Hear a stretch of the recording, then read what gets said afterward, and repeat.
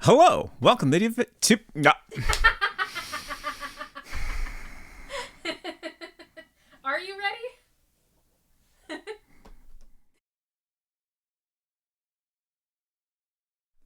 Hello, welcome to the Adventure Corner. I'm your host, Robot Spacer, I'm also here.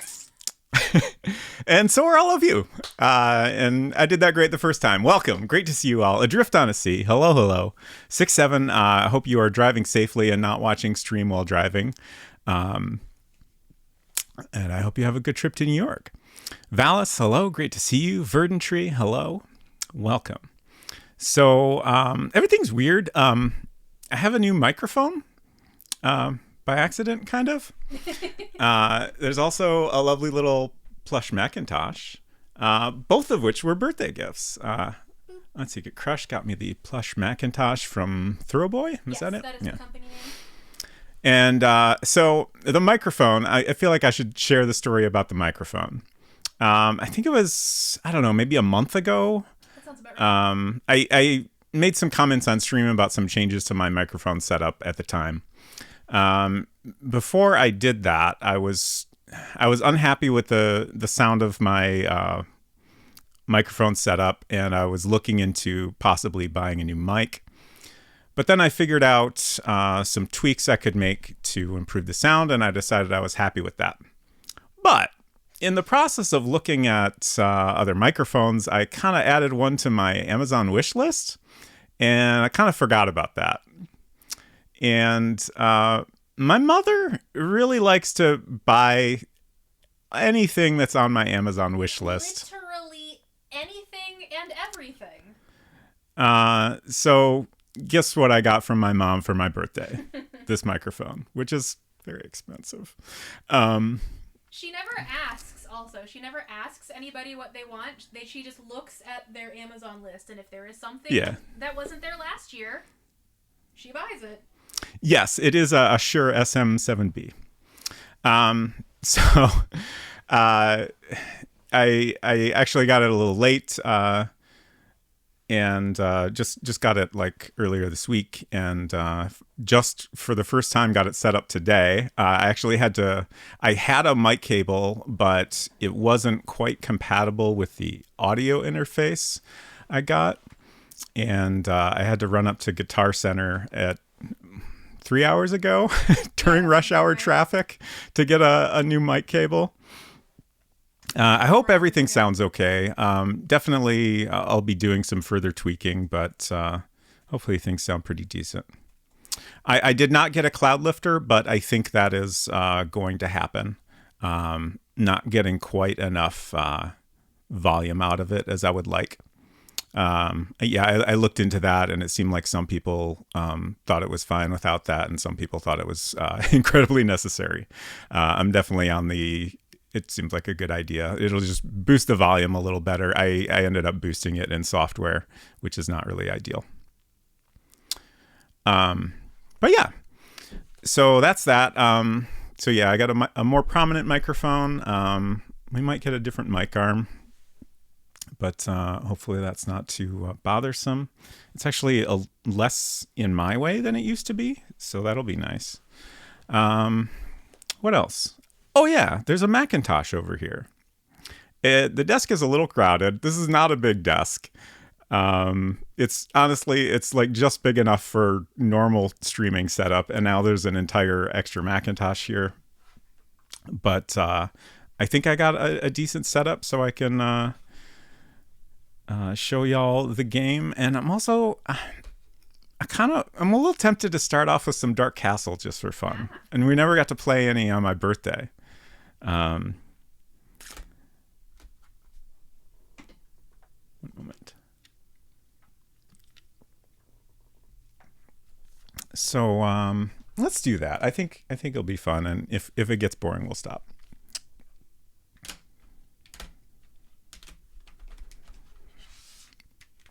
So I've got very old floppy disks here that magically seem to still work. Let's see. Let's switch over. So you got a couple different angles here.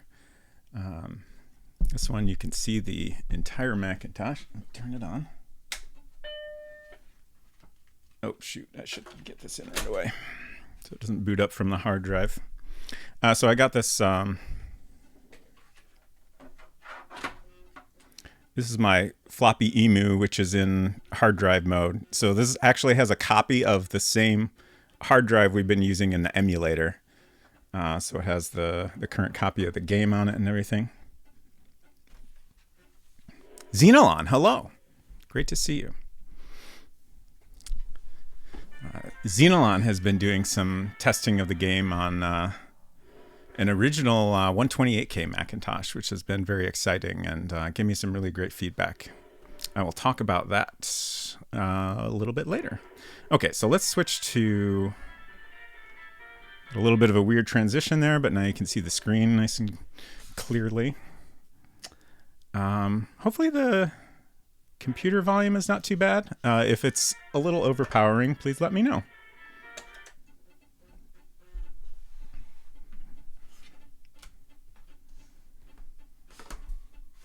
I'm curious how well I'll do at this, especially because the mouse space is very cramped.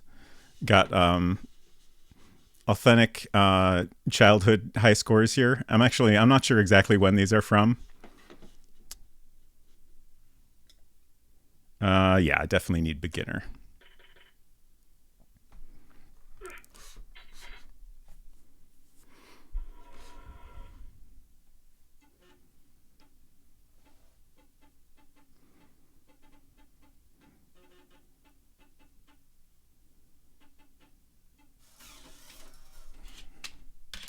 Good old disk swapping. Unfortunately, I don't have a second external disk drive. Occasionally, the disk reading sounds remind me of the beat from shoot, what's that song? I've Got the Power. Interesting.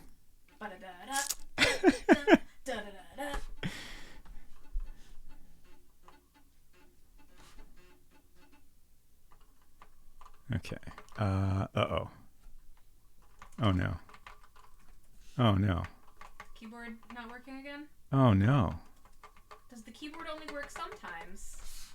So,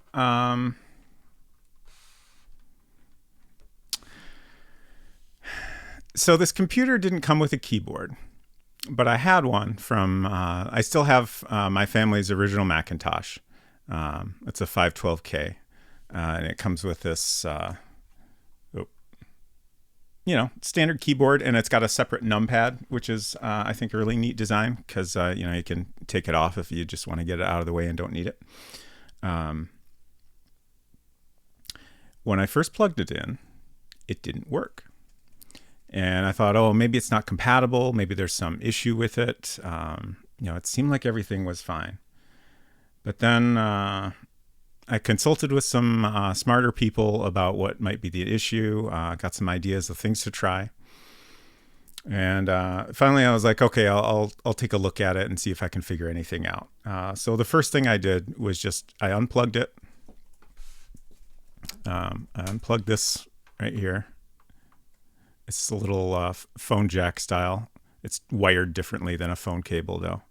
I gave it a good look to see if it was obviously dirty or anything. I kind of peered in the little port there, and then I plugged it back in, and it worked perfectly. So I thought it was all fixed, but maybe it's a little fussier than I thought. Perhaps, once again, you were not holding your mouth right. Perhaps. So yeah, now it's back to not working, which is a big bummer. I hope I can figure this out. I swear, I think I tried it before stream even. I definitely turned the computer on. I don't remember for sure if I tried typing anything. All right. Well, I can fire rocks at nothing. Let's just try rebooting.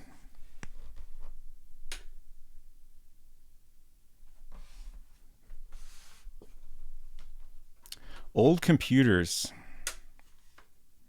I really should probably when I was poking at it the other day, I was like, I'll at least clean off the connectors and stuff.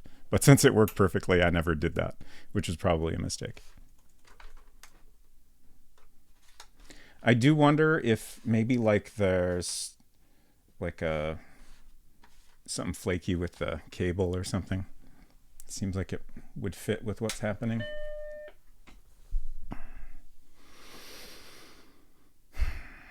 This will be a bummer for showing off the game because there's... Oh, that's just 2. And now it's going to boot from the hard drive. Oops. We won't be able to get very far in the game without a keyboard because there's some things early on that require keyboard input to progress.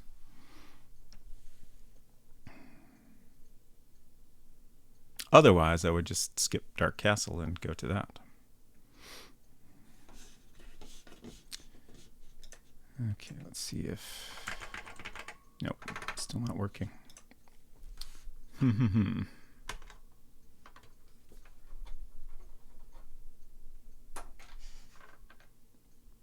Let's flip the cable around. Let's just try any random thing until it works. How y'all doing today? I hope you're doing great.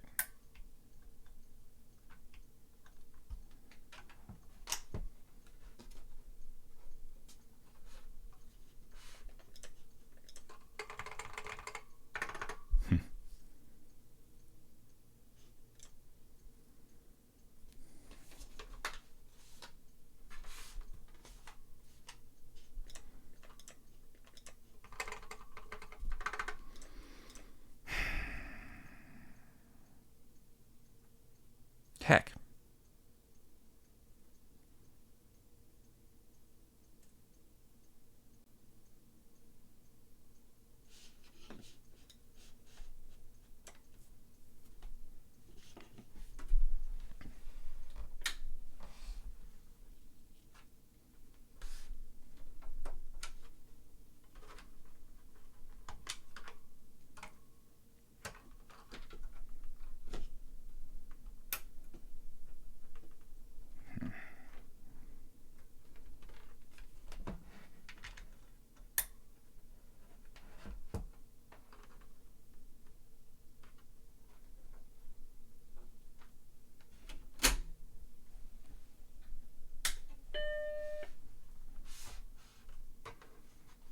If it still doesn't work, I guess we may have to consider moving on to something else. Well, I'll at least show as much of the game as I can.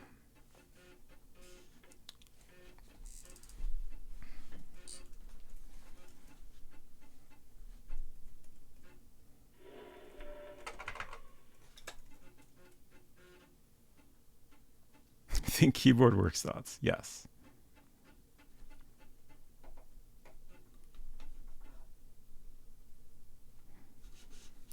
I'm trying to think if there's anything we can try here that definitely would respond to keyboard input, but I'm not sure.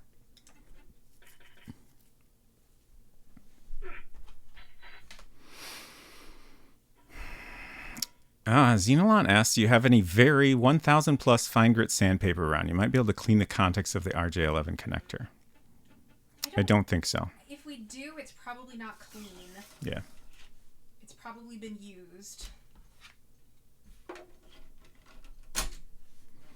I don't think we have anything that fine anyway.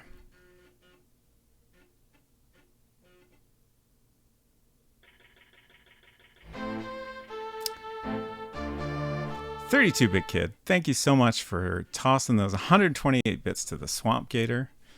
Swamp Gator loves those bits, and I appreciate them too. Thank you so much for all your support. Still no keyboard. I could try cleaning the contacts with alcohol real quick. We have some alcohol, right? Oh, just like in a bottle? Yeah. Yeah. It seems worth a shot. Got cotton swabs, but those are awful linty. You want like a paper towel, I assume? I was thinking a Q-tip would be best. Oh, sure.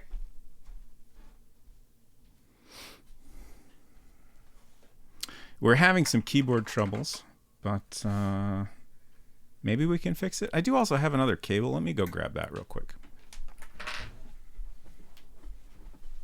We have 91%. Is that too strong?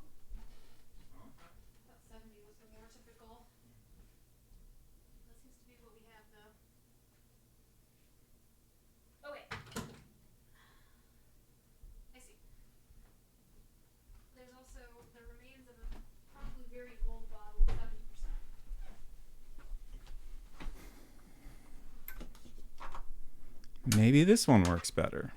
When I first had problems, it seemed like neither of the cables worked. The one I just had plugged in is the only one that has worked correctly at any time. But who knows?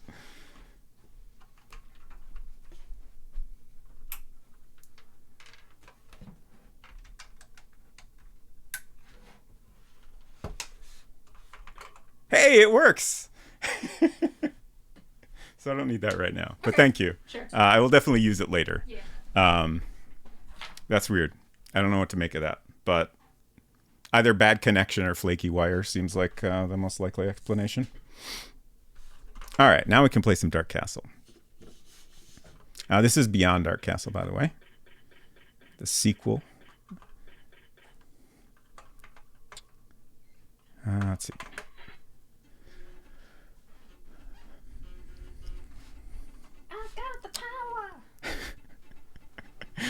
So this is a game. I want to say Mark Steven Pierce did the art, and I want to say programmed by Jonathan Gay. Oops, I accidentally left. And released by Silicon Beach Software, which is the same company that released World Builder. So you use the mouse to move your little guy's hand around, and then you can throw rocks at bats and zombies, and there's rats. Later there's some little goblin guys that are delightful, and then there's also lots of different platforming to do. So I'm going to try to jump onto this rope here. Oh, I got it. And then the next. Oh wait. Those platforms are not out. Oh, yikes. Oh, shit. I got shot with an arrow. Oops. So there's these platforms in the middle, but they're not out right now. I think below me, these chains will actually bring the platforms out. Maybe I don't want to be here right now. Let's try one of the other levels. Thank you, Val. I think that's maybe like the dungeon level where you sometimes end up if you fail in certain areas.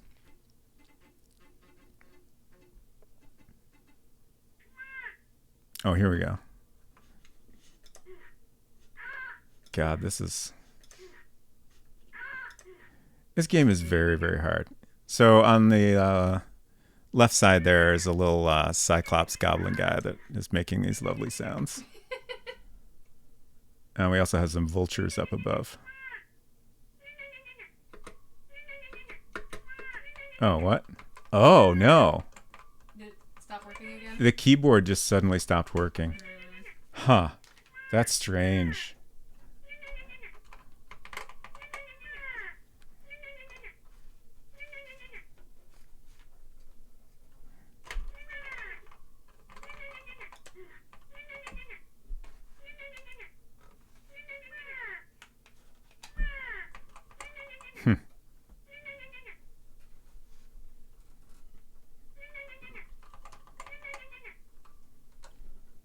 I'm trying to like make sure the connector's pushed in really well. Okay. All right. Well, I guess that's the end of Dark Castle. At least we got to hear the little Cyclops guys. What'd you do with the alcohol? I put it back in the bathroom because you said Okay. you didn't need it. Well, I'm going to give it a shot now so All we right. can play the actual game just to see if it helps. Sorry. I didn't think it would just suddenly stop working.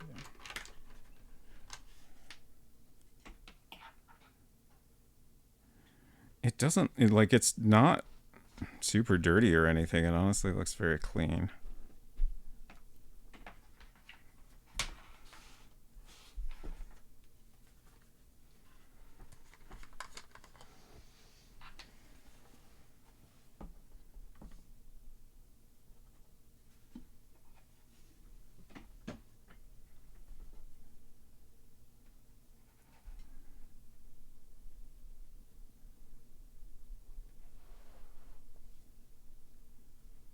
I wish I could at least do a little contact cleaning cam, but my cam is all set up to show the Macintosh. So we'll just have to chat for a little bit. We'll just have to get a second phone, a second phone mount on our possibly already overburdened. Oh yeah. What do you call that thing that all the equipment is attached to? I don't know, mount. Mount. Okay.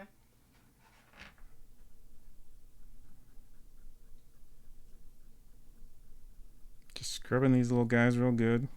You said the creatures making those noises in the game were cyclopses? Cyclopes? Yeah, they're little cyclops goblin guys. Okay. They just have one eye. They sound like cats doing a Three Stooges impression.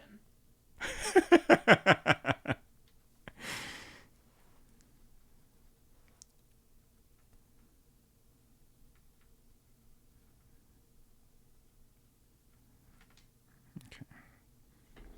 That's about as good as I can get it, I think.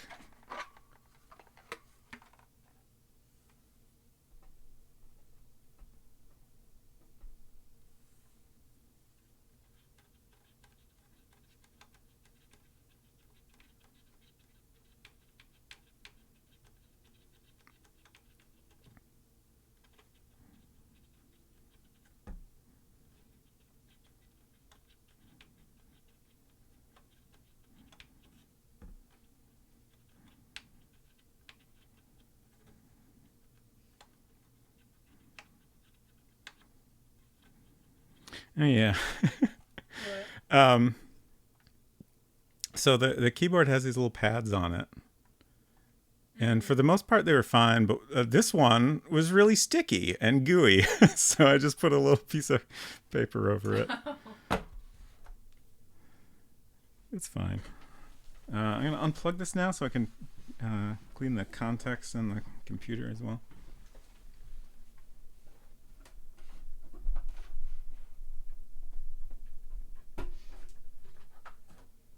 If you switch to your zoom out scene, you can do sort of a contact cleaning cam. Perhaps. Barely. Just barely. It is a slightly more interesting picture to look at, though. Sure.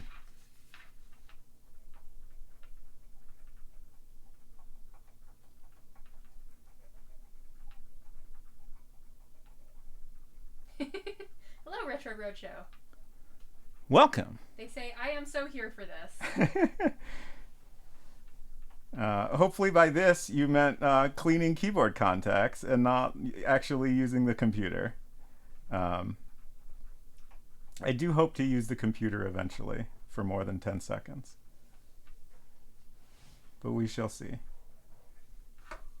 All right. It's probably about the best I can do. Hopefully I didn't somehow make things worse.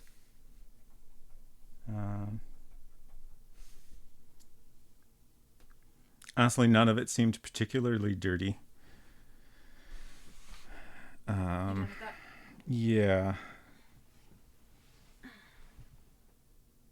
Thank you. Let's see. Oh, got it. Managed to get the Q-tip in the basket. Gonna level with you. If the next few hours involve staring at a blank Mac Plus, I'll take it. Wonderful. I'm glad to hear that. I mean, if nothing else, we can figure out some things that only require a mouse. All right. I feel like we should give it a second to kind of make sure the alcohol is fully dried. It's like 91%, so. That was 70. I found it open bottle. Okay. I would have gone for the stronger stuff. I see. It had never been opened. Okay. I mean, it's probably fine.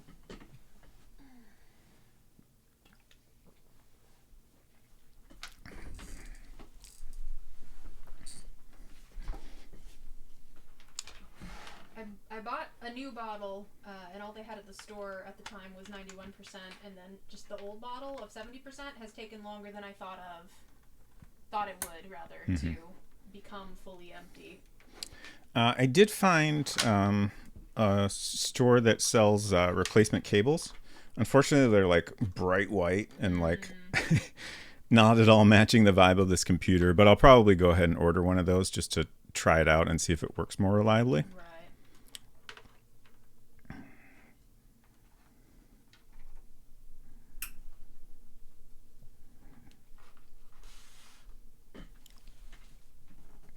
There's an SE sitting at my local Free Geek for $500. I wish I had this spare scratch to snag it.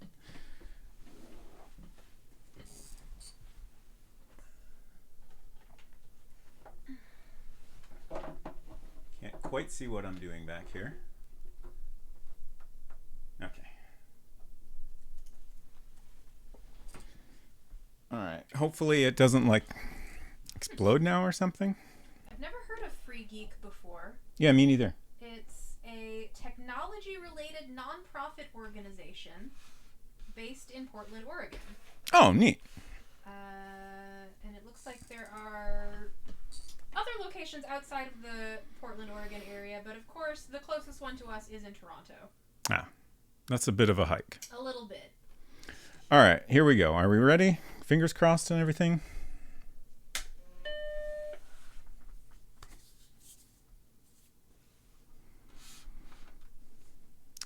Shoot, can I? Oh, it did work. Nice. Oh, that's just 2. Okay, that doesn't boot anyway. All right.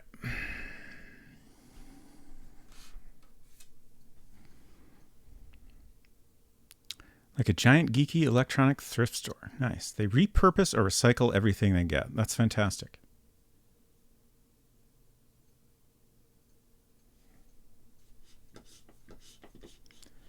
Okay. Here's the big moment. No keyboard.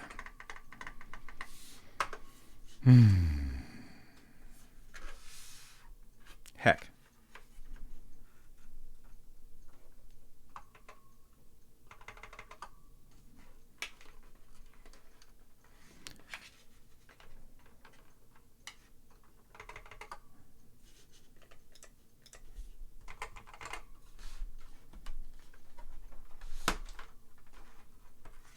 I'm just going to try fiddling with it a little bit more before we give up on it, because it would be nice to be able to progress further in the game when we show it.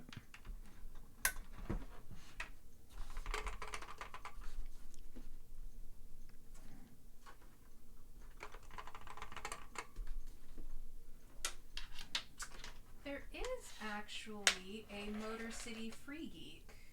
Oh, really? I don't know if it's a store so much, but like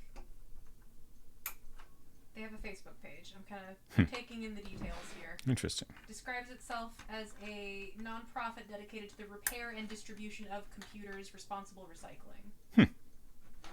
Oh, they have a regular website. No, they don't. Just kidding. Safari can't find the server. Oh, huh. Interesting. And Retro Roadshow says they have a storefront as well. They haven't updated their Facebook page since 2015. And their website doesn't exist, so It sounds super promising. Yeah, I do not know if this organization still exists in the Detroit metro area. Retro Roadshow says freegeektwincities.com is a good place to look. Okay. All right. Well, I guess we'll have to settle for showing off what we can without any keyboard input. And maybe we'll get lucky and it'll suddenly start working. I mean, if it suddenly stopped working, it might suddenly start working, right? Exactly. You never know. Let's switch the full view. They have a bunch of autonomous subsidiaries that kind of function on their own under their brand umbrella. Okay.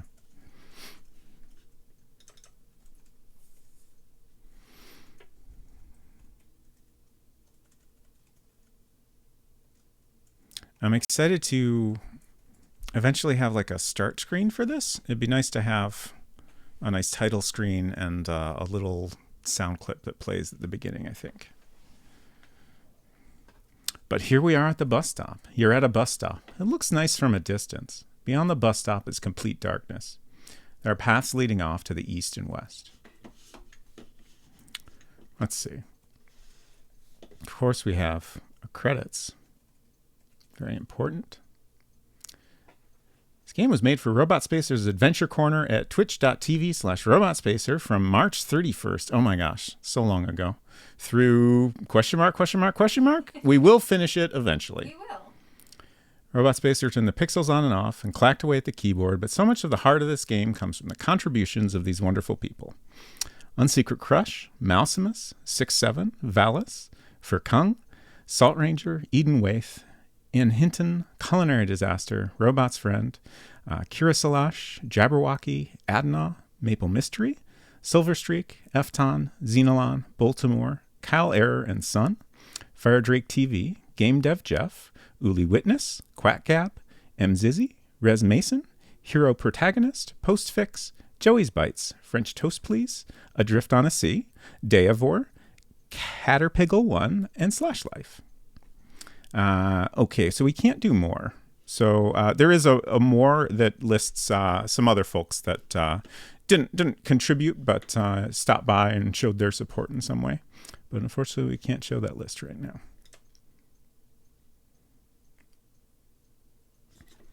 What can we do? We can look at the bus schedule. And hopefully we can go back. I think close works. Good. Okay, let's go. Let's try the keyboard. It doesn't work. Let's go east. Isn't there an on-screen keyboard under the... Oh. Keycaps. Thank you. Did not think of that. So, okay. Keycaps. Okay. So it gets typed into here, but... Do you have to copy and paste? Yeah, I guess I can copy and paste. So let's see, I can do like more and then cut. Okay. So it's definitely not an ideal experience, but at least it's a way to make things work. Let's go back to the credits. And now we can paste in more. Oh, I need a return. Can I paste a return? Heck.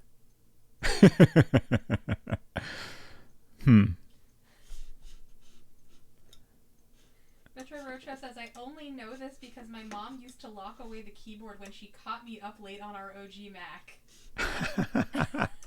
That's great.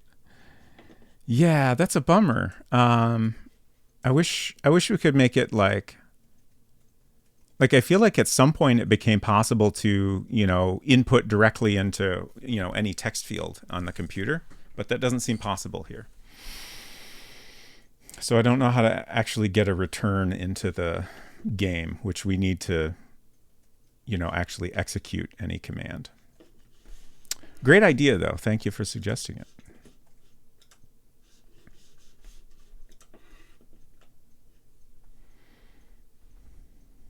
It's like the old tweet by a grounded teen from the family's smart refrigerator levels of clever. It sure is. Okay, so we can go back to the library here. Unfortunately, we can't get anything out of the Dropbox.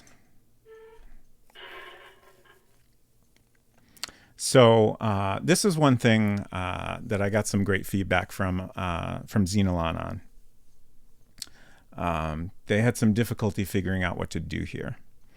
And I think what we should do to improve this a bit is to adjust this text. First of all, I guess I forgot to read the description of the room. You're standing outside an old brick library. There's a double door entrance in front of you. It's completely dark beyond the glass panes of the doors. There's a book drop to the right of the doors. A path leads west.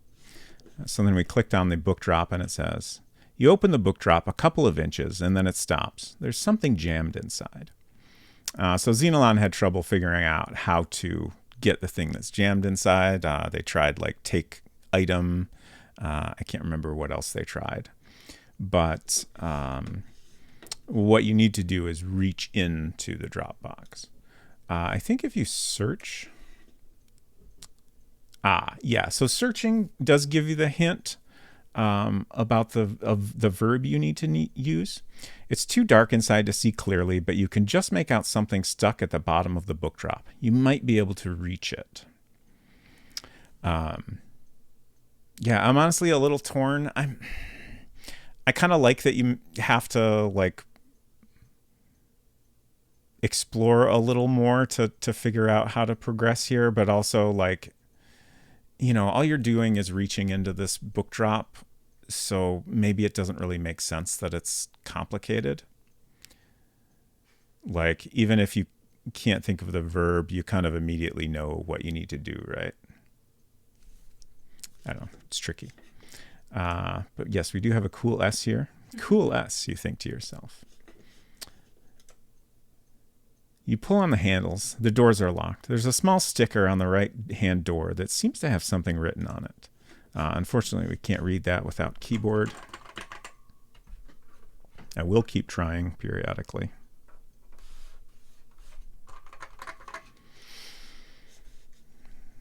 Let's see what else we can do.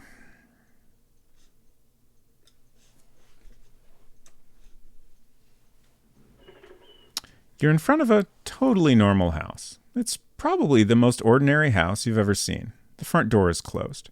There's a small path leading off to the west and a larger path to the east. It's locked. You carefully look the sconces over. Unfortunately, they seem to be tightly sealed. That's odd, you think to yourself. How do they replace the bulbs? Very good question. You're on a twisty little dirt path along the side of the house. The house is lined with bushes. The path winds north toward a greenhouse north of you. Oh, that's funny. That sentence could use some work. The path winds north toward a greenhouse north of you and back east to the front of the house. The yard is west. You open the door to the greenhouse.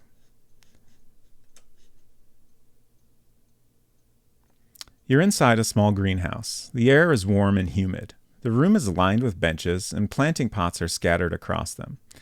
The door is behind you to the south. Let's try searching here.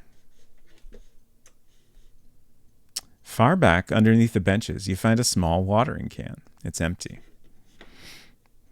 Retro Roadshow said, maybe make the item in the slot vaguely more descriptive. You see what looks like blank, but it could also be certain doom. Yeah, perhaps. There's definitely lots of things we could do to make it more obvious there. You now have the watering can. Let's see. What's in our inventory? Your pack contains a rapier-sharp wit and a watering can. Let's use our rapier-sharp wit. You'd prefer not to waste words when there's no one here to appreciate them. That's fair. So a more obvious way to get close. Well, actually, we can click on it, I think. Yeah, okay. There's a flower pot in front of you, which we can't interact with, unfortunately, due to our lack of keyboard commands.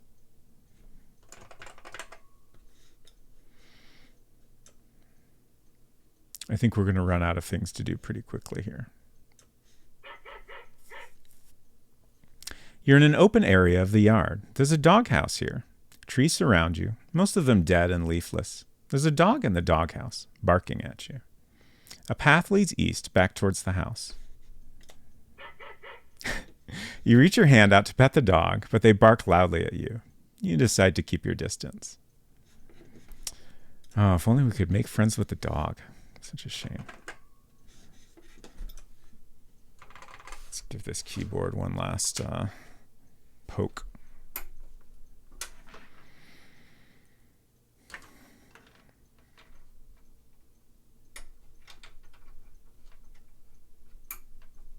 I don't know if y'all can hear the ticking. This computer does tick, which is interesting.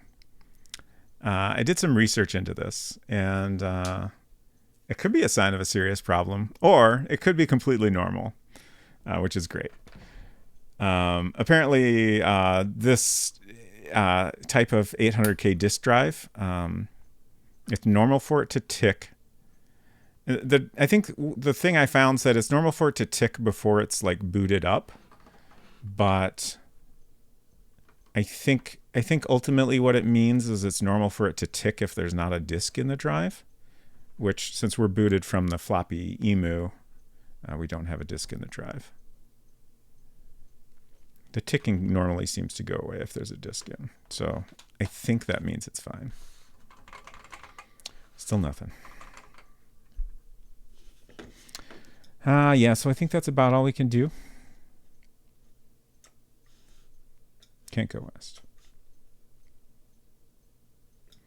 All of our cheat commands are text typing based as well.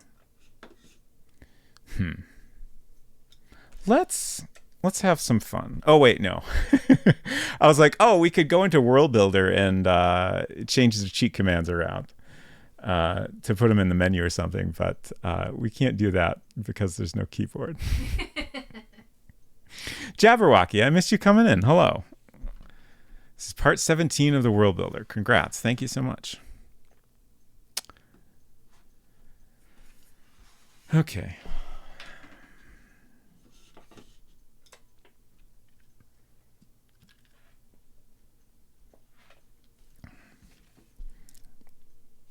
Man, what a bummer.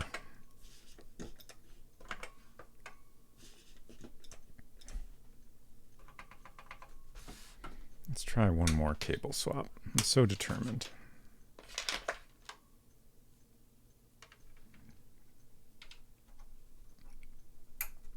The two main things that come to mind, like when you stick the connector in, there's like a little bit of a wiggle there. And it feels like maybe if it's the contacts aren't, quite hitting, maybe just like a little bit of movement in the connection is what's causing it to not work. And then, maybe the cable itself is like deteriorated inside. I don't really know how likely that is, but it certainly wouldn't surprise me. And also, at least one of these cables had a bunch of like spider webs, like, it's a coiled cable. So like a spider had like made its way inside of the coil and probably planted some eggs in there or something. So I had to like kind of mess up the cable a lot to clean it. And, maybe the wire was fragile and cracked or something. Right.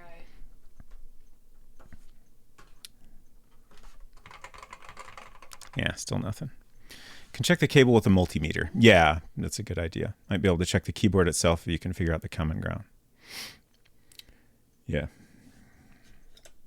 But I guess that's it for now. But at least we got to check out a little bit of the game. I was really hoping we could check out a couple of things that I'm particularly curious about how well the performance will be on a real computer. I did get some good feedback from Xenolon on that. So there's two things I was curious about. We did a little bit of animation when you first boot up the little sweetie for the first time.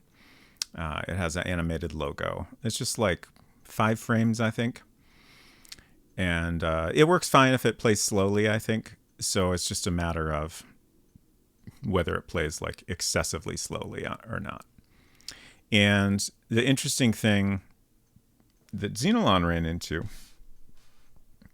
which doesn't seem to be the case on a Mac Plus, is that on a 128K Mac, the scene always draws like one shape at a time, which is very, very different from anything I've seen, either in the emulator or on this computer. So like, most of the art is vector shapes, and like you can see each individual shape draw in one at a time. And in the case of the animation, each time it's trying to show a new frame of the animation, the entire background redraws as well. So the way that scene is set up, like you have the keypad where you enter the passcode, and then the animated logo appears on top of that. So when it's drawing each frame of the animation, every time it goes back, it draws the keypad, and then it tries to draw the next frame of the animation a few steps later, and it keeps going back to that keypad, and it looks super, super clunky, which is a bummer. And then the other scene I was worried about is the study. And in the study, I have noticed that when it's dark, things get very, very slow. And like if you turn the lights off and try to interact with the lamp, it's just extremely sluggish. And sometimes like it almost seems like you haven't, maybe you didn't quite click correctly or something. So you might try to click again, which can potentially cause something unexpected to happen because then you've clicked twice. It's just taking a long time to update.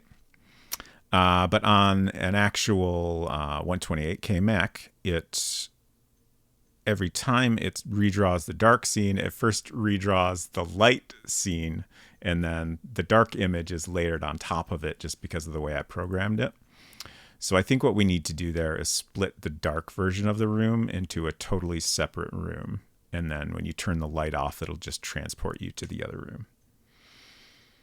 So that's solvable at least. But the animation is a bummer because there's not really any way to fix it. I don't think we can do animation that will work on a 128K Mac. So in the end, what I might do is just have a separate version of the game that's for those much older computers. Because I think most people will be playing it. Yeah, I mean, most people aren't going to play it on an actual computer, right? And if they do, it'll probably be on something at least as new as a Mac Plus. If not something much, much newer. So I don't want to take out that animation for everyone if it's not really necessary. But it shouldn't be too big of a deal to, do a separate version of the game right at the end. And just, remove a little bit of code. So yeah. I was hoping we could test that on here. I think it'll behave pretty similarly to what we've seen in the emulator. Because we are emulating a Mac Plus.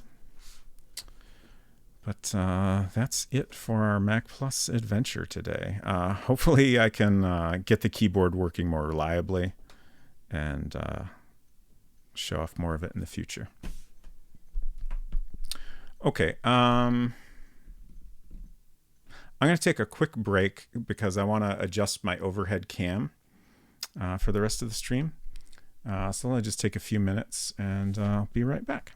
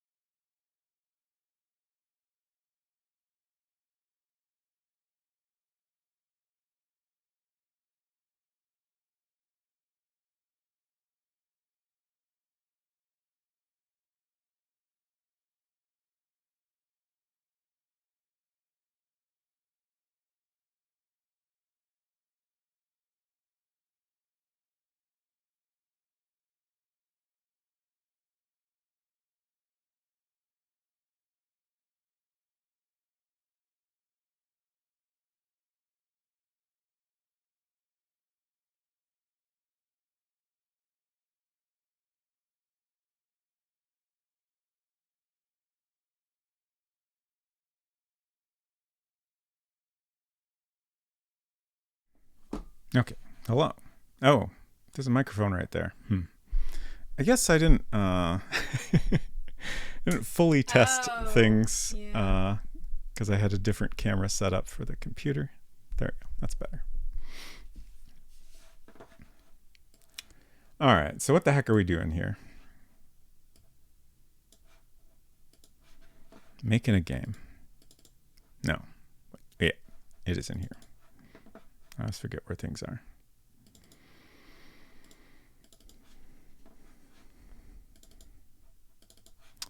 Let's see. I need to open my notes. Oh, I was going to read this comment from Retro Roadshow. There's some really tiny metal pins that you can bend back up with a safety pin or needle, but you have to be super careful. They break easily. Yeah, I was wondering about that. It'll probably be a last resort. Also, like, I would definitely be very reluctant to try to adjust the pins in the computer, because that would super suck to break those.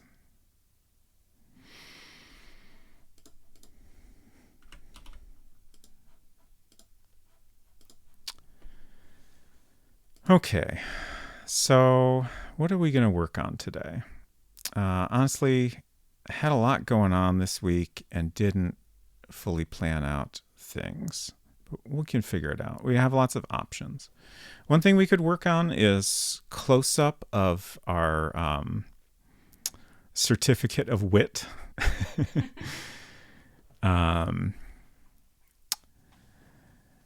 There's other more complicated things we could work on. Like, I think I would really like to be able to look. Well, currently we don't acknowledge that there's a bathroom mirror, but we could.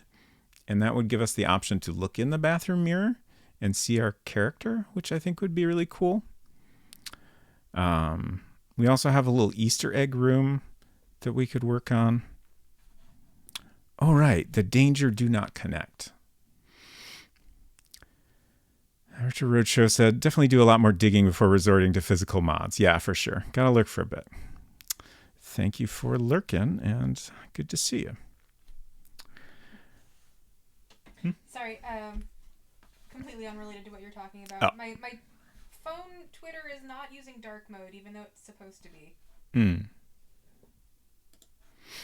Let's start out with some simple things here. One thing I have in my notes that I wanted to do is I'll go ahead and get in the game and demonstrate this. So if we cheat and get all our items, let's go ahead and pick everything up.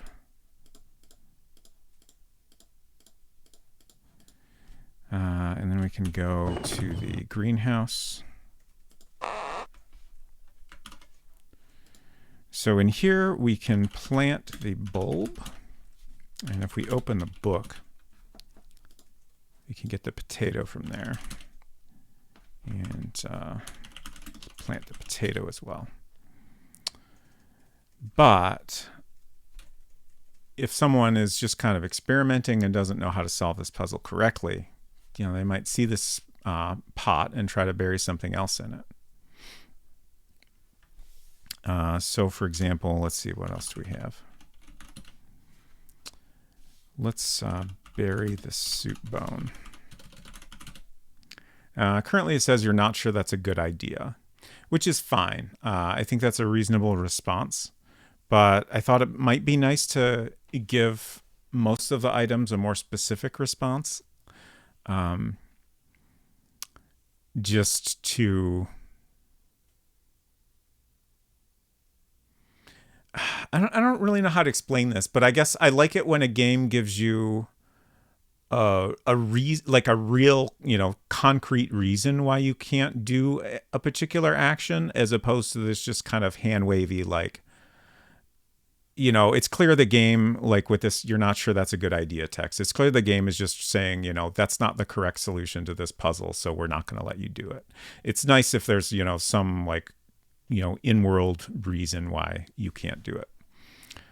So the way I have it set up, it won't be that hard to program those in. So I thought we would go ahead and give that a shot. For example, the soup bone is pretty big, and it definitely would not fit in the pot. So we can, you know, say that.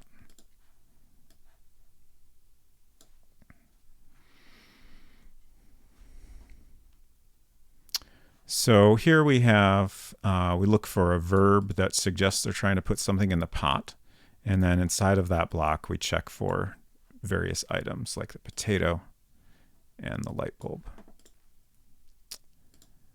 And then we have this, there's a fallback here if they specifically said drop, just in case they're trying to like if they're trying to plant something and they happen to use the verb drop, like if they say drop potato, we're going to allow that and just, plant the potato in the pot.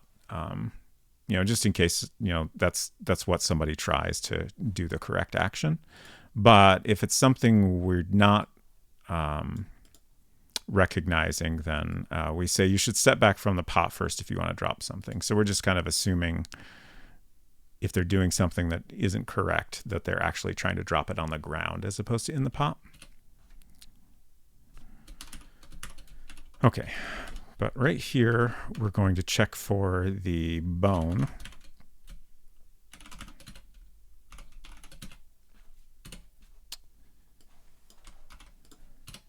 And since we're checking for just bone, they can type bone or soup bone, so we can be a little flexible there.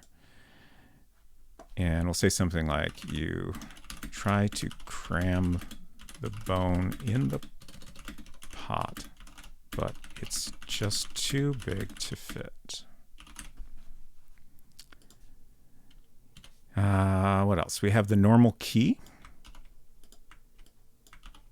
So in that case, we can just check for key.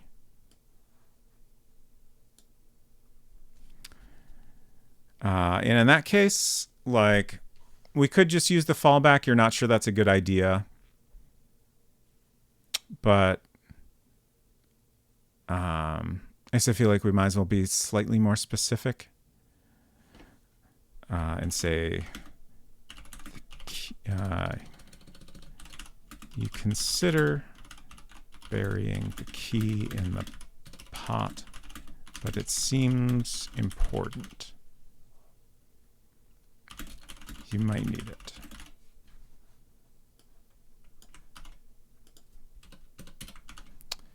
What else? The little sweetie.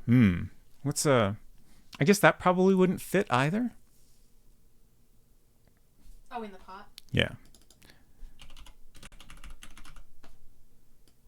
Yeah, I would say the little sweetie is probably bigger than a potato. Yeah, definitely. I'm trying to think of a good response for this.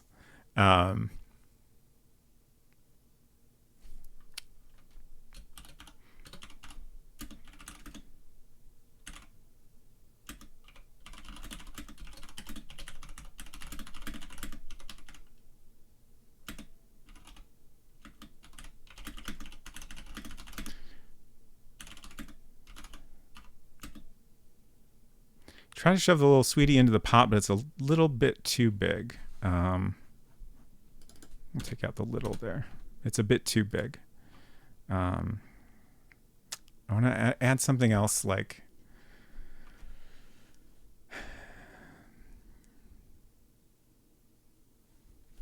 I guess we'll just say also you don't want to get it dirty.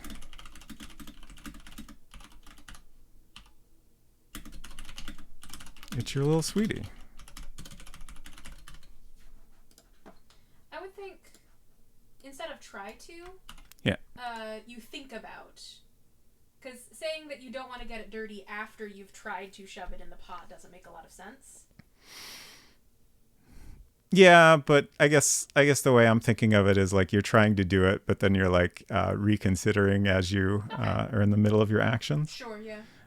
Again, like there's lots of wording here that I will probably go back and adjust a little bit when we're closer to finishing up the game. But I think for now that's fine. That's kind of the idea I want to get across. What else do we have? The skull. The skull, that might actually fit. Well, circumference-wise, it would fit. Is a little sweetie bigger than a human skull? Yeah, I guess that's a good point. I guess my thought was kind of the roundness of it might be more compatible with the pot. Like it would maybe like rest inside, but not actually go in. Right.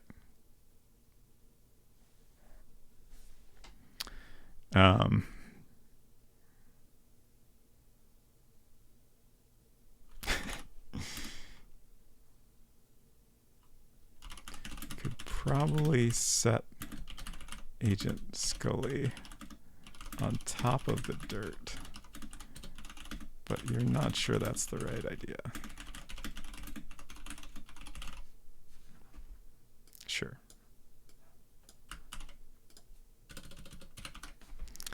What else do we have? The book.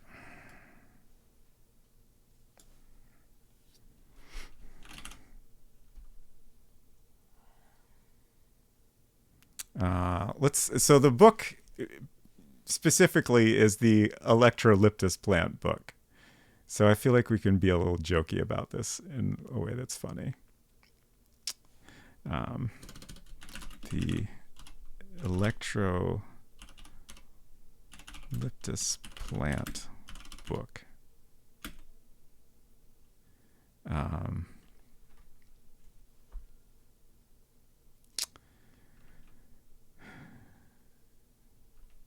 Includes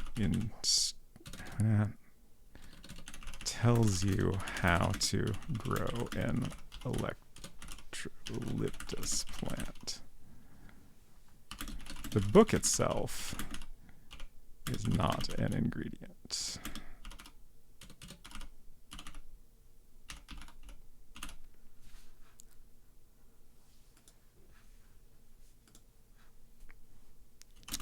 Also, it won't fit. That's a good one, Stinger. Okay. What else? The Rapier Sharp Wit.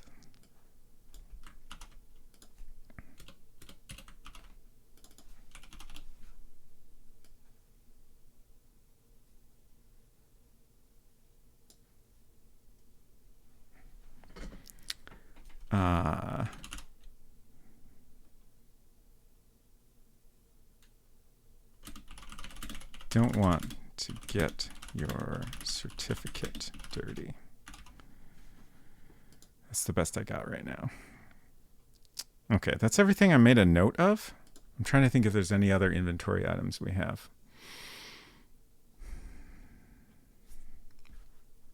But that's pretty good, I think. All right. I made a note here about collecting all deaths. I also have a note about adding a score system.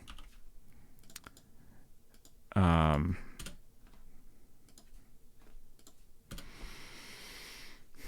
don't think that's anything we'll get to tonight, but the more I think about it, I would love to figure out a way to add a score system. And I think it would be fun if there was a way to like collect the death scenes and like keep track of them in some way. Maybe that could be part of the score, or maybe it's a separate thing.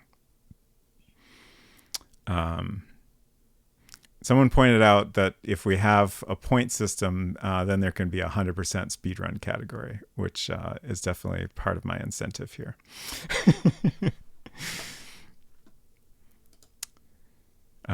But in order to have the death collection system, the key thing there is I need to figure out a way to reset the game world anytime you die. We could potentially set it up so that it doesn't fully reset. Like maybe you keep all the items you had or something like that. That's an option.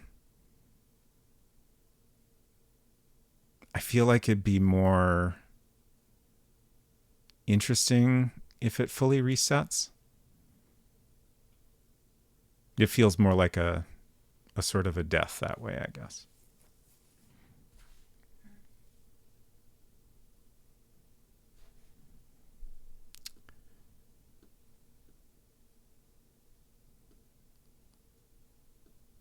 Okay, I think we'll start working on some art now. Do we want to work on the certificate? Maple Mystery, hello, great to see you.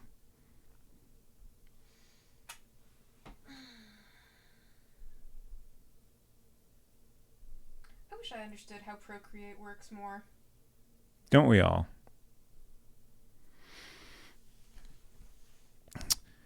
Maple Mystery. I enjoyed that. Who was it? Drunkarella, I think was the username. Someone was playing Crimson Diamond last night, and it was a good time. I hope you are doing well. So, Certificate of Wit. My main hesitation here is I don't know that I have a good handle on the appropriate humor for this certificate. Like, I don't know exactly what it should say. So I can kind of draw on the art, but I don't know that I can sell the jokes involved. Like, the plan for this certificate is that it's from... Do we decide it was going to be Roast Masters? I suggested it should be Roast Masters, and it should be like a speech making club specifically for baristas. Right. So I guess... Okay. So yeah, that's useful. Like, we can we could have like a little logo that's like a steaming cup of coffee or something like that. Or like a coffee bean. And then we can have a little text that kind of explains the joke, hopefully in a succinct way.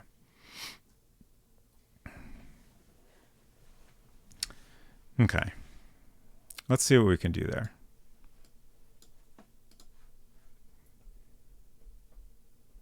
Slept in a bit. Good. Yeah, that was pretty late, wasn't it? Yeah, for sure. Oh, Val says, do you want to get meta? It says something incredibly witty. Wittier than what our writers could come up with. Maybe? I'm not opposed to it. It says something incredibly witty. You can't even imagine how witty it is. Okay, so let's pop in the game real quick here. First, let's try out the code we just wrote, and then we'll also take a look at our certificate here. So this is the certificate when it's on the ground, and this could be updated, but it's kind of a standard certificate design. So we have like a fancy swirly border around it. There's like a little seal in the bottom left corner. There's some big text along the top that I guess it'll say like Certificate of Wit or something like that. And then below that, it'll say, from Roast Masters with our little coffee cup logo. And then, of course, we have a signature in the bottom right. And I guess, does it have our name on it? I'm mainly asking that because that would be normal for a certificate. But it also kind of, I have a puzzle around figuring out your name, which currently you can do by booting up the Lil Sweetie. But maybe it's not a problem if you can find it out another way.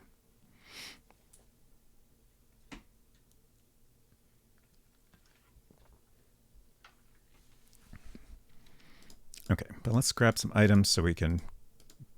Oh, we don't have any response for putting the watering can in the pot.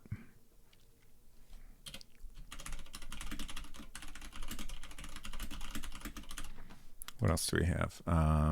Oh, the batteries. Which we have. We have fresh battery and how is it labeled? Dead battery? Used battery. The Sweetie soup. Oh, we're scrolling too fast. Soup bone, watering can, light bulb, normal key. Cloth is another one. Okay. So those are all the ones we're missing.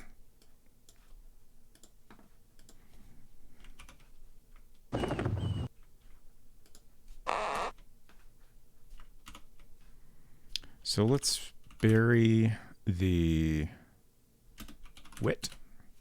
You don't want to get your certificate dirty. Bone? You try to cram the bone in the pot, but it's just too big to fit. Bury the key. You consider burying the key in the pot, but it seems important. You might need it. Bury the Sweetie. You try to shove the little sweetie in the pot, but it's a bit too big. Also, you don't want to get it dirty. It's your little sweetie. Let's bury the skull. You could probably set Agent Scully on top of the dirt, but you're not sure that's the right idea. Let's bury the book. The Electrolyptus plant book tells you how to grow an Electrolyptus plant. The book itself is not an ingredient. Also, it won't fit. Okay. I'm pretty satisfied with that. Let's draw the certificate. Let's take a screenshot of this just so I have a reference for the correct size of the window.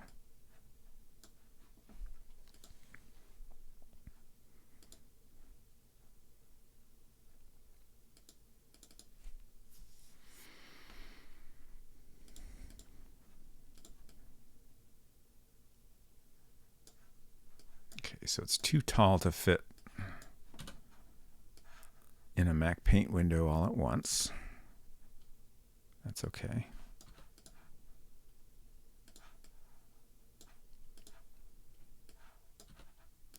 So it'd be really cool if we could put text on an arc, but I don't think we have any way to do that. We did find some interesting and useful tools for like distorting graphics in various ways. Like we can do perspective or a slant or a rotation at a specific angle, but we can't do anything as fancy as text on an arc. So I feel like when I picture a certificate, I imagine the big text at the top being on like a curve, but that's okay. All right.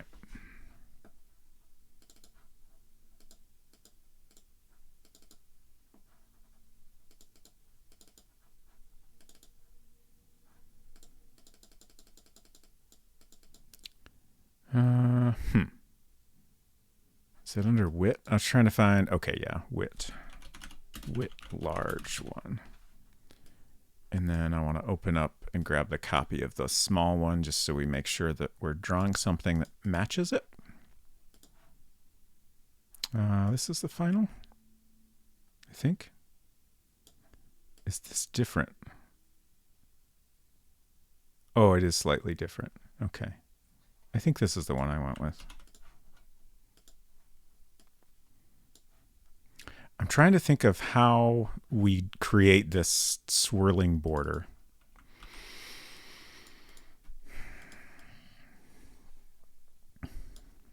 So let's start with rectangle. And I guess this won't fill the screen since like the proportions of the certificate are different than the proportions of the window. Remember when I started the stream so bad I had to do it over? That was funny. Okay.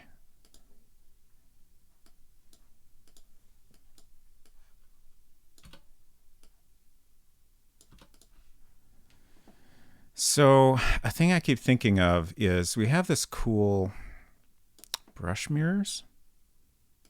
Let's see. We'll just do that way first. Oh, I guess it's literally only with the brush. Okay, yeah. So you can do some kind of fun things with this, and it seems like that might be a way to create a cool border. But also, I don't know. Wait, why didn't that? Oh, this is how we change the brush shape.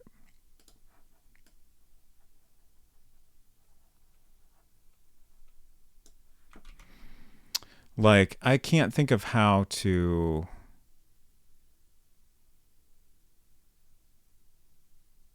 turn this into something that actually looks nice. Maybe we need to look at examples of real certificates. Let me get a browser open here.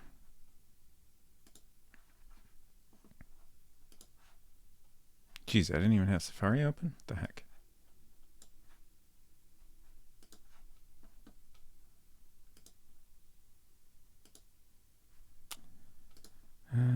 That's not right. Is this right? think this is right.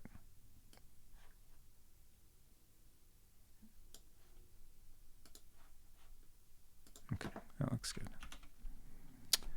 Certificates. Salt Ranger. Recently had to design a couple certificates for work, and it's harder than it sounds. Yeah, for sure. Okay, so there we go. Hopefully you can see the definition of certificate now. Images. So this is the kind of thing I'm thinking of here. Like that's probably a little too finely detailed. So let's try to find a better example. This is a little more doable, but still not quite what I'm thinking of.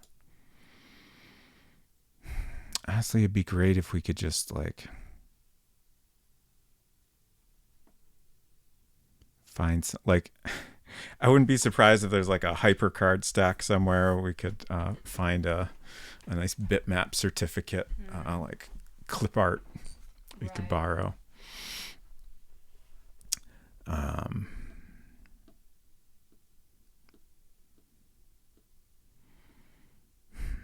There's got to be something in here that we could draw without too much trouble. I don't really like that one.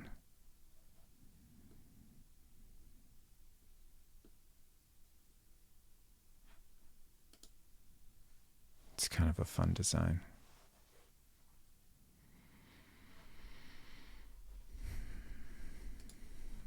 These are what I was looking at to get started. Yeah. I kind of dig that. What is this going to do? Okay.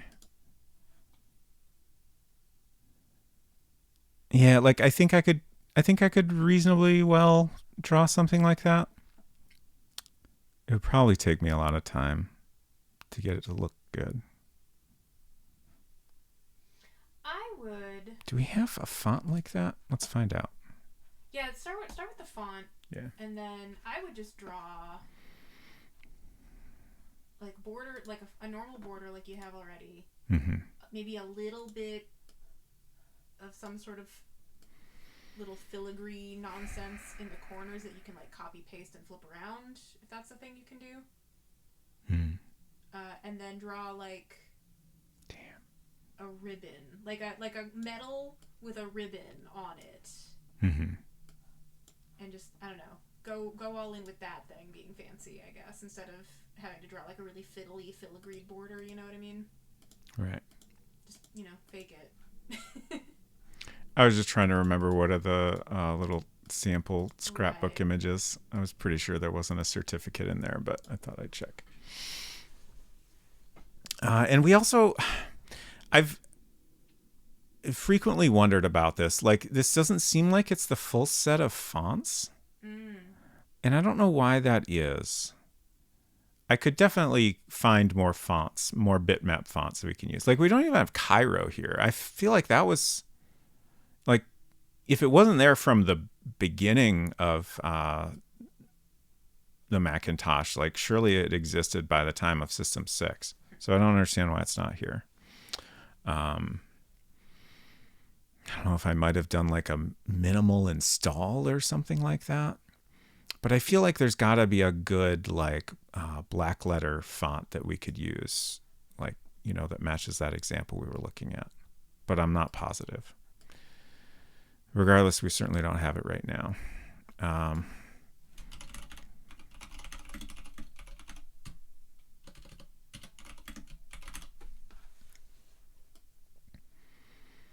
Let's see what we do have. Chicago's only good at 12 point. Courier's not great. Geneva's kind of boring. Helvetica's not that much better. That's a little bit better. Palatino, and then Times. I guess slightly prefer Palatino.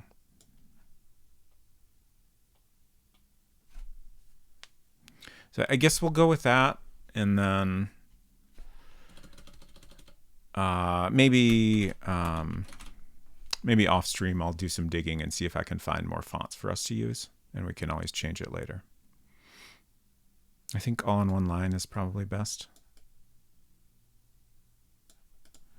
So then below that, it'll say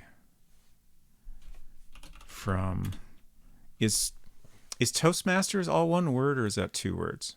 I honestly don't know. Okay, let's look it up.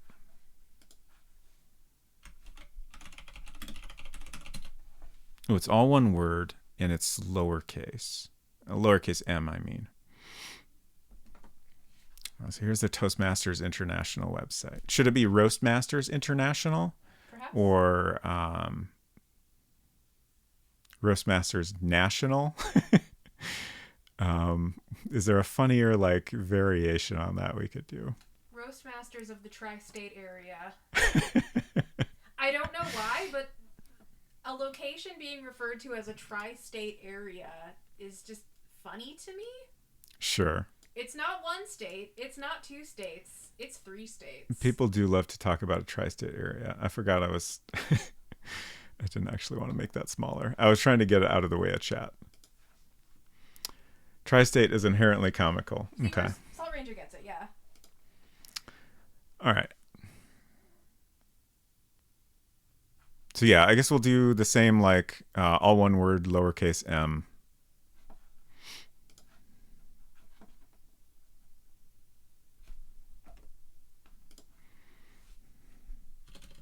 Do we need to say from? Oops, Roastmasters. What was the specific wording you suggested? Roastmasters of the Tri-State Area. Of the Tri-State Area. Okay. It's a bit large. Yeah, we're getting there. I would suggest have Roastmasters be its own thing, its own line, and then of the Tri-State Area below it, slightly smaller. Yeah. I think you're probably right. Ooh, should we do like a TM? Yes. Or we could do not copyright. TM's funnier. Where is it? I was trying to find the registered trademark. Or TM. TM is funnier, although I also have no idea if using a mark like this is in any way I don't know how litigious Toastmasters is. Oh, you think they're going to sue me for my parody in a game and World Builder from 1986? I'm very much not a lawyer. I don't know if this is how any of it works, but if you're trying to claim... I don't think putting a TM on it is going to make any difference in the end. Sure. Also, it's 100% a parody, so I think we're fine. Sure. Also, they'll probably never hear of it. Eloquent Duck, hello. Tri-State is also so non-specific, it could be so many inherently comical areas. Yes. I that's what I love about hearing Tri-State Area is like, I guess when everyone says it, they just assume that everyone present understands which Tri-State Area they mean. But it's always kind of funny to me.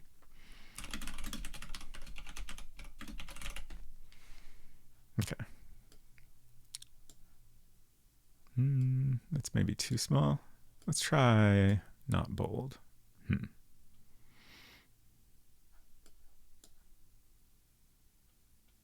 That looks kind of nice. I think I like that. Roastmasters should be... Oh, you think Roastmasters should be bold? Slightly larger, at least. Okay, I'll type it again.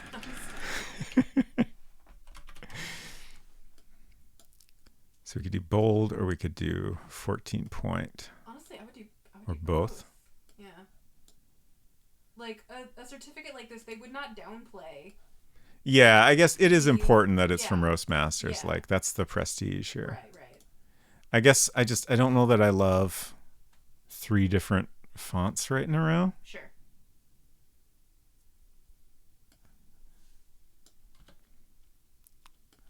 So let's do it all in that.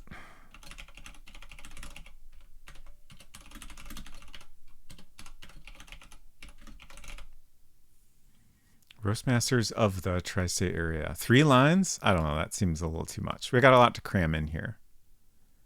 We'll go with this for now. To be fair, a a lot of certificates do end up being inherently busy. Oh, for sure. I don't want to run out of room. Sure.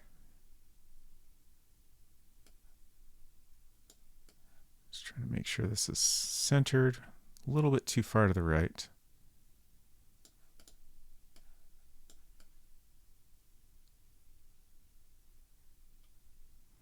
And I want to clean up this TM. I think it's very hard to read. So we're just going to do a little serif removal. Serifectomy? Sure. It's still kind of... Let's try this.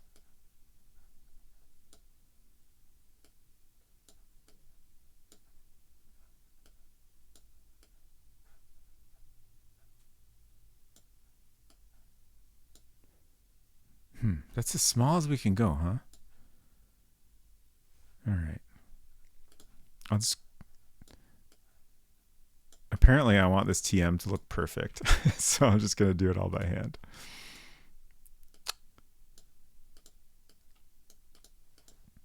It's very important to me.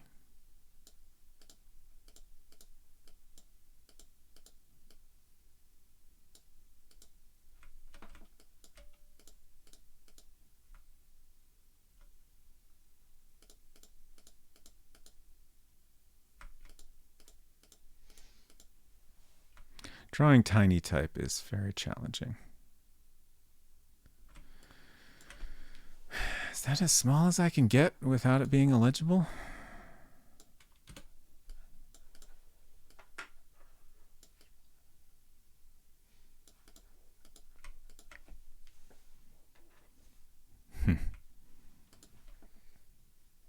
I kind of still don't like it.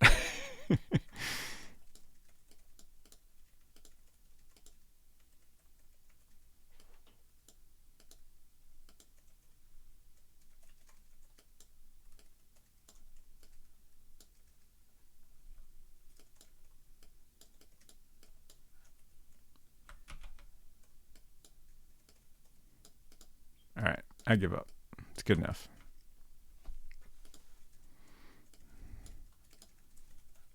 Oh yeah, it's all quiet, huh? It is a bit quiet, yes. I keep meaning to put together some other playlists of stream safe music, but I have not had a chance to do that. Yeah, I was gonna say, like, we set up a Lo-Fi Beats playlist for when I did my Gundam building stream last year, but I guess that was all added into my own account, so that wouldn't be set up on your side. And also, despite supposedly being stream safe, I did still get muted. Oh right, that was weird. And it never, like, I appealed it, and they were like, "Yeah, you're right, you didn't infringe or whatever," but the audio never got unmuted. Right. But anyway, it's MZizzy playlists again. Eventually, we'll listen to something else. This whole thing is a little bit off-center. Also, I've seen the... I had the reminder about what music we're listening go off occasionally, so at least that's accurate now.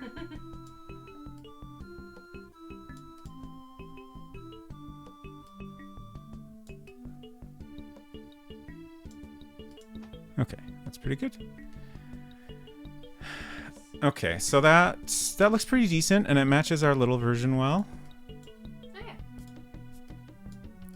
yeah. Let's think about this seal next. Also, the signature. How am I going to do that? It was very hard to draw a tiny signature that had the kind of look I was after. It's going to be much harder to do a big one. I would think it would be easier to do a big one, but... You think so? I don't know, just because it's... There, perfect. Beautiful. I guess definitely part of it is going to be figuring out the name I'm signing. It doesn't need to be legible, right? Yeah, I suppose. It can just be a weird squiggle. Yeah. It's just like you want a squiggle that has the vibe of being someone's signature, I feel like. Sure. Which, like, even that is kind of hard to do. IMO. We'll get there. All right, let's go back to Safari and look at certificates again.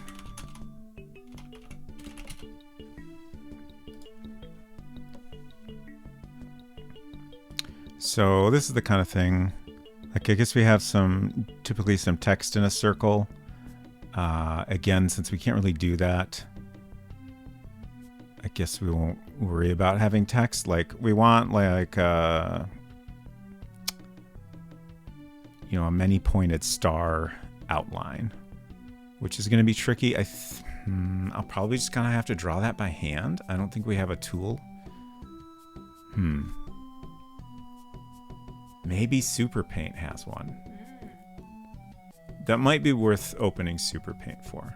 Were you trying not to open Super Paint for some reason? Kind of. Mostly for a while I was like, we'll keep it simple and not mess with Super Paint. So I didn't even install it. But now I have it installed and I've just been like trying to, like, I didn't want to use Super Paint because since it's a very different drawing tool, I didn't want to like end up with new art that has a completely different like vibe to it. Right.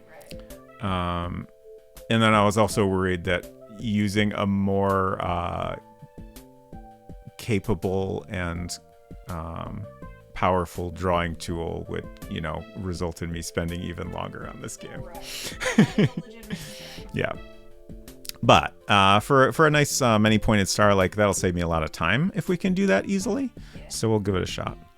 And then we want like an inset circle, and then since we can't do text, what do we want inside of that? Maybe just nothing? Or we could have... Oh! Maybe that has our little coffee cup logo. Like an embossed for sure. coffee cup logo. I think that's a great spot to put that. Okay.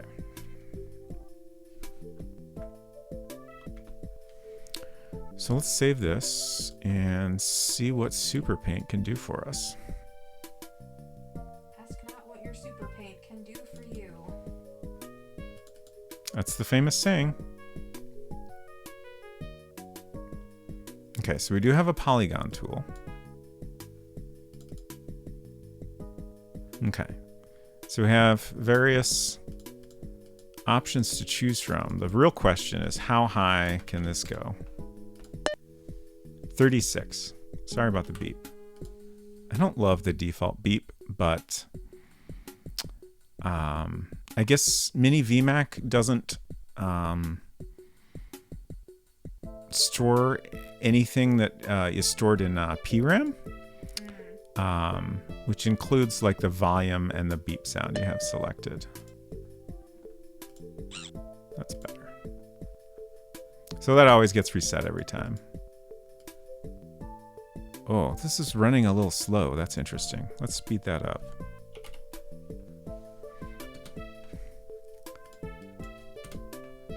I guess I didn't actually select the tool. I did.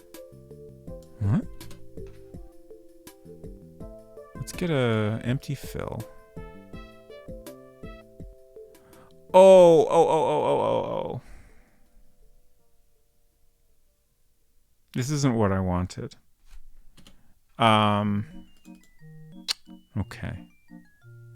Yeah, the problem here is, like, I was thinking of a more modern drawing tool. Often in a more modern drawing program, you have a polygon tool like this that lets you select, the number of sides you want. And then typically you also have whether you want, just flat sides or if you want like a star shape. Like often they'll combine those into the same tool, I think. So I was thinking that this would get us to a star shape, but that's not an option. So we might actually be out of luck. And I think what's happening is we chose so many sides that it looks extremely round. This could possibly be useful as like a starting point. I'm trying to decide if that is actually true or not. I don't think it is.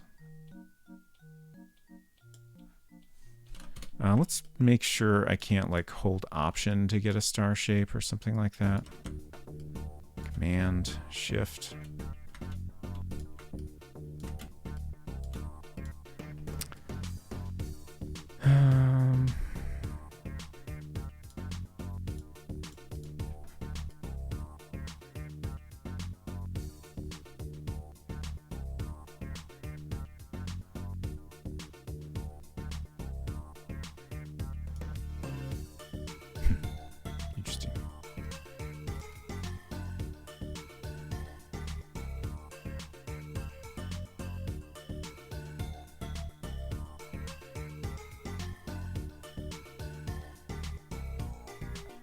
Okay, yeah, I'm not seeing anything here, unfortunately. We can make a dashed line, apparently. But that's not helpful. Multi-gon sides. Okay, that's just the same menu. Bummer. I got a little bit excited there. Okay. The hard way it is. Triangle rotations?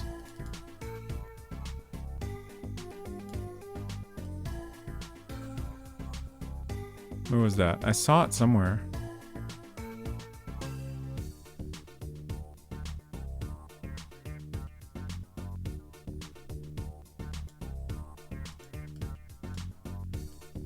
If you know what menu you saw that in, feel free to remind me.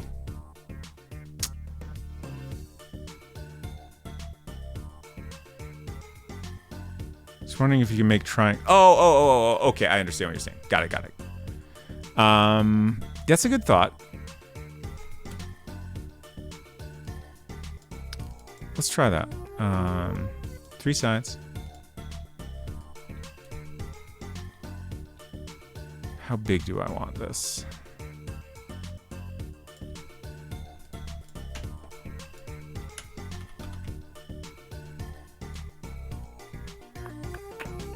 Let's see. We have a flip horizontal. That's got to be in here somewhere, right? Yeah. Oh, vertical. Oops. And then we can use arrow keys, which is so nice. How big should this be? I guess since this is vector, we can always scale it up or down. So we'll start there.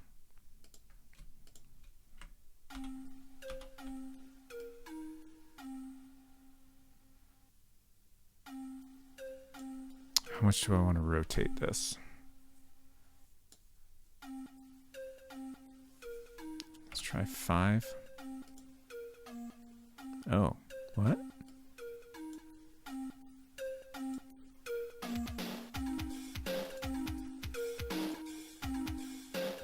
Oh, okay. Interesting. Oh, we still only get 1 level of undo in here. That's too bad.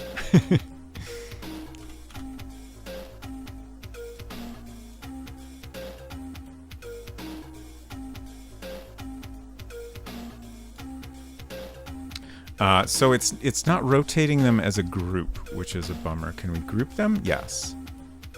And then maybe it will rotate it as a group? Okay, yeah, that worked. It's still not... I guess that's too small of a change.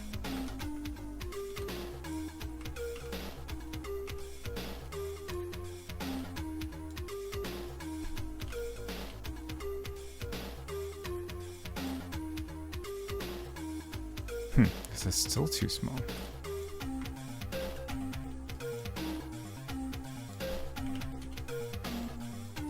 We're getting there. Okay, that's a little too much.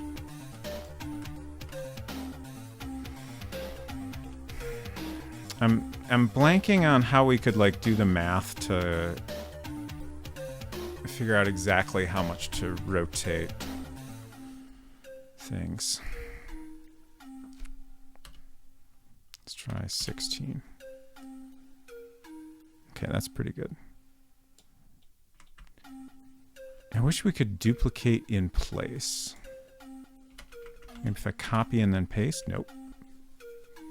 Oh, let's try this though. So I can just paste, and then I can paste another one and rotate it 16. And I can paste another one and rotate that 32. 48.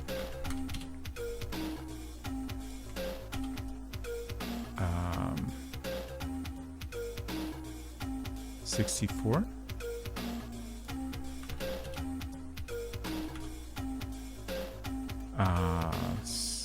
80.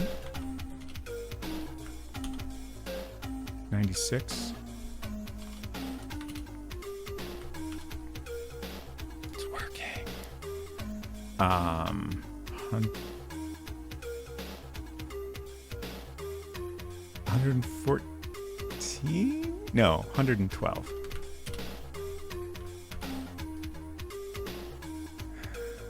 128.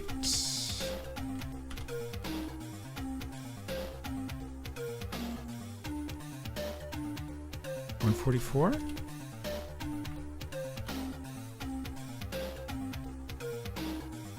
And then 160. Oh, it's so close. This little gap down here is such a bummer.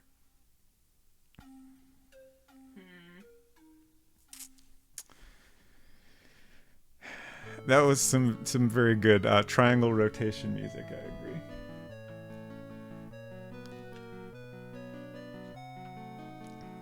Okay, so like we could just kind of fudge it and not worry about that, but I feel like we could do better. And I'm inclined to try.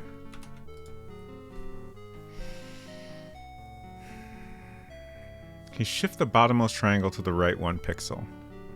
Yeah, like I could definitely do something like that.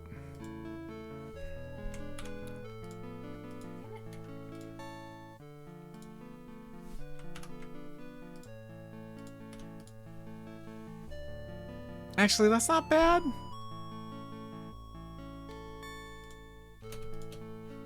I might be okay with that.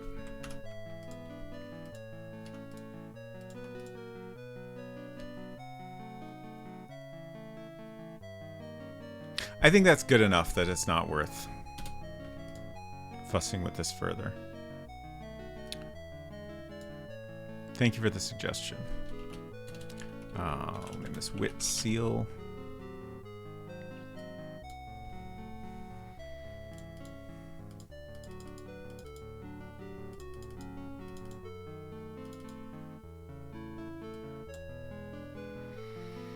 Phenomenal given the limitations. Yeah, I agree. That came out pretty great.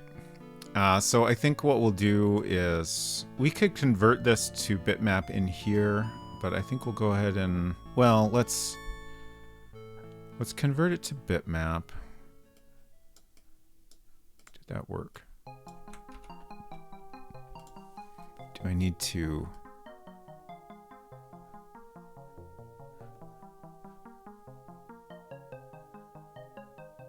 I feel like there's a menu option somewhere to send it to the bitmap layer.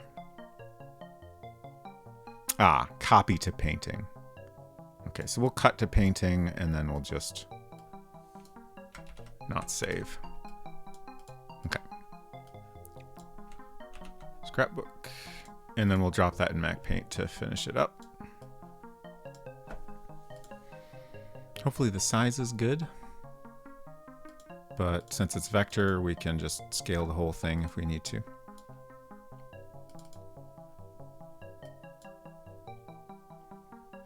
Where are things? Games. I could have saved myself so much trouble at any point in this project if I had simply moved the World Builder folder up to the top level of the hard drive. I think about this a lot. Or frink, apparently. But I keep not doing it. I don't know why. I'm just weirdly stubborn, I guess. Okay. God, I hope this isn't too big. I think it's okay. Yeah, that's a pretty good size.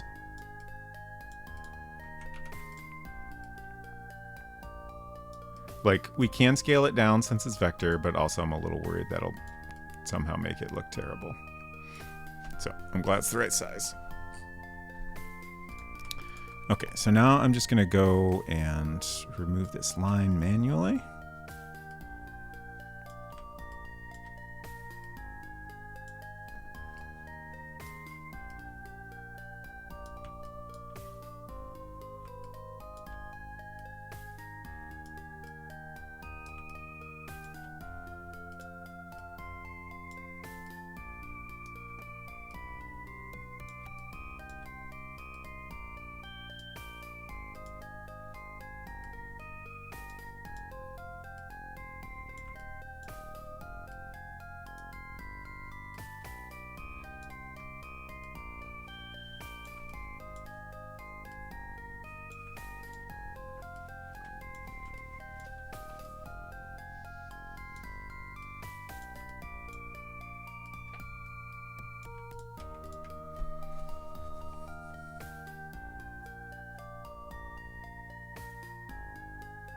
It looks a little bit weird in places, but it's fine.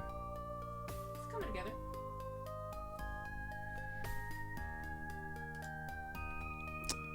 Let's see.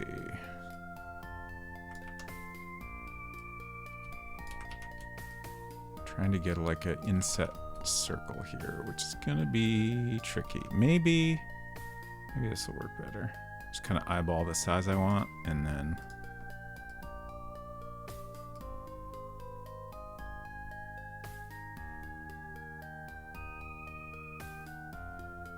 I feel like it's a pixel too small, which is so annoying.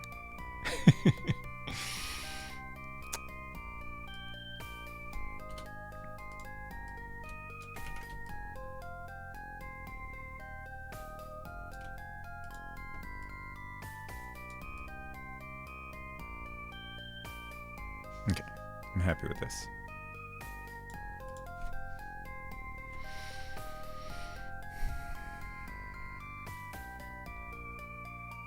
I'm not 100% happy with it, but I think it's fine. I'm going to try doing like another inset circle just to see how it looks.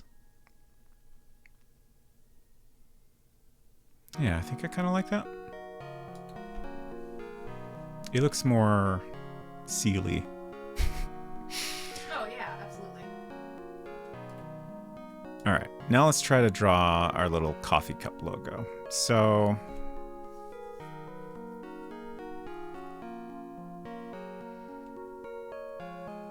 like we could do like a very like, you know, simple iconic coffee cup style. Or we could do something that maybe looks more like what you would see at a coffee shop.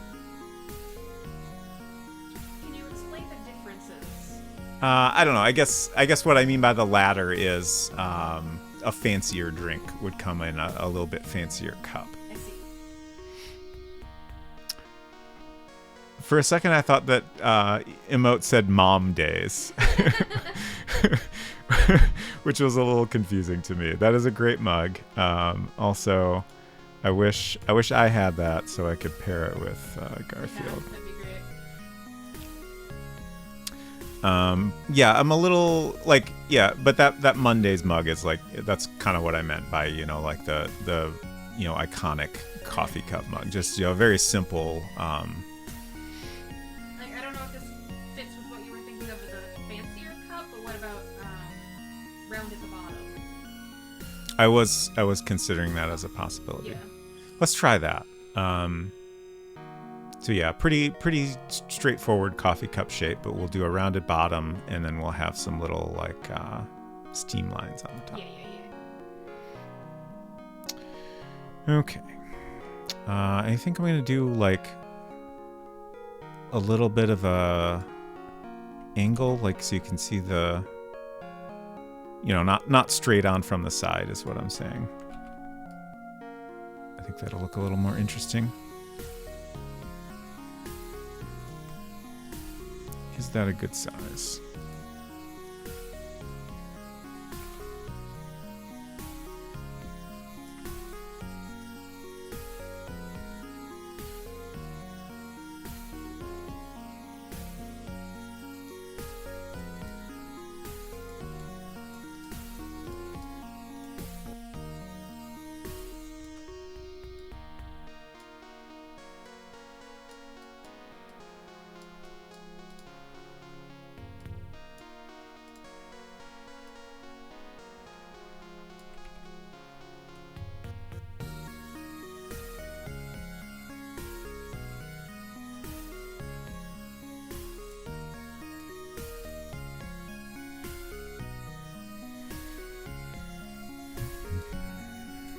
That's too tall. We can fix that easy enough.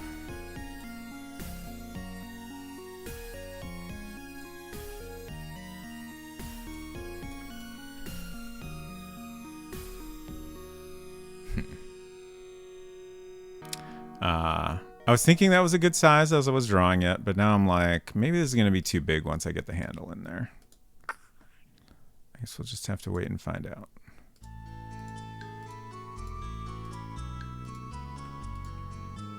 That looks a little weird.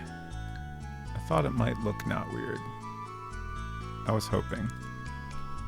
That looks pretty good, I think.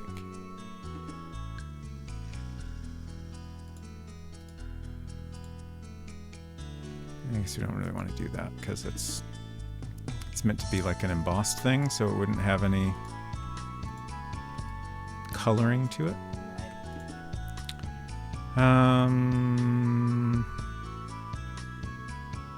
What does the handle look like? I'm trying to think if it's like comes straight out and, you know, has just a arc, or if it's maybe like a little bit more rounded. Yeah. For the cup as you have drawn it right now, I would say the top of the handle was like in line with the top of the cup. Mm-hmm.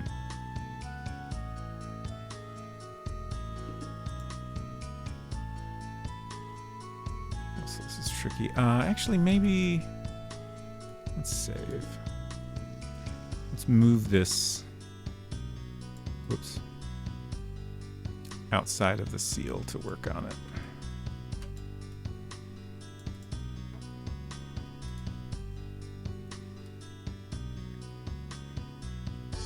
Let's try that.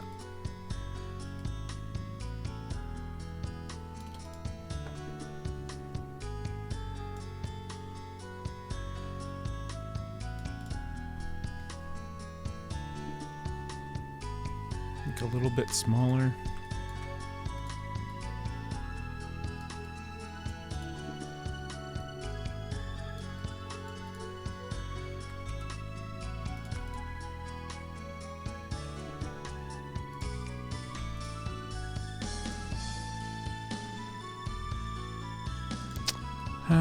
How to do this?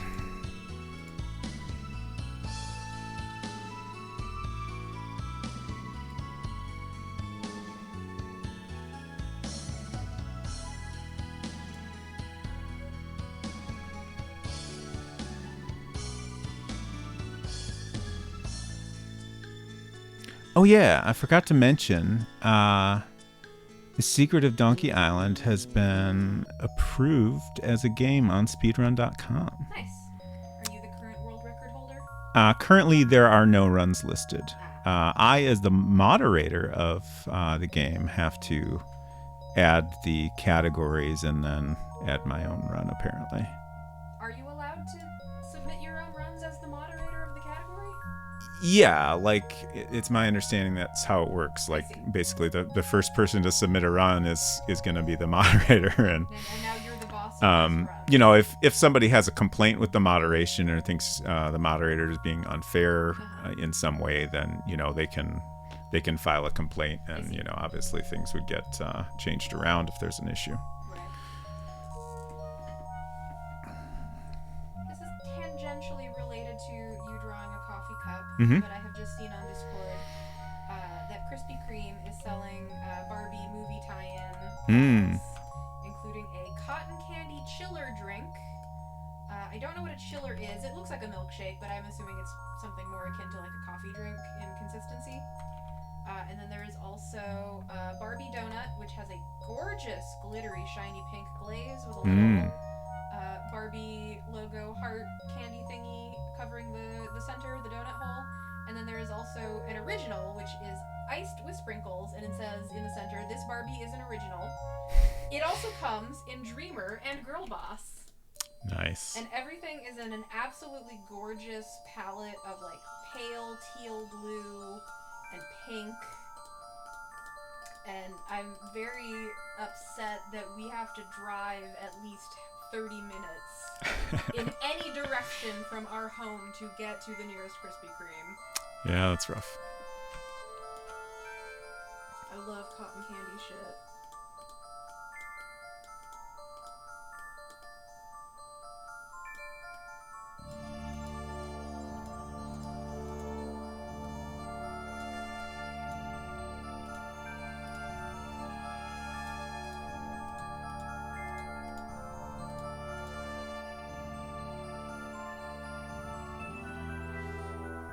It's so close. It looks a little bit weird, but I don't know. Maybe it's okay. Let's at least see if that fits well in this shape. I'm worried the whole thing is too big, so.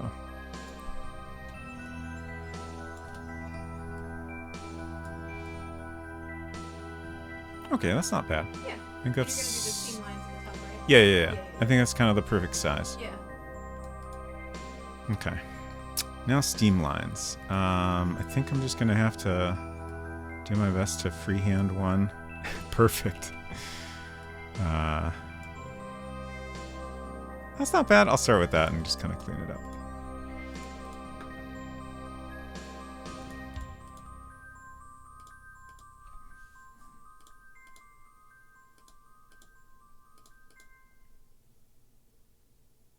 That looks very nice.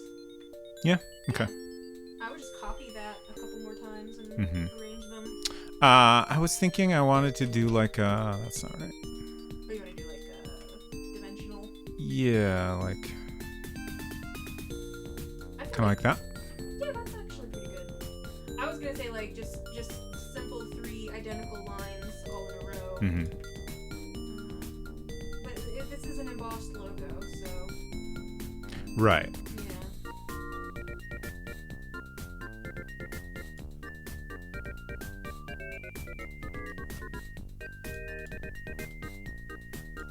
That one anymore.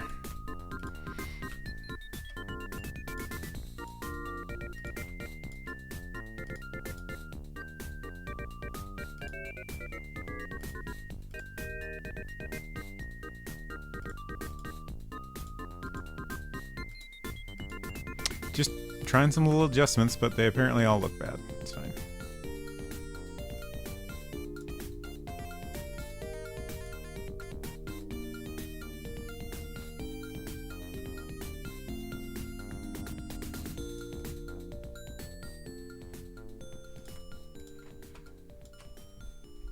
Oh, I accidentally moved that up.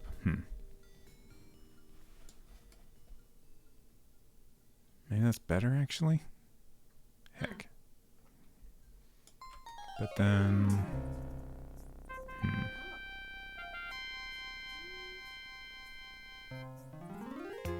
Try it with like 3 descending lines. You think? I don't know, it feels weird. Yeah, like when it's zoomed out.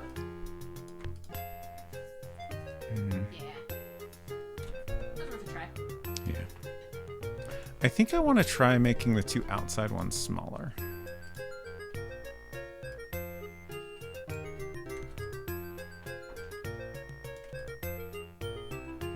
That looks terrible, obviously, but I'll fix it.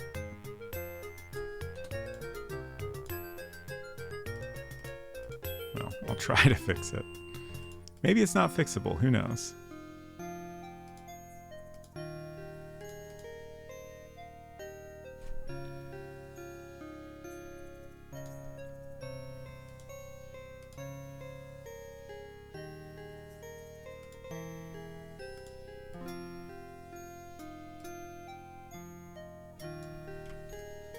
That looks a little weird, but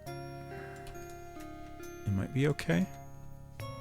Yeah, I think that looks pretty nice. Silver, hello. Great to see you. Hope you are doing well. And 6-7, I have arrived at my destination for the night. Wonderful.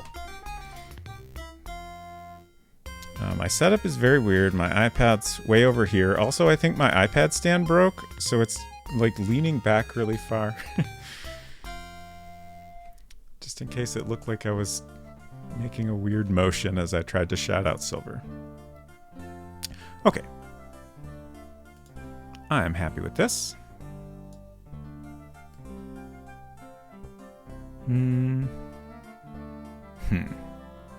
That got a little bit taller than I would like. Let's see if we can squeeze this all together better. Like maybe the middle steam line even like overlaps with the top of the mug a bit. Like I think that'd be okay.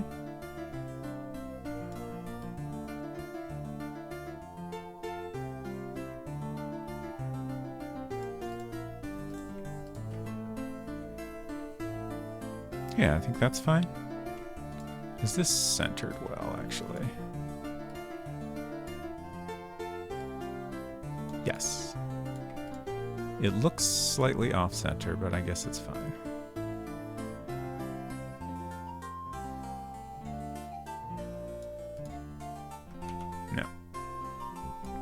was too far right.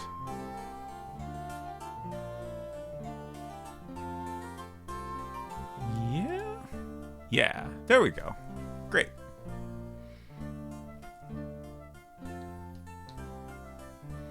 Now I would love to give this like a foil effect.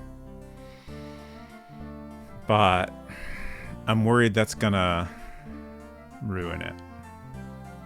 Thank you, Salt. I might try it anyway. So kind of what I'm imagining is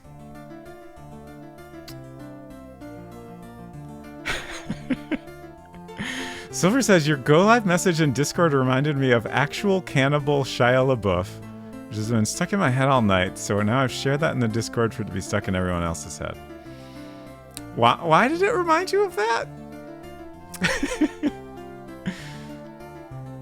That was just the text from the beginning of the game, right? I guess I can kind of see it. All right, that's fair. The cadence of the text is similar. Yeah, it is. And Zizzy, hello. Great to see you. Certificate of Wit merch when? I mean, I think you have to attend Roastmasters if you want your own Certificate of Wit. I hope you are doing well this evening. Also, I still haven't figured out... I gotta somehow get Donkey Island into your shout out, which is gonna become quite long, but for now you get two. Also, I was just saying a bit ago that The Secret of Donkey Island has been approved as a game on speedrun.com now. I am the sole moderator, so I will have to actually add the run category and add my own run. That has not happened yet. But yes, it is approved. I'm very excited. It's like playing that cadence game with Teenage Mutant Ninja Turtles. Yes. You're welcome. Thank you for translating a cool game. Okay, so now what? We need a signature? Oh, right. I was going to try to do this effect. I don't think this is going to work, but I want to give it a shot. So, like, let's go back to Safari and see if I can find an example of what I'm trying to do here. Obviously, in my case, it will be in monochrome pixels. Like, kind of what I'm imagining is, like, shades of gray and then, like, some, like, white, like, highlight lines. Like, if y'all remember the highlight lines I did on the greenhouse, like that's the kind of effect I'm thinking. I'm not really seeing anything like that here. Or we could try to do something more like this shiny thing, but that seems even more difficult. There was a Twitter account that tweeted daily ones. Yeah, the things that match up with Teenage Mutant Ninja Turtles. That was a good time. All right.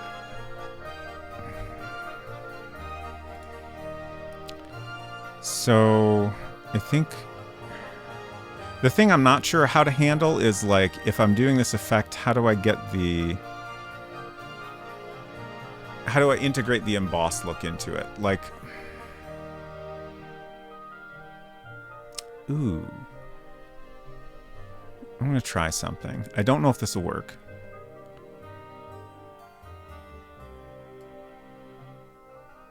Let's copy this. I need more space to work. So can I invert this? Yes. And then I can fill this. Yeah, I think this is going to look terrible. But I'll keep going until I'm positive it's bad.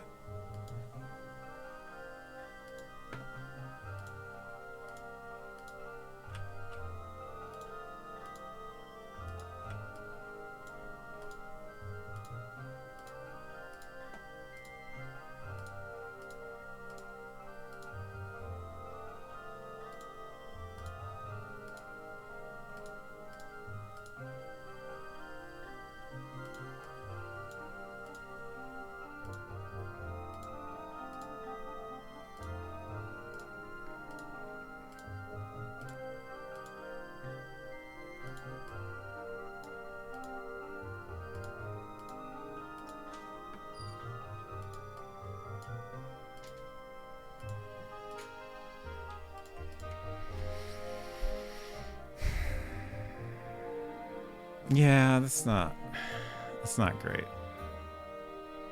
And then my thought was like we would have some. Oh, can I not do a white line? I thought I could. I guess I could do manually.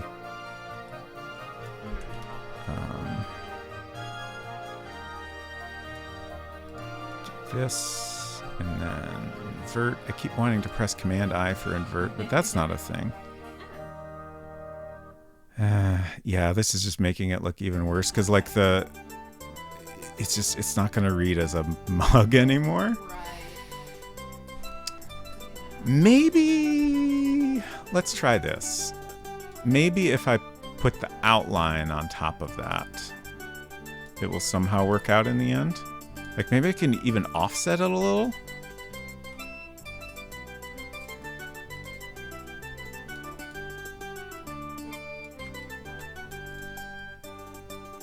Let's see. So in order to do this, I need to cut holes in the outline part.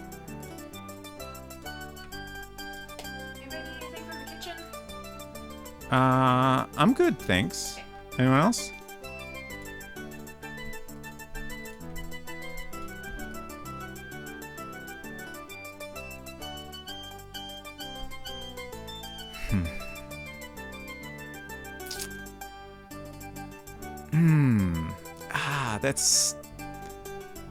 That's so close to looking cool, but I don't think it is quite there.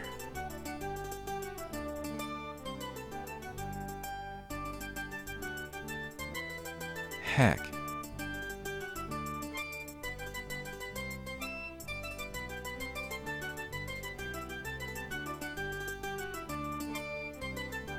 What do y'all think? Is this anything? I feel like this positioning is the best. Oh,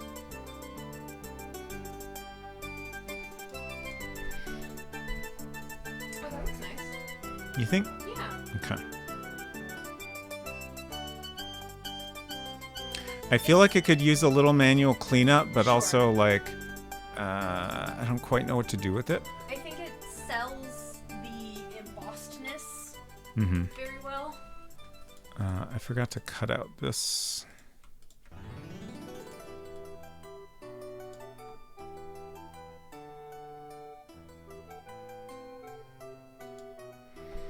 Maybe a lighter gray?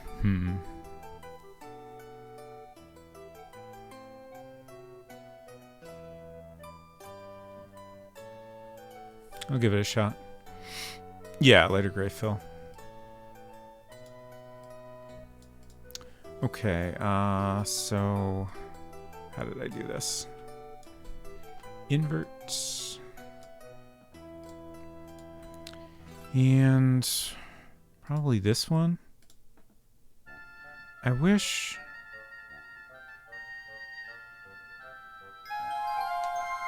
Thank you for the follow. Welcome. I wish there was a easier way to select all the little bits here to fill them all at once, but I can't think of any way to do that.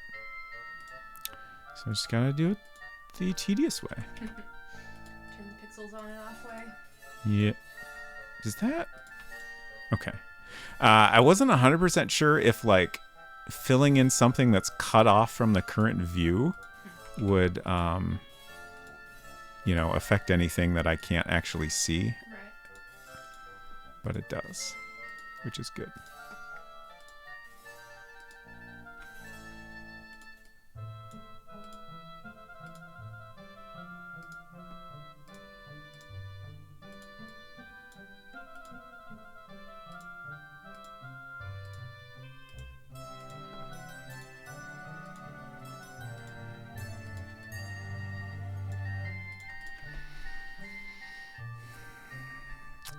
Okay, so now the lines. It's too bad I didn't save those, but that's okay.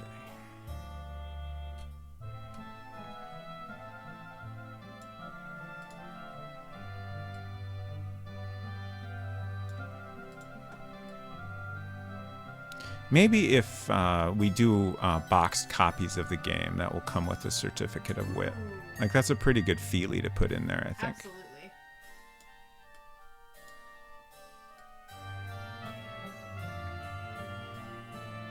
Get embossed certificates from Vistaprint? That's a good question. I did find a source for an embosser. It would be expensive. Yeah. I think it was like $140 to get an embosser stamp made. Something in there.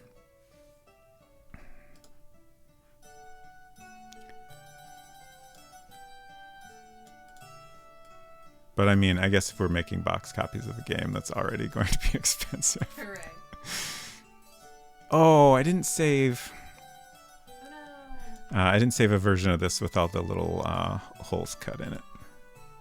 That's okay. It's easy enough to do. So we said, I keep thinking about getting nonsense things to give to people at PAX West, but like everything other than business cards are so expensive. Yeah. I would imagine so. Everything cool costs too much.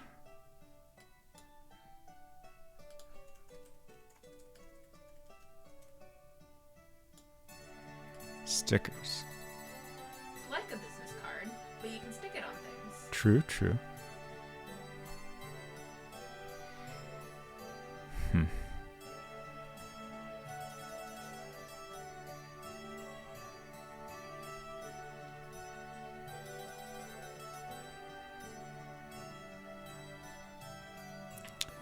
I don't know if I'm liking this.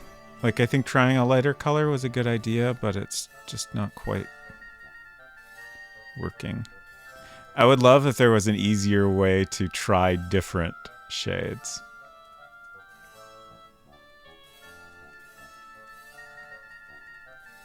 But I think I might just stick with the first one we did. Thought about it, but I don't know if people would take stickers from a VTuber they've never heard of before.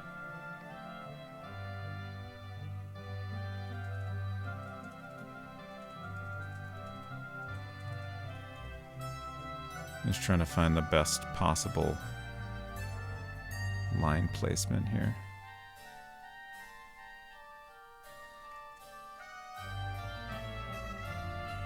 Yeah.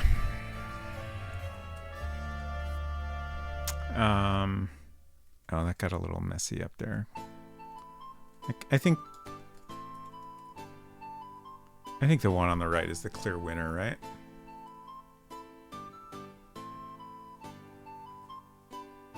It's just, this is very messy in a lot of places, and I don't think there's any way to solve that with that pattern.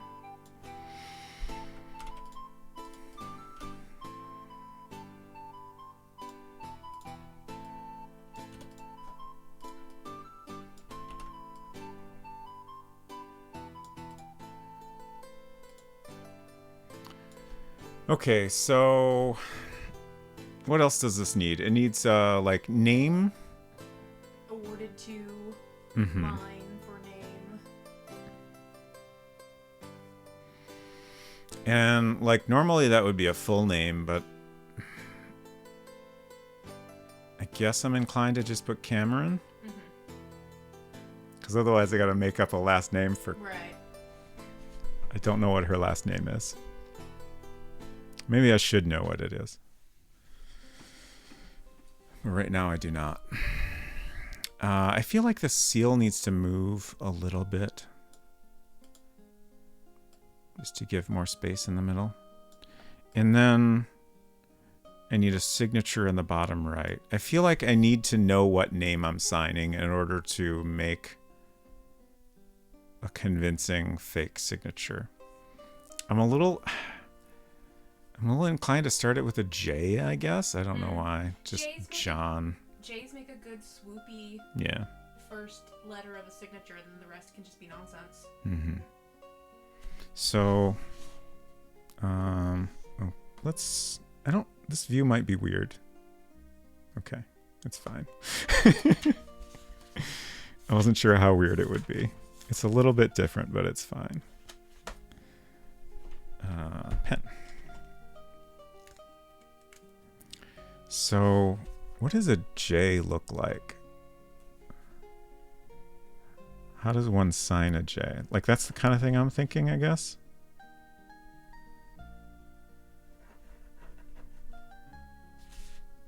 Mm-hmm. Is that normal?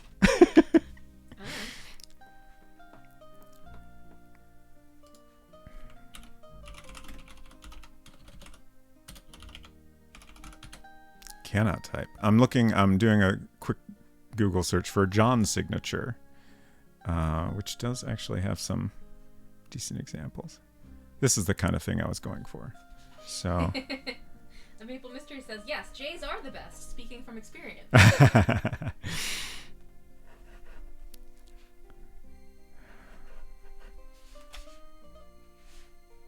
Something kind of like that, I think, is decent. Oh, this is very, very silly. Oh? It should be John Arbuckle. I mean, I don't know that I'm gonna. Well, I guess it would have the name printed underneath, wouldn't it? Right. Yes. Like just do John, and then a scribble, and then if people notice, if they happen to look at the printed name under the signature, they will see it. Like we already have random references in the Graham Memorial Library. Mm-hmm. That's true. Okay, so how do I sign a A?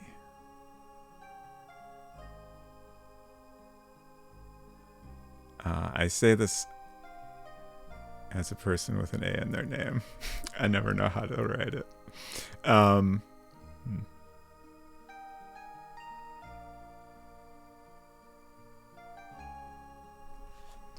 just trying to picture it. Jimothy.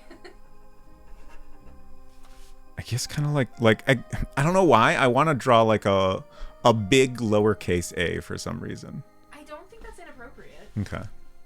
This is what I did.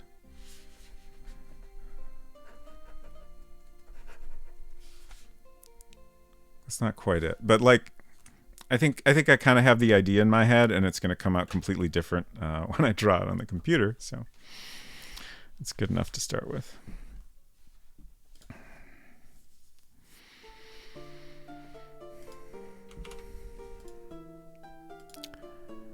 Okay, so we're going to have a signature line.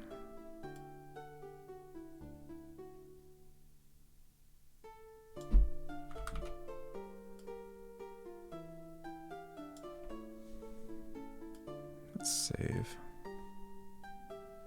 And then I think this tool is going to work the best because this will kind of smooth things out.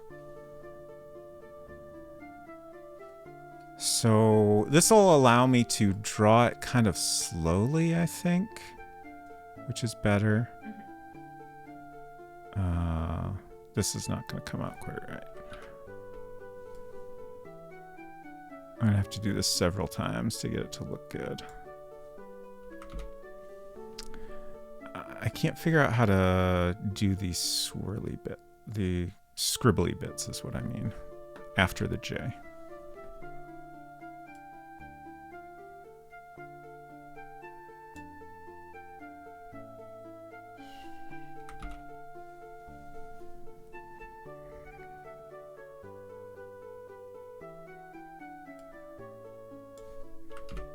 Started in the wrong spot.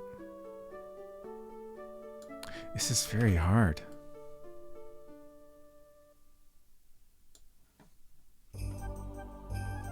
Maybe I should... Like, I could draw the rest of it separately and piece it together. And then like this I could clean up manually. So maybe I should just try that. And then A. Let's see, I would...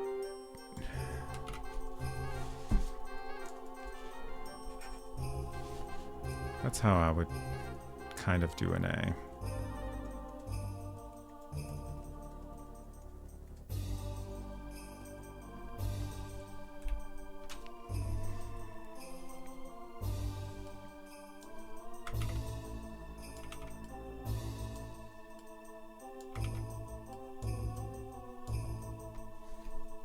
That's not bad, actually. Yeah. I can smooth it out a little.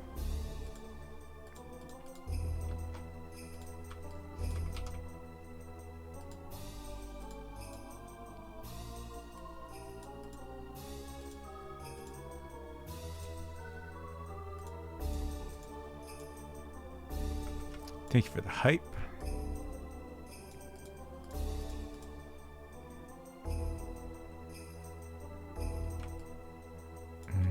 Honestly, I don't know what to do with this to make it look like... I feel like I should have a little swoop, so maybe I need to make this bigger, actually. I'm also worried I'm just going to make it worse. Yeah, I'm definitely making it worse.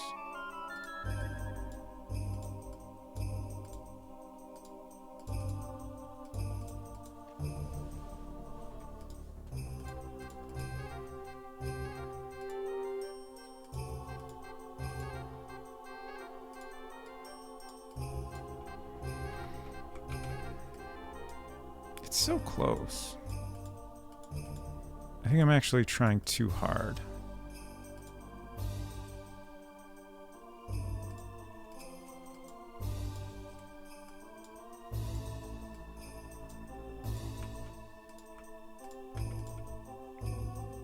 Okay.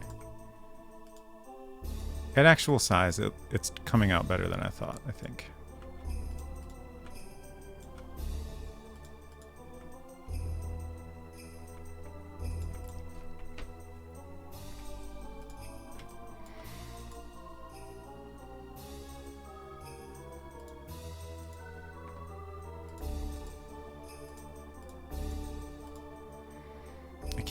Trying to think of what Cameron's last name could be. I mean, all I can think of is Hal. I know, like ever since I decided to name her Cameron, it's like her appearance also, like I can only picture Cameron Hal. Yeah.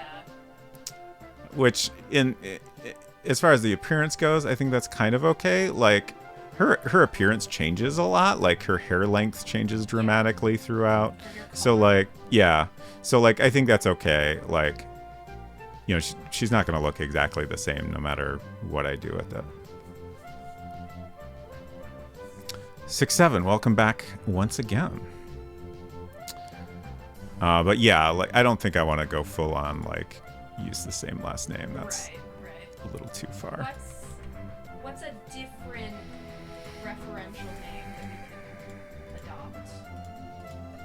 adopt? Good question. Any figures that you want to pay homage to? I don't know.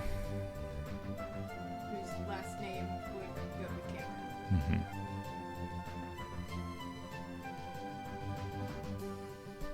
I think the signature looks pretty good. I feel like I should trim this a little bit, but also I don't want to. Like,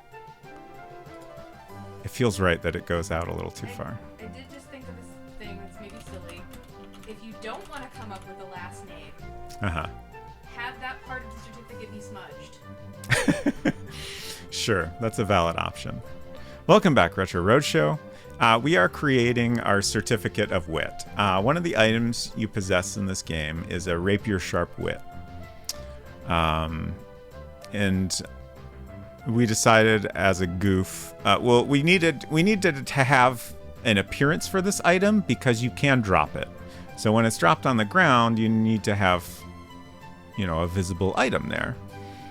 And then we decided that it would be a parody of Toastmasters International, which I guess is it's an organization to help people improve their public speaking skills.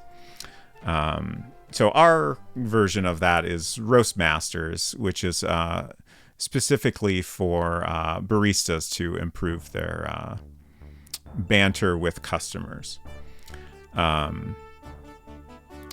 So now we're doing a close-up version just to explain the joke, I guess. There's no reason to look at it, but you can.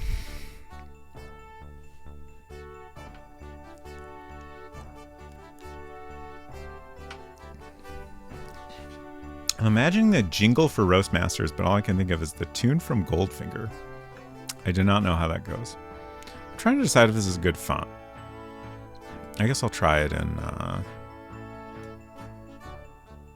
Oh, maybe that's better? Like, it's also not quite as obvious. Right. Like... It's a little more indistinct. Yeah, like, with Geneva, like, it's immediately obvious that this says fucking John Arbuckle. But with the serifs, like, you gotta... Well, that looks terrible. Serifs? You gotta look at it and be like, oh. Serifs are also more certificate-y. Yeah, 100%. Hello, Grubby D. Welcome. Good to see you here.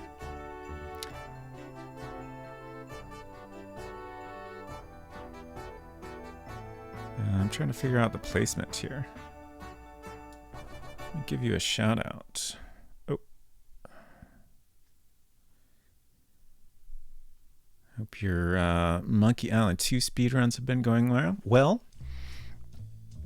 Also, maybe you can answer a question for me. I've been curious why so many folks are running Monkey Island 2 right now. Is there a particular reason for that? I got the impression maybe someone figured out like a new trick that has improved the run. Maybe that's, you know, certainly valid. Not too bad, getting faster. Nice. I thought perhaps someone had bled on this pillowcase, but it is in fact just blanket lint. Oh, that's good. Nothing dramatic.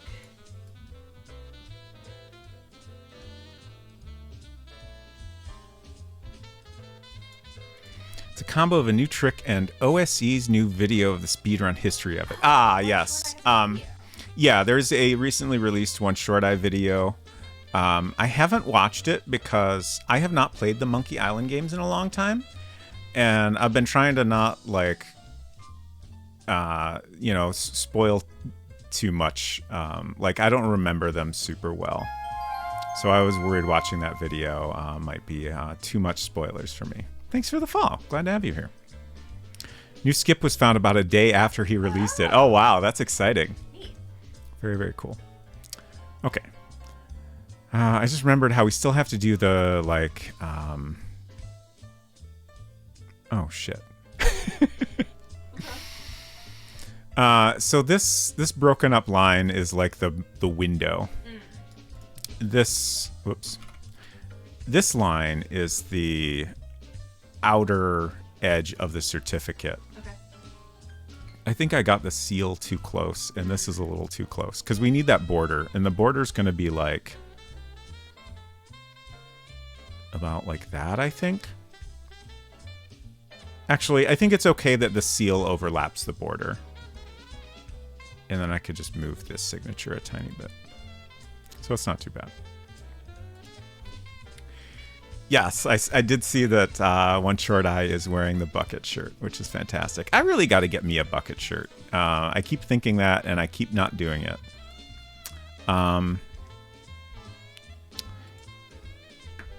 Where is that on Fourth Wall or your other store? I was going to share a link. Okay, I see shirts linking to Fourth Wall. Oh, but I don't see shirts on Fourth Wall. We do have the bucket hat, which is great. I'll go ahead and share this link. You mean the bucket hat? Yes. I definitely said that wrong. You doubled the hat part, but not the yes, yeah. So is Society 6 the place to get a shirt?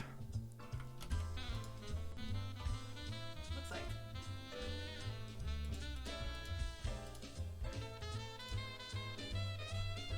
It is on Fourth Wall? I didn't see the shirt there.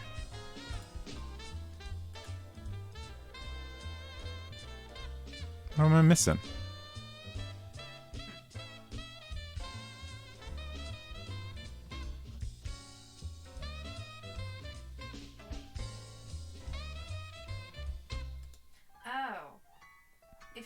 If you choose browse all, there's another row of items. Oh, okay. Heck. All right. It's not made clear that there is an additional row of items on the main view. Yeah, that's an unfortunate design.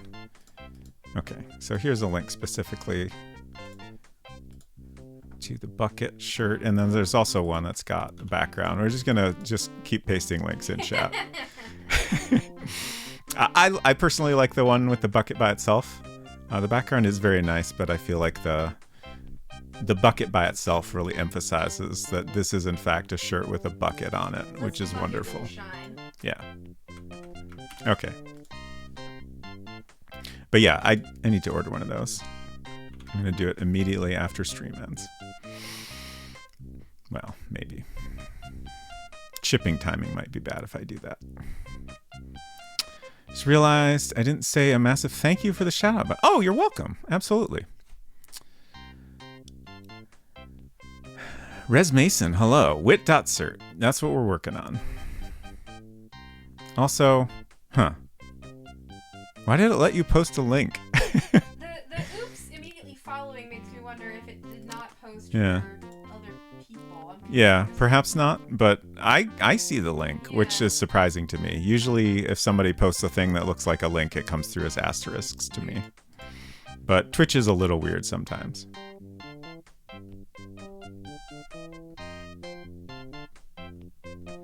Garby D says, I'll have to get around to the Crimson Diamond. Nice. Fantastic. I love the demo, and I am very, very excited for the full game to come out. I'm just kind of clicking around, trying to get my brain working here. So in the middle, I guess kind of like this. Like we would have a line, right? Yeah. And then printed... I guess for now it's just gonna say Cameron. If I do think of a good last name for her, then I'm definitely willing to give her one. Let's see, we need this middle. Let's try. That's too small. That's too big. Should it be the same size as that? Also, were we using Palatino or Times for that? Which one is more like a typewriter? I guess this is Palatino Bold.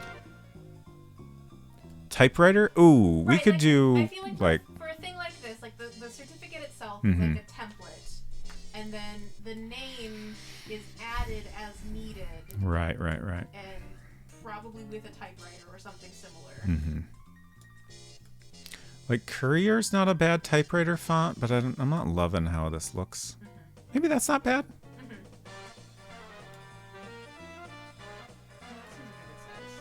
You think so? I like that a little better. Sure.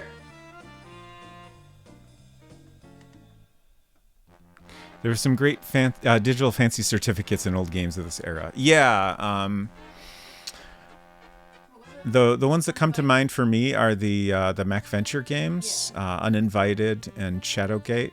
You get a cool little certificate at the end, and like you can enter your name and print it out if you have a printer and everything, which is a really neat idea. More games should give you a certificate when you beat them. Agreed.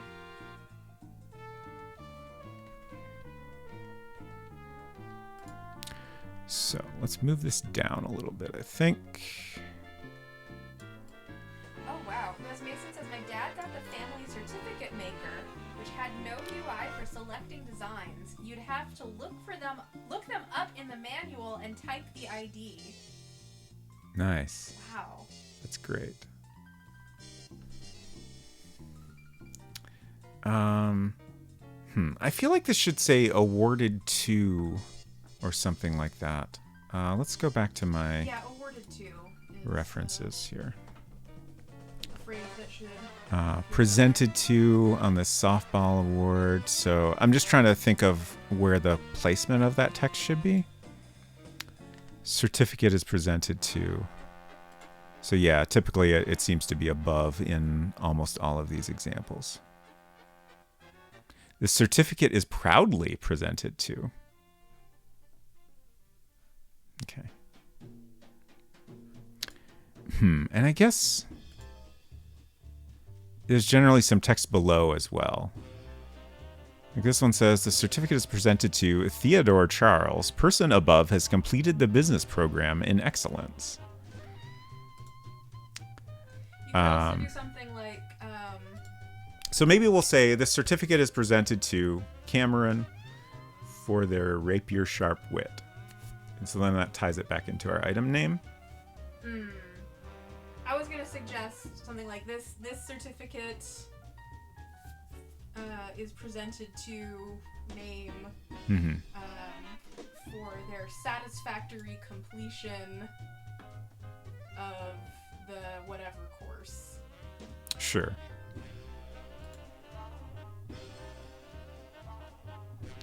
Okay, so we're going to need a smaller font here. We'll go back to...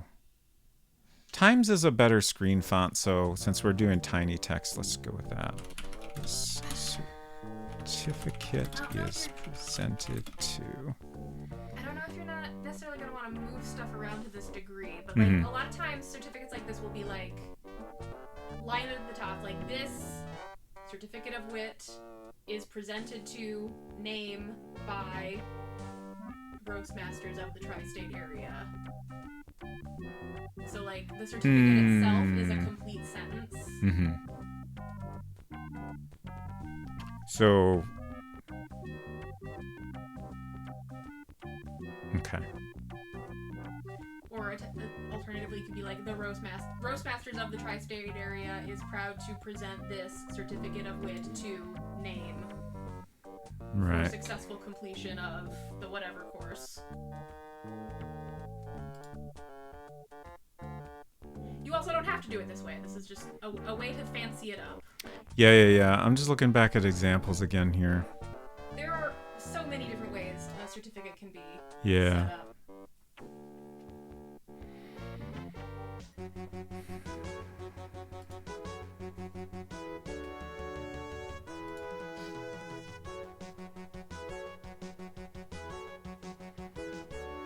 So maybe it says like certificate of wit proudly presented to name. And then Roastmasters below that. Could get a stylized rapier in there to replace the line or act as a buffer between elements. That is a little bit tempting. Okay, let's try this. I'm going to go ahead and save this, and then we'll save as, since we're doing big changes here. I think I'm going to also go ahead and bump this up a little bit. It should be fine. Let's cut this. I still don't like that TM. I need to spend more time on that. It's too big.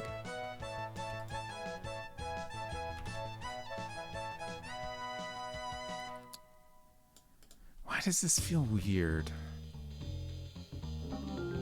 Maybe this should be off to the right more. Sure. You also maybe don't necessarily need to have the certificate of wit and also this certificate is presented to. Yeah, I'm going to change this text to proudly presented to.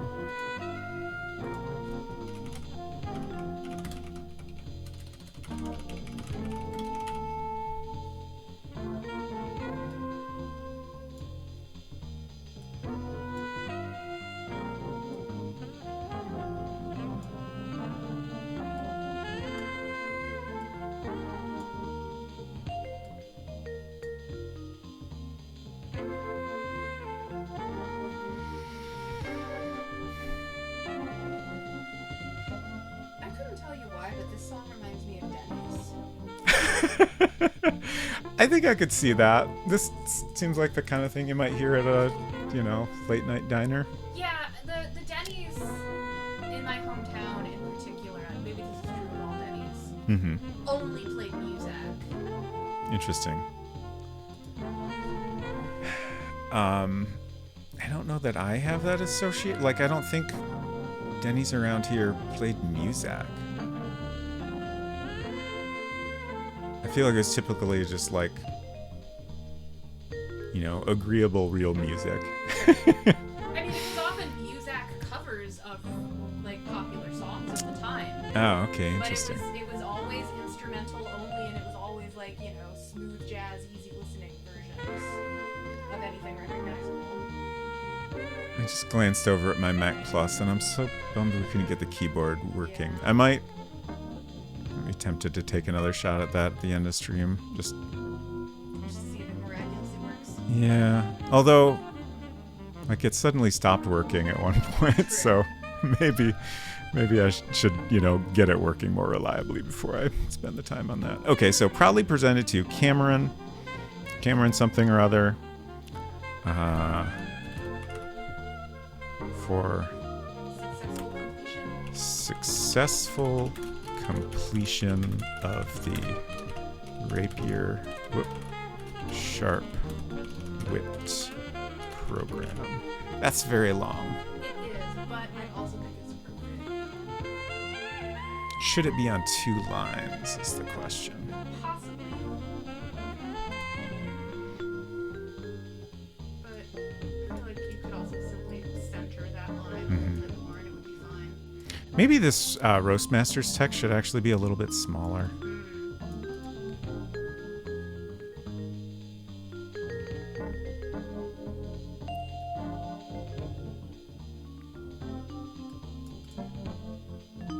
Just trying to figure out how to divide this up. Let's cut this.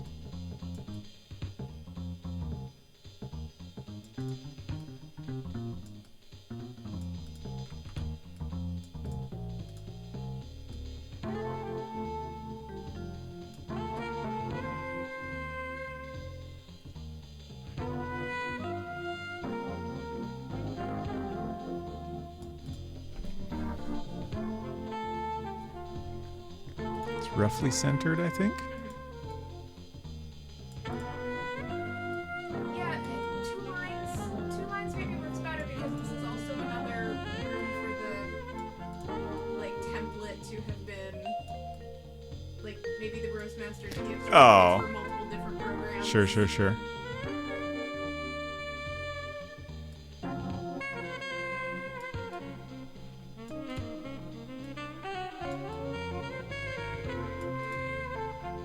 So many different things to line up.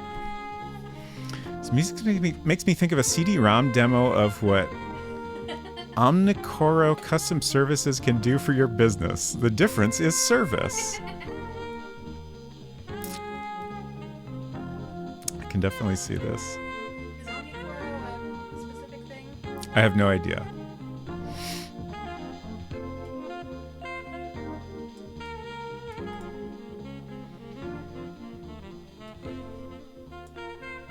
Okay, you are drinking a beer. I was like, why do I smell beer? I have been drinking a beer for the last... yeah, I kind of figured. I don't know, what time did I... I didn't smell it until just now. If you, this is maybe not a universal problem, if you, like me, take several hours to finish drinking 12 ounces of beer, I cannot recommend enough. One of these little can coolie things. You stick the can in it, and it stays cold, and it's great. Incredible. Astonishing technology.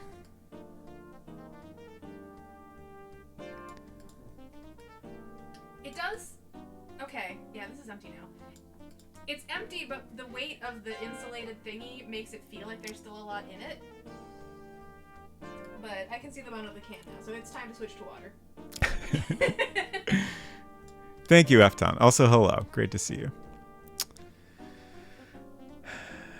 6-7 says, isn't smelling a beer out of nowhere one of the stroke signs? I mean, there is a beer, so it's fine, I think. Yeah, I thought that was burnt toast. Yeah, toast sounds more correct to me.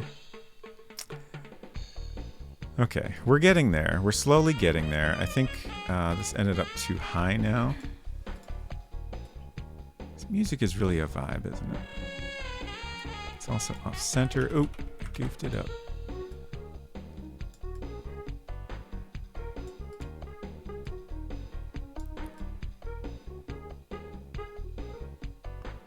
Okay, so I think this is getting really close. We just need to shrink down this Roastmasters of the Tri-State area.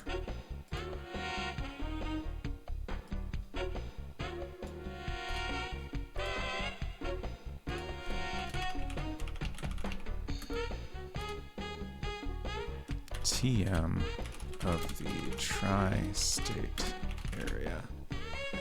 I feel like that should be a little bit bigger than that.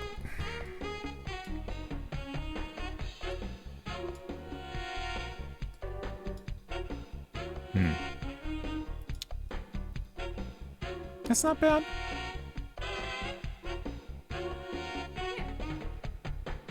The TM needs work, but that's always been true.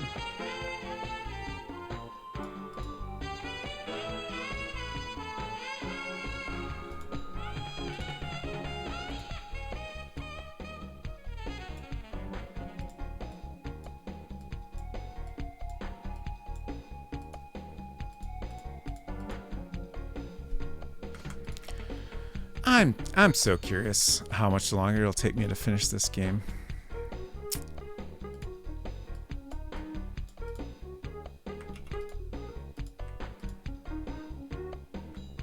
Also, like, it's getting so close that I'm so anxious to finish it right now, but also I know I'm going to be sad when I actually finish it. Of course, I will still have the Playdate version to work on at that point, but I don't know. Is this gonna be different?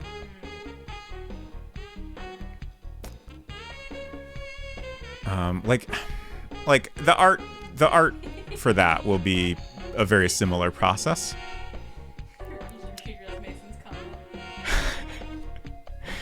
If you see toast liquefy, consult your physician immediately. Well, now that you have a certificate, you don't need to finish it. Just show everyone your certificate. Yeah, the liquefied toast wasn't necessarily... Yeah, I wasn't sure which comments were important to read. The more recent ones. Yeah. All right. I feel like that TM is still not quite right, but I don't think it's going to get any better.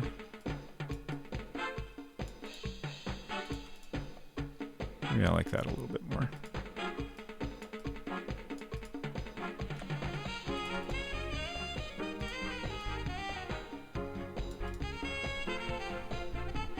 Okay.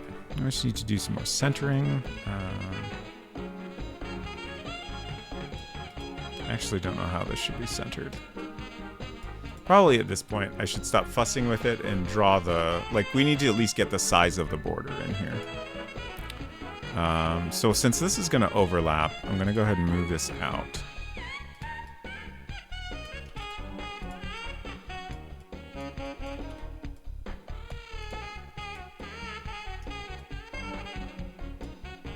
I think the signature got a little too close to the bottom. Okay.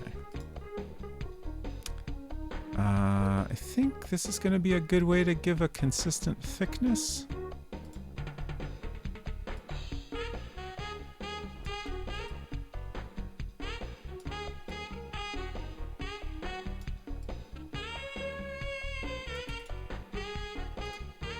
I still don't know how I'm going to draw this thing.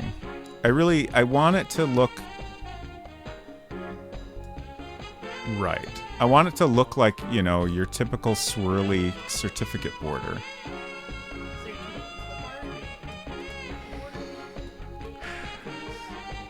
Like, I brought that up at one point. Like, there's probably something I could find somewhere.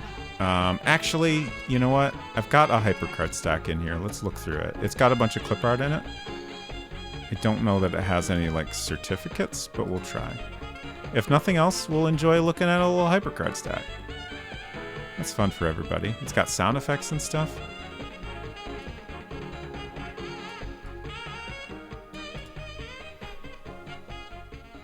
Okay, I think that's decent placement and border size.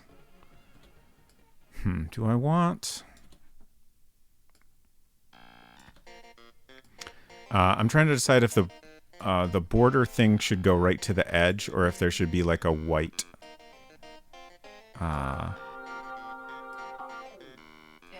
edge, yeah. And then the next question is, do I inset that from the outer edge I've already drawn, or do I make it a little bit bigger? That's a little too thin. That's a great question. I feel like they're all gonna look a little bit weird, but let's try it. This is like Easter egg. Oh, it is honestly kind of decent. Yeah. Scales? Other scales? I don't know what that is. Thank you for the follow. Welcome. This is like... It's a little bit like a Lego pattern. So far, the Easter egg one was my favorite. This is like your typical picnic cloth pattern. This is just waffles. I don't know what that one is. Squiggles? Yeah.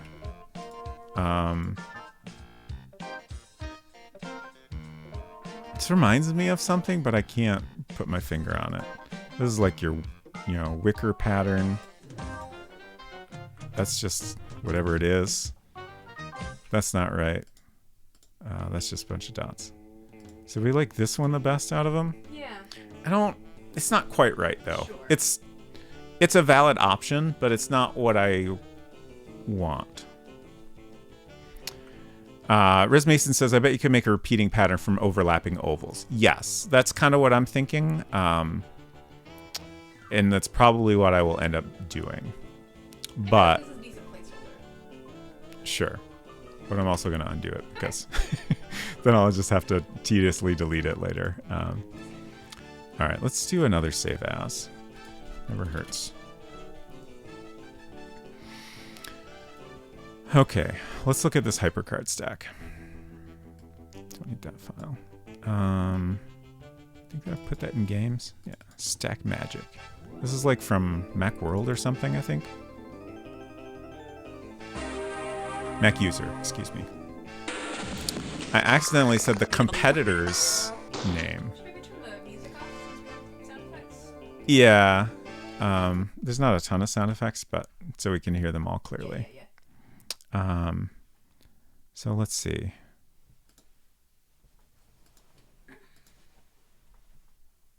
Okay, here we go. So first let's do some sounds just for fun. So when I installed this, I was really hoping it was a HyperCard stack that I particularly remember. Oh God, now that I have so many discs I want to look at now that I have an actual computer that can read them. But like, I feel like it's a combination of I'm a little scared too because I know they're not going to all be readable. Right. I just haven't had the time, and also like I feel like anytime I put a disc in, I should immediately create a disc image of it, just to, that way I'll, make a backup as immediately as possible, just in case anything happens to that disc. Maybe in the process of loading something up, it'll somehow get damaged. I don't think that's likely since the disk drive has been, cleaned and lubricated, but who knows? So like, I've been, purposely not rushing into doing that. Thank you for the oofda. Also, yes, I apologize for the very intense intro. I didn't consider that I would play some sounds immediately. What is a flute sound? But the thing I was saying is I remember a HyperCard stack that was my first ever experience with Hitchhiker's Guide to the Galaxy. It had a bunch of little clips from the radio drama. I don't remember what the name of that stack was. It's probably a disc I have, but I will have to go through them all and find that. I would love to hear those specific little clips again. They were really interesting to me, but for a long time I didn't even know what they were from because they were not like identified clearly. Can we hear the floop sound? Floop.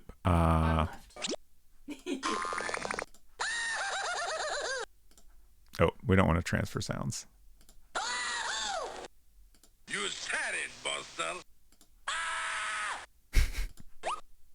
Does not compute.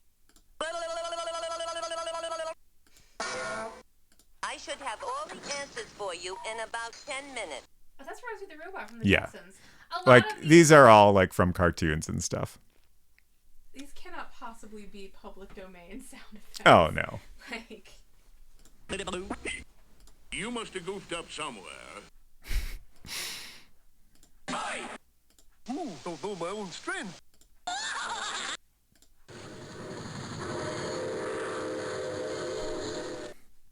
Res Mason says that wound up in a lot of Mac shareware. Yeah. That's a weird one.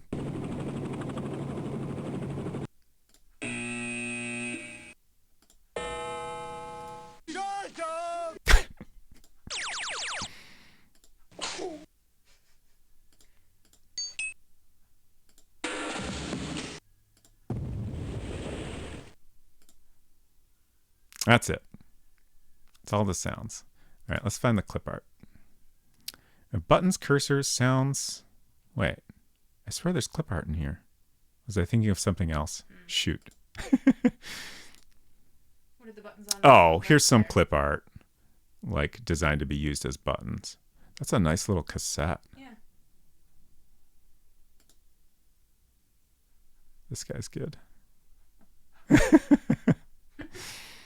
Ghostbusters. The tongue is a little bit disturbing. Indeed.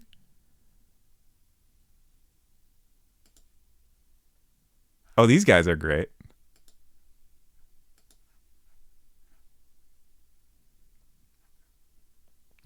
Or as Mason said, I've heard oi in some shareware too. Yeah. Oh, a nice toilet.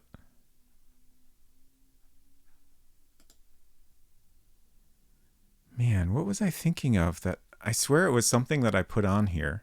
I suppose it could be in the HyperCard folder.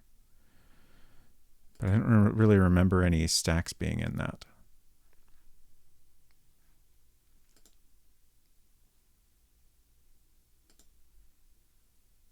Whoa. That's a face. Good old Kilroy. Monkeying around.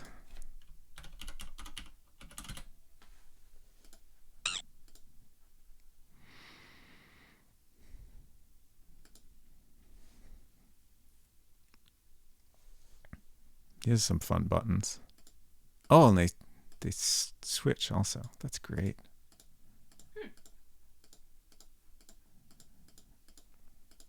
These are very useful for your HyperCard stacks. Cursors. Oh, wow. I completely forgot that you could do custom cursors in HyperCard. Huh.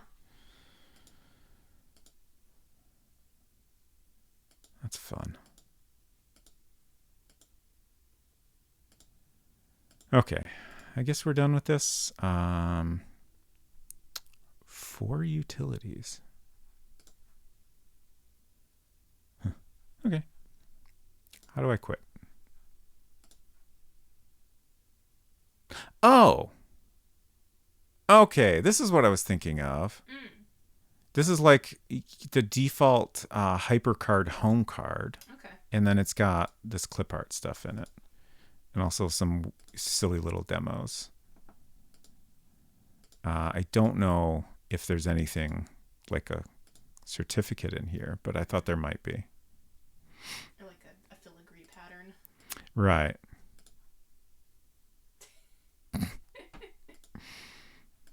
Oh no, it won't stop. Uh-oh. What? How do we end up back there? Huh. Okay, that's it. Cycle through. Oh, that was weird. What else do we have?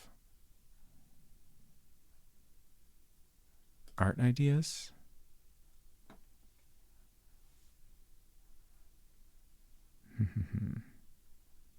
Certificates, come on.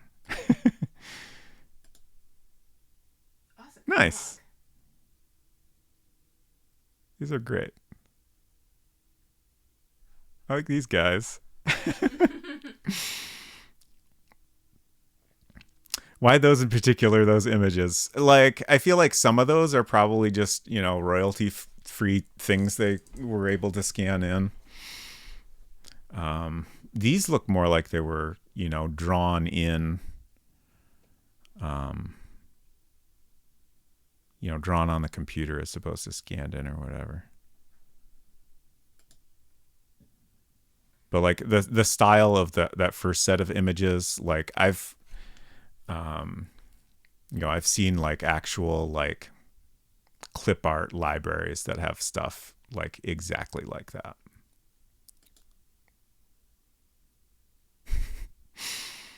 Doing business.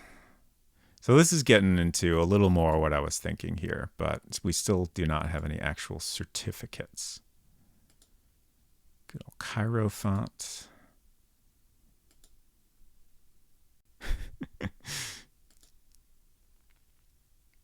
Nice variety of houses. This is fun.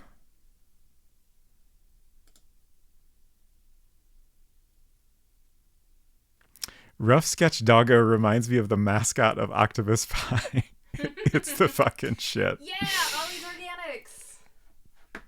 We got a...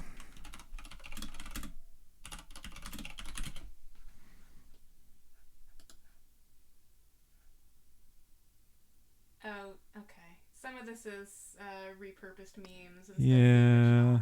Try Ollie's Organics. Okay. Also, Organics is spelled with an X instead of a CS. Did I spell that right? I can't tell. I think so. Sorry, y'all can't see what I'm doing. I'm just trying to find the original It's the Fucking Shit art so I can share it with everyone, but apparently I can't. All right, I did my best. I'll do some independent research. Uli Witness, hello. Good to see you. Yes, this is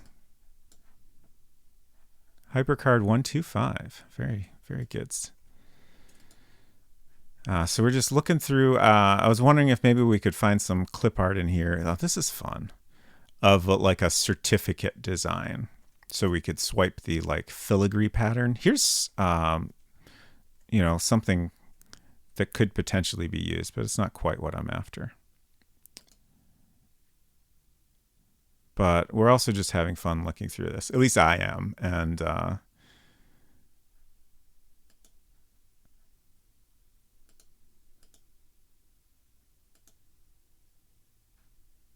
there's some fun guys.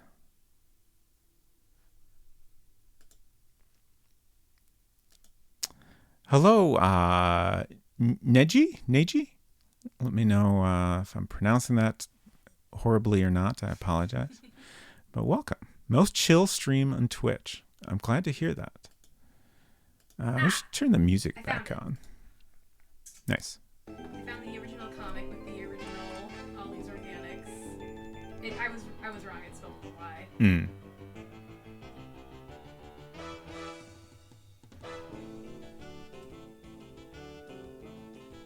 Also, Let's get some funk grooves. I think this specific comic link turned up in your search results. It just doesn't say.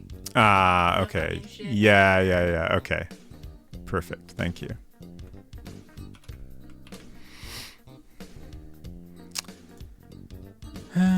Let's see. I should give Uli a shout out. Also a streamer. And also a fellow Apple developer.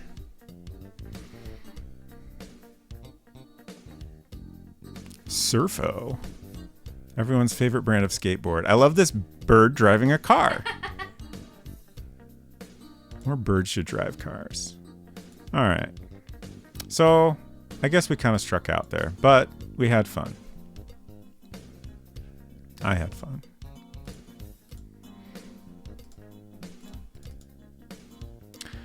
Lisa, I forgot that there was already a CD in the 1.x clip art.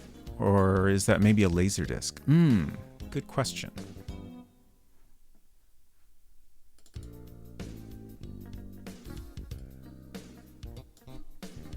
Okay, so I think what we're going to try here is the overlapping ovals idea. So, how do I want to do this?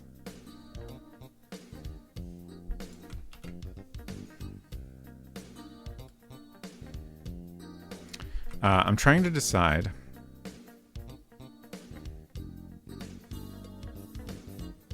First of all, if I should get rid of the borders I've drawn, or if I should go inside of them, or if I should simply overlap them.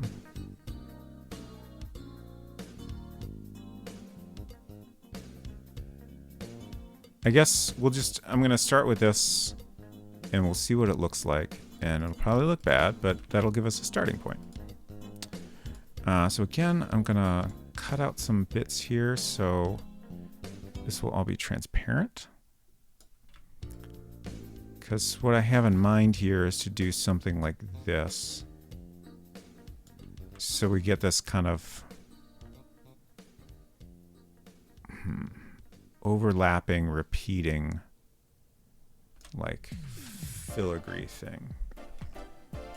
Oops, that I hit the wrong key and then I clicked and you only get one undo, so we got to start over. It's fine. Maybe we'll start with this because it's already got some bits missing, which makes it easy to overlap stuff. Let's try that.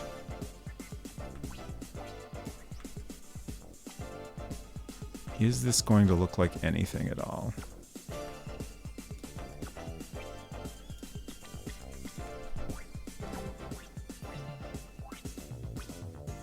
Oh, I missed these pixels at the bottom.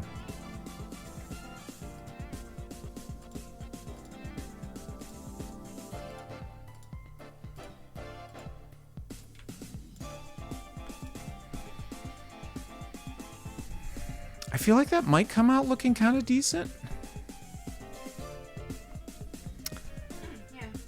Lee says the HyperCard clip art is so good. Version 2.x has more and better art. Okay.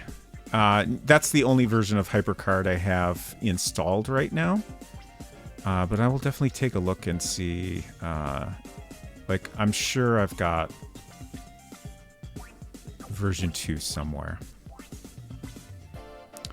You could copy out 2.x's art bit stack and then launch 1.x and paste. Okay. Has some neat patterns and borders. Good to know. So at least if this comes out terrible, we can swap it out for something better later. I'm just trying to figure out how to... I guess it doesn't matter if I get part of this border in.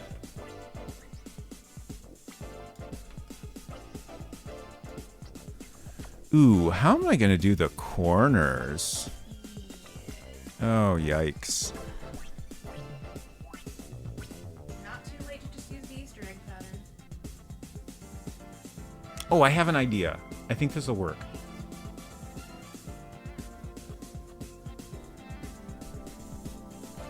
Let's do another save as. Okay, so...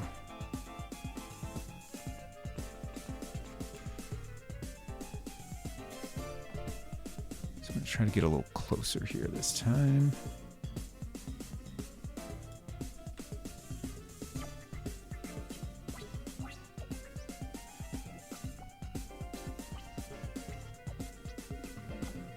Okay, that's fine.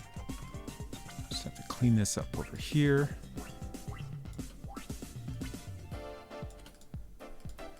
Okay, so now what I'm gonna do is basically cut this on a diagonal. So I think I'll draw a line to start with. Ah, okay. Yeah.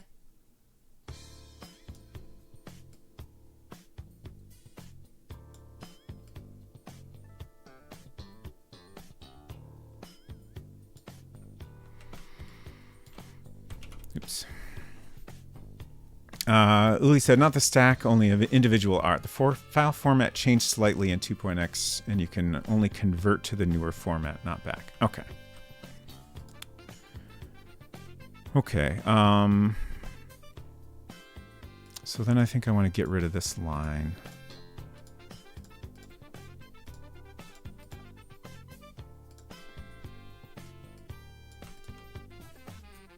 And then... select all this. And I think we need a working space that's not quite so cluttered. And we can rotate a couple times. Or do we need to flip this, actually? I guess we need to flip it. Okay.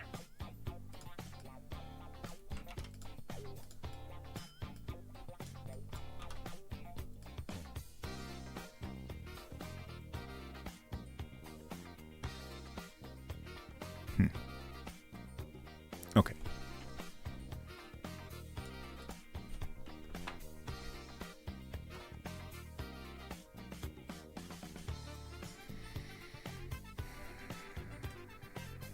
I feel like it could be better, but it's also close to what I was after.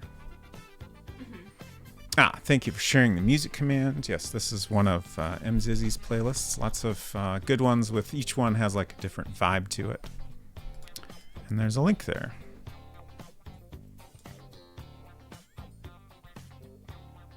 And it's all DOS and Windows games.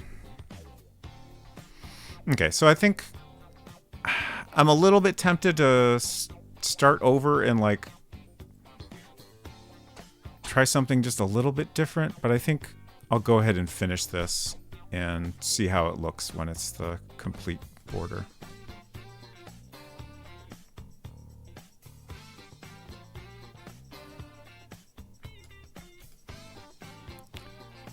Like, I like the idea of this. I just feel like the execution is not quite right. But it also might be hard to get it looking better.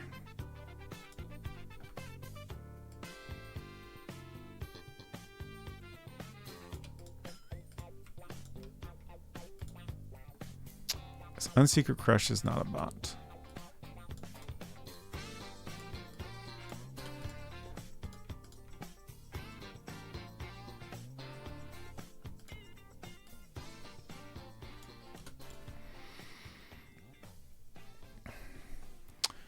Uli says, by the way, HyperCard has a light and darken command that can be used together with the lasso tools to create almost gradients. Oh, that's super interesting.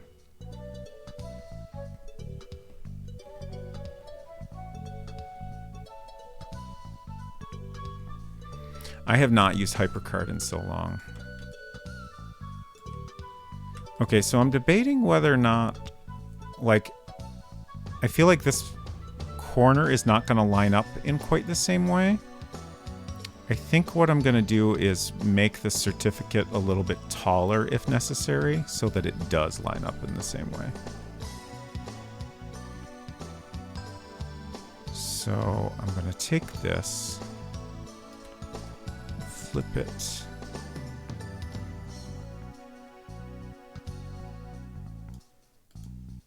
Oops. Oh, come on. I didn't think undoing that would completely obliterate it.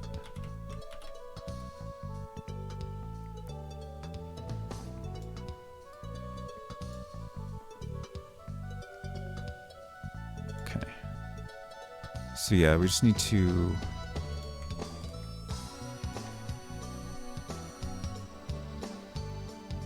So if I nudge it up 1 pixel, it would line up. Or we can nudge it down...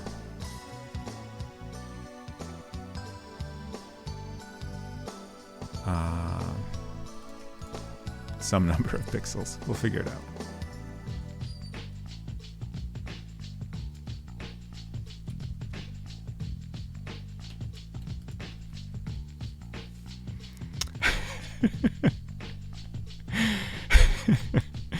I'm enjoying the bot testing going on in chat.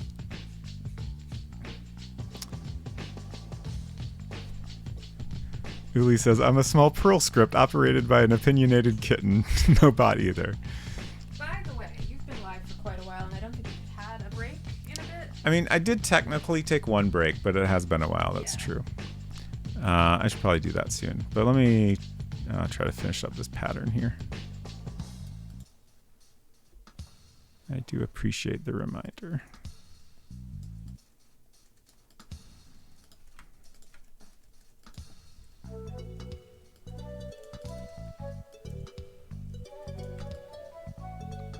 Get this right. I did. Incredible. I was positive I was off. Okay, great. Now the next question is, will it line up reasonably close on the opposite side here? We have a little less wiggle room with the width of it, but we do have some. How am I going to do this?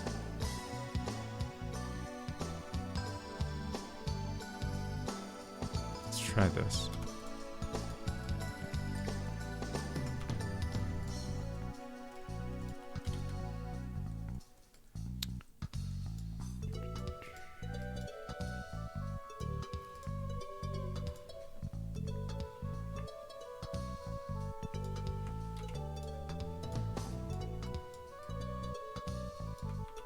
I feel like every stream I'm like, oh yeah, we could do like at least 2 or 3 different things. Nope. Surprised, it's just one thing. It's fiddling with the pixels on one thing. Okay, so this needs to be 2 pixels wider, or we could go 3 pixels narrower.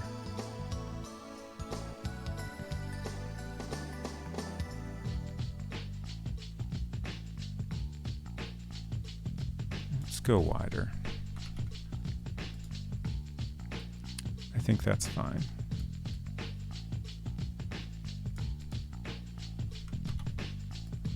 I think that was too many pixels wider. Oh wait, no, it's fine actually.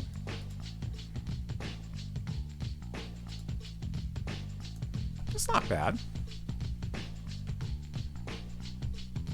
I'm definitely not 100% happy with it.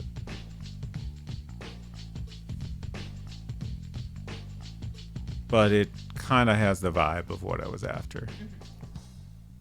Garfield, why are you trying to scare me?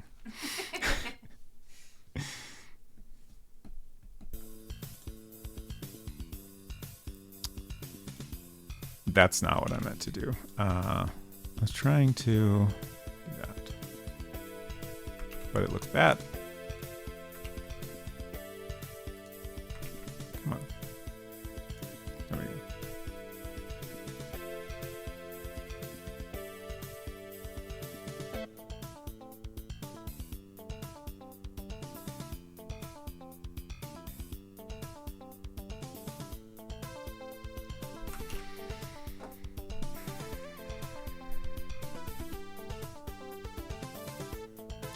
I'm not happy with it. I'm trying to decide how not happy with it I am. Like, I guess the levels are, I'm just a little bit unhappy with it, so maybe I should just not worry about it and we'll call it done, and that's we've done our best. At the very least, I think you should leave it alone for the rest of the night. Like, see how you feel about it later. That's probably wise. The next level is I'm so unhappy. Well, the extreme opposite level is I'm so unhappy with it, I'm redoing it right now. And then in the middle is I'm just a little bit unhappy with it. I'll sit with it for a little while and maybe redo it off stream or something. That's the middle way, I think, is the way to go here. Probably. But I do want to like finish this up at least. So let's do another save as. And just kind of adjust the placement of everything.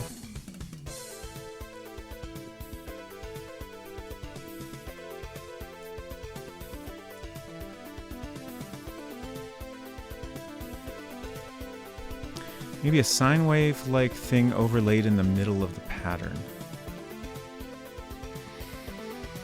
I can't quite picture what you mean.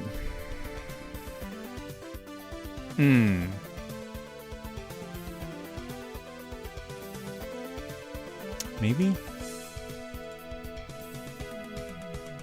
I feel like I need to find more examples of the exact type of thing I'm trying to create here. Like, all the examples I found were a little bit different. I'm trying to decide how much this should overlap. I guess it doesn't need to overlap? It doesn't need to overlap. Maybe it shouldn't. Yeah, I don't think it should. I was thinking it needed to, but I was wrong. I think that looks nice. Yeah, it's pretty good. Like, I definitely don't hate it or anything. Yeah.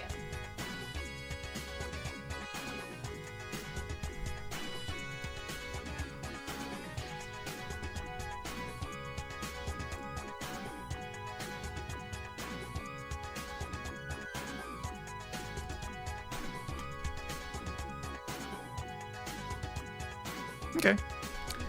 So I guess we'll go ahead and put this in the game then? Yes, John Arbuckle.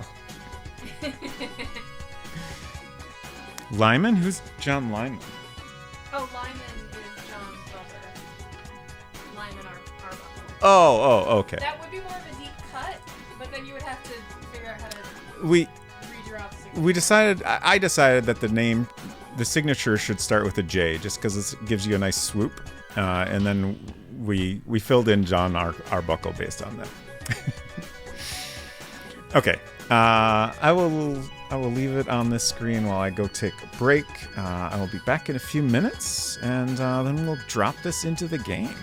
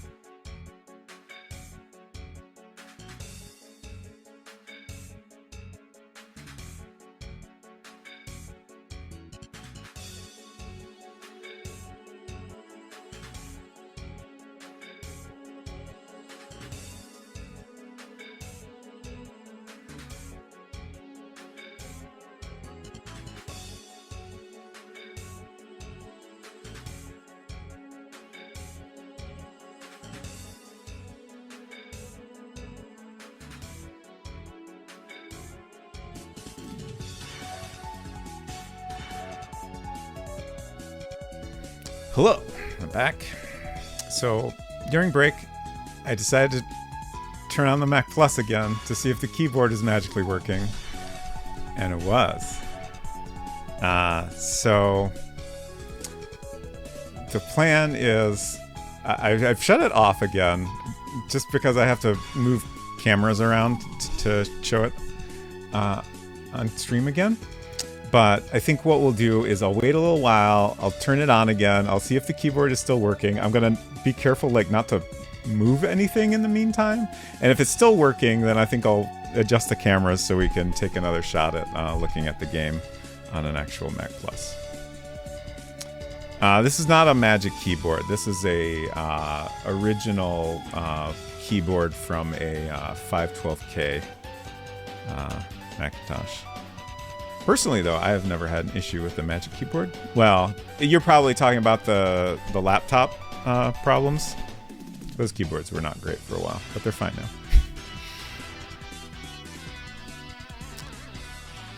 now. Okay. Julia, thank you for the certificate compliments. Lisa, I just found an old HyperCard stack in my AOL archive. Wow. It was named Color Tools. Like the thing that adds color to HyperCard. Oh, interesting. It's actually just a garishly colored version of HyperCard's standard tool palette. I see.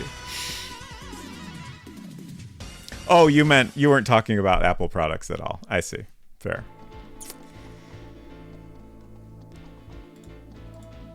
Okay, so let's get this in the game. I think we're just going to select. So actually, no, we don't need that outer rectangle. I'm going to select this. This is going to come in like chunks. So we're going to need to put a rectangle behind it to make it fully opaque. So we'll just get the inner rectangle and add our own outer.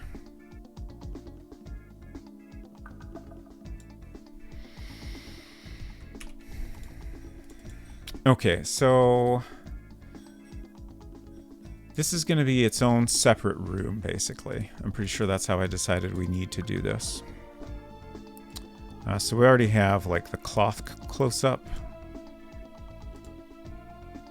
Scrolling too fast. So this will be certificate close-up.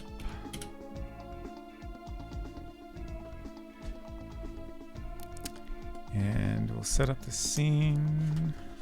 It's fine. We're snacking on some apple slices. Thank you. I will do my best to not chomp directly into the microphone. I feel like the fork clinking on the bowl is more likely to be an issue. Sure. Okay. Ta-da!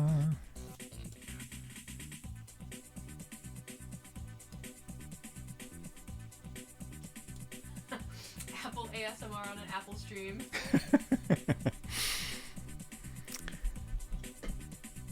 I'm trying to decide how big to make the outer border here.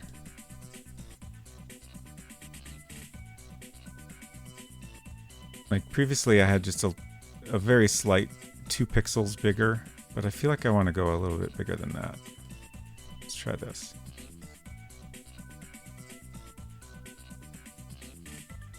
Yeah, I think that works pretty well. Perfect.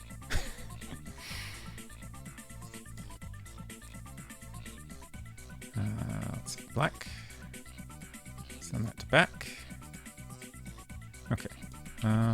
Oops. I hit Command A to select all, but that's not a thing in World Builder.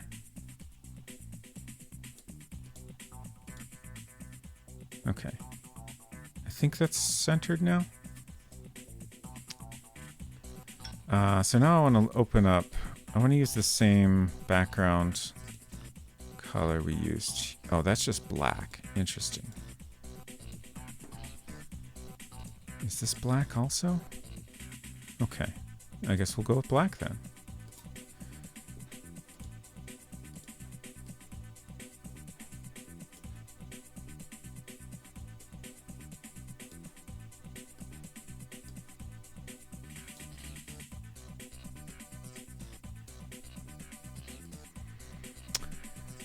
Okay, and then we need a little text.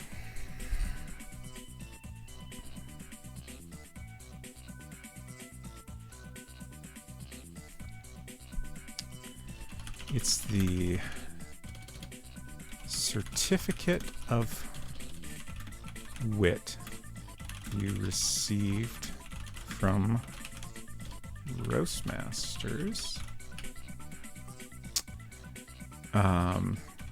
Okay, we can't do a TM in here, unfortunately. I was considering it just for the goof. So we could give a little more context in the description here. I'm trying to think of how we describe Roastmasters. The school? Should we refer to it as a school or program? It's like a course. The course. Program would also be a program. Well, Roastmasters isn't a course, though. That's like the organization. Sure.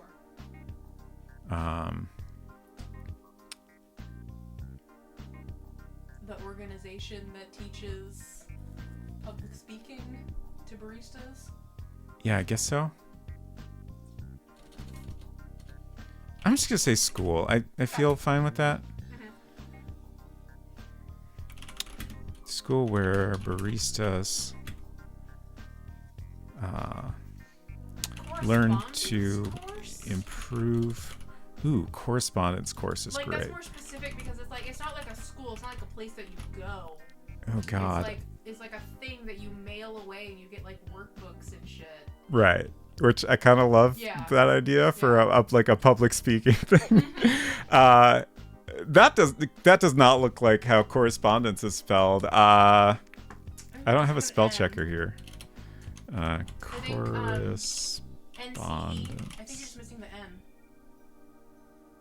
at the end. Oh, okay, I see. I'm just looking it up to make sure. Sure. Correspondence. Okay, yeah, I was very close. Thank you. Correspondence course that helps baristas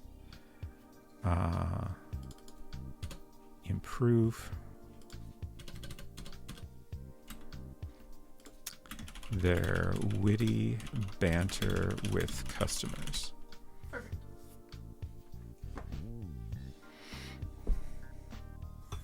Uli said, really so many apps from System 6 days have no select all menu item. Yeah.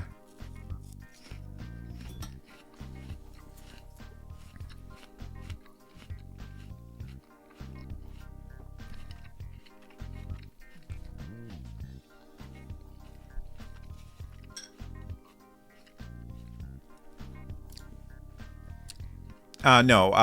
Option 2 worked in Mac Paint fine. I think it's just that World Builder does not support certain special characters that do work elsewhere. Okay. Is that all we need? I mean, there's plenty of room for more, but I don't know what else we would say here. So the certificate of wit you receive from Roastmasters, the correspondence course that helps baristas improve their witty banter with customers. I can't think of anything right now, but a second paragraph that sort of summarizes what Cameron thinks of the program. Might be some fun flavor text.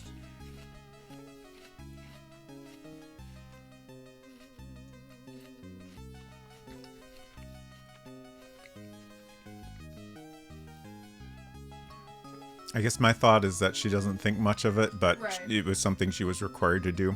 Right. When she had a job as a barista. Mm-hmm. Type in Finder and copy. That is an interesting thought. I want to say... Oh, we can paste in here. Okay.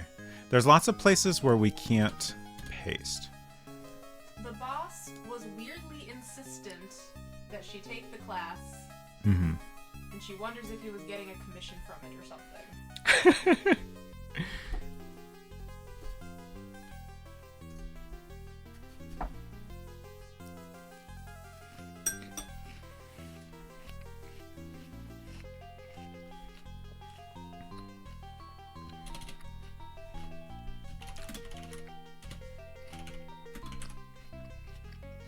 It would be your boss, right? Everything else has been in second person. You're right. Yeah.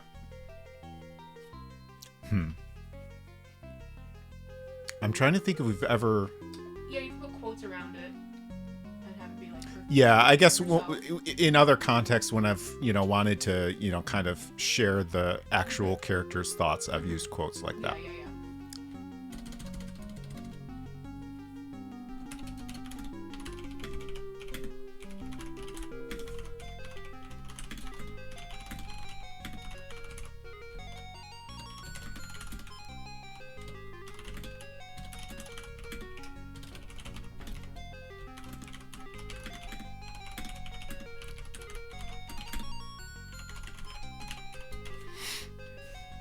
Okay.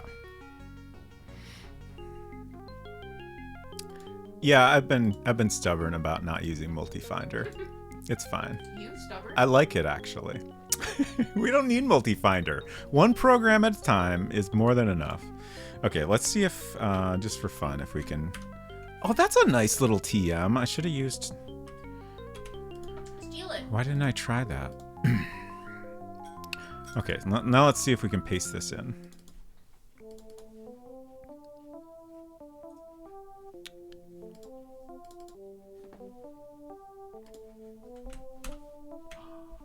Works. I'm a little scared this will, like, I don't know, make something cursed happen, but I think it's probably fine. Nice. Thank you for the tips, Uli. Okay.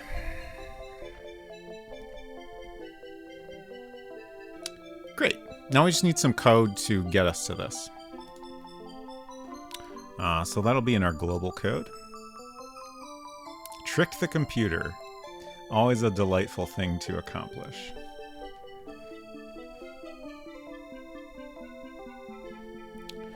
So here's our code for looking at the sweetie, and then below this we have some other items.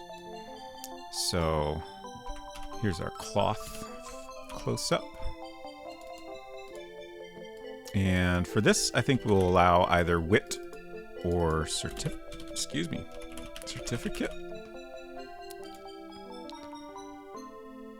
And then we need to make sure the player actually has it. So this is called Rapier Sharp Wit. Then we move player to certificate close up, or we say you don't have it.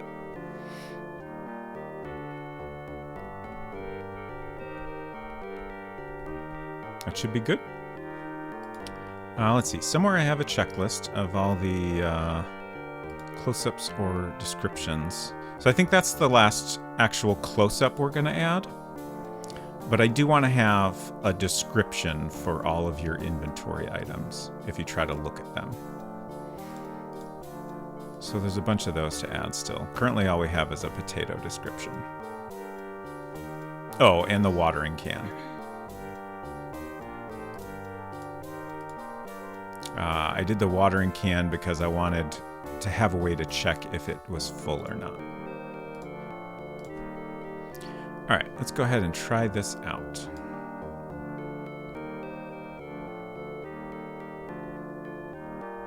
Uli says, apps on the Mac supported special characters from Mac Roman pretty consistently, or filtered out forbidden characters. Wasn't until Mac OS X that you generally had to worry. Nice. Heck, the first version of Xcode had problems with spaces in file names because the next Unix folks didn't expect anyone would do something as reckless as use spaces. Oh, God.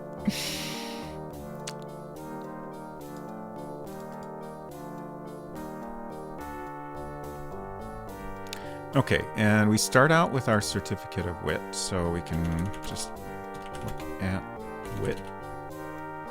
There it is. It's the certificate of wit you received from Roastmasters, the correspondence course that helps baristas improve their witty banter with customers. My boss was weirdly insistent I take this course, you think to yourself. I wonder if he was getting a kickback. I am pleased with this. Will people think it's funny? I don't know. Hopefully. That's none of our business. Yeah.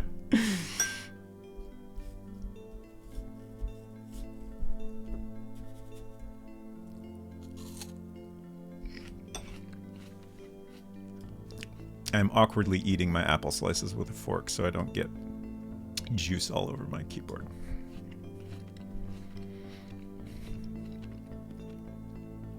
Uli says, I was totally not bitter at the time, and I'm totally not still challenging that. I think that's fair. All right, what are we doing now? We've finished a thing. It's merely 1 a.m. Merely. What's next? I guess the big question is, do I start on something else even more complicated? I'm a little bit tempted to. Like, even if we don't finish it. Right. So I feel like the biggest things... Well, let me think. Let's play a little bit of the game here. We got everything to create a battery now, right?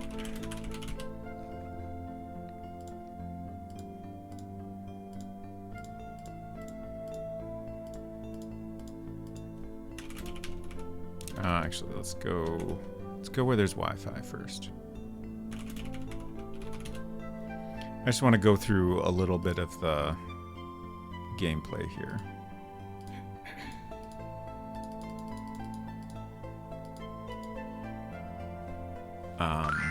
In particular, I'm trying to remember if I finished programming like the entire battery puzzle up until the point where you insert the new battery.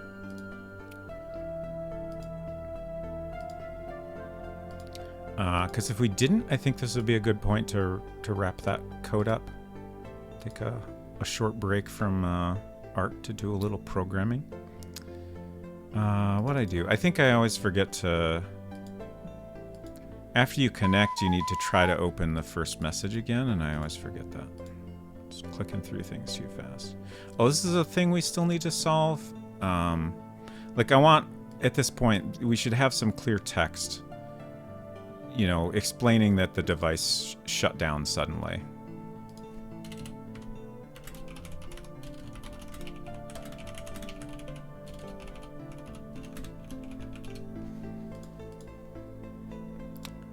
Just so no one is confused about what's happening here.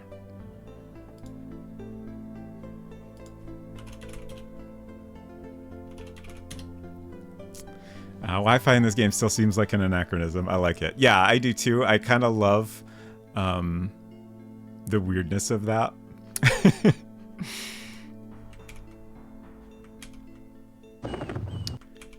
Okay, so... Yeah, we have all the items we need. Oh, we don't have water, actually. Let's cheat and go in the house. Flush the toilet. Open the toilet. Take some water.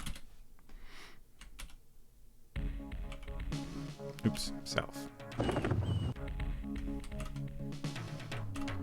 Okay, so now we can plant the bulb. Plant the potato. Oh no, we need to get the potato first. Open the book.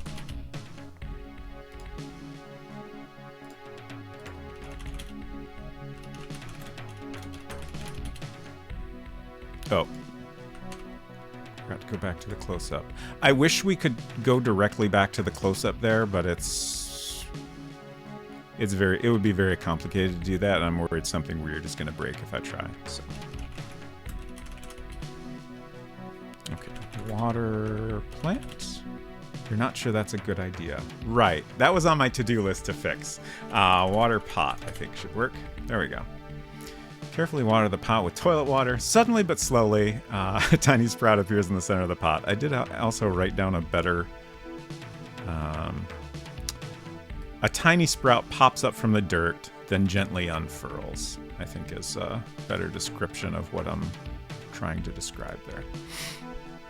Okay, and then we need to spend some turns to get that to grow.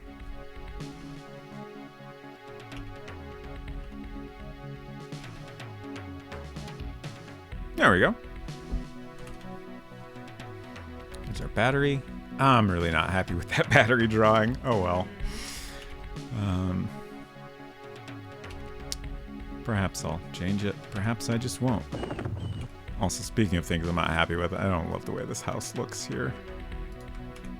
There's lots of things I feel like I could do so much better on.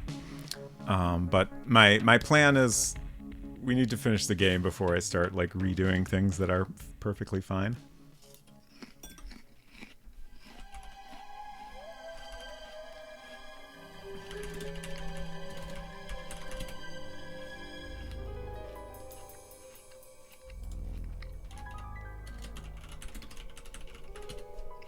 Okay.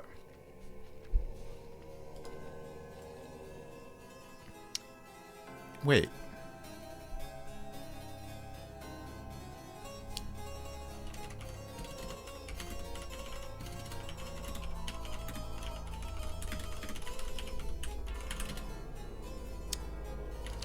What was the exact text? Open palm, slam the battery in the compartment. Into, yeah. I wish I could repeat my previous command. I'm confused why insert battery didn't work, because I know we wrote code for this goofy optional one.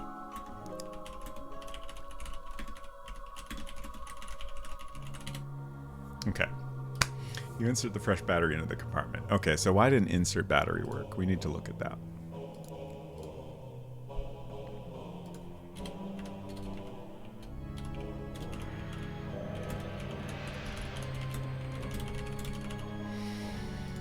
Okay, but now we can close this and turn it back on.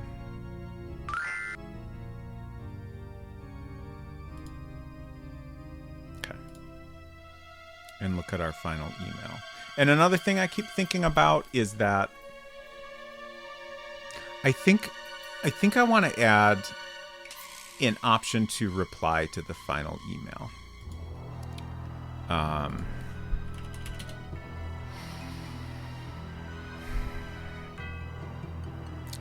I think it should be optional. And I think you should have, like we talked about, like, it's kind of silly that Little Sweetie doesn't have a keyboard. But,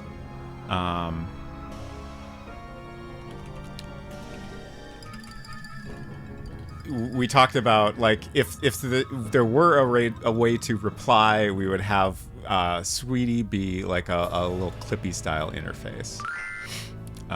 So my thought is that we can reply to the final message. Oh, what just happened? Oh no.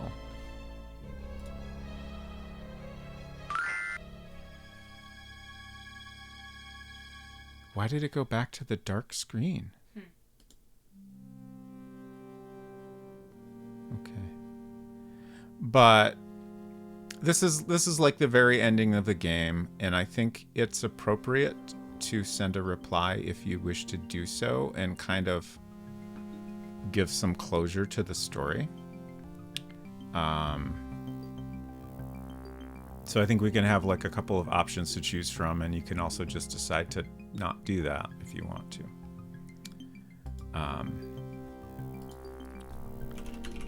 So that's something I'd like to do. All right. So let's see if we can fix those issues we ran into. Like insert battery didn't work. That's the biggest issue. Also, water plant didn't work. That one's probably a little trickier to work out, but it should be doable.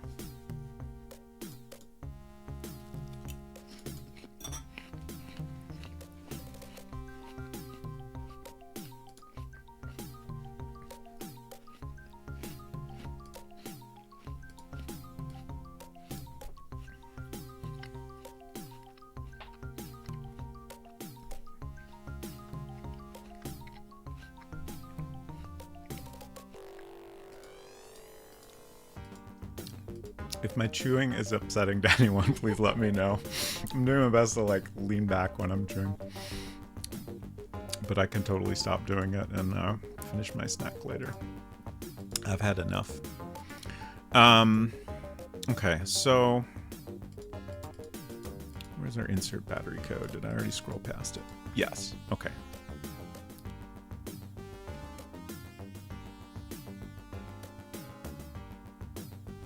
What?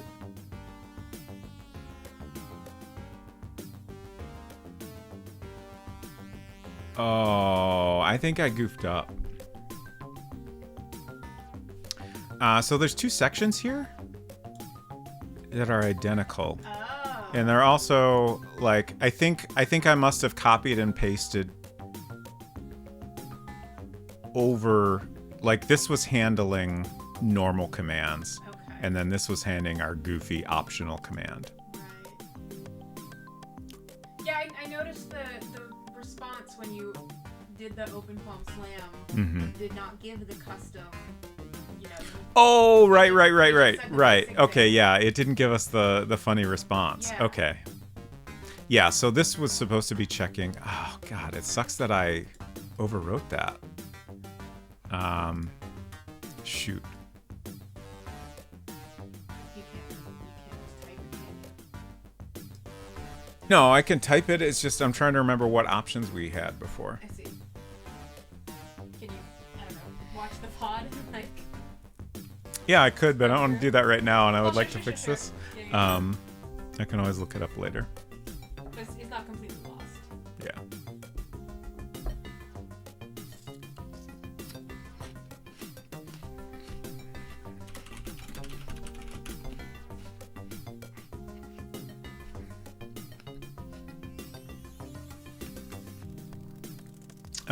Feel free to suggest verbs here for inserting the battery. For removing it, we have take, get, or remove. Solar Ranger says the mouth sounds may continue. In fact, they may be necessary to continue. You do need to eat to live. This is true. That's true. Insert battery. Replace, I think, is one that we discussed.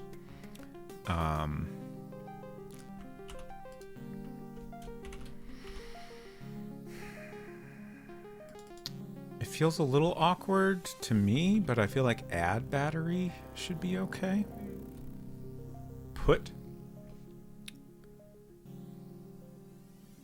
is reasonable. I'm trying to think. I feel like put makes more sense to me than add. Okay. Put battery. I feel like if we're allowing that, we should also allow put in battery. Sure. Like if they type put battery in, then this will catch that. But if they type put in battery, we need a longer phrase to deal with that. Okay, so insert battery, replace battery, put battery in, or put battery, put in battery. Anything else? I can't think of anything. Okay. We'll leave it at that then, but if anybody thinks of other options that make sense, feel free to share at any time. Install. It's not bad. Yeah. I mean, the hope is to catch anything that someone might, think of as like their first thought. Ideally, if you know the action you want to take, however you think of initially to word that, ought to work.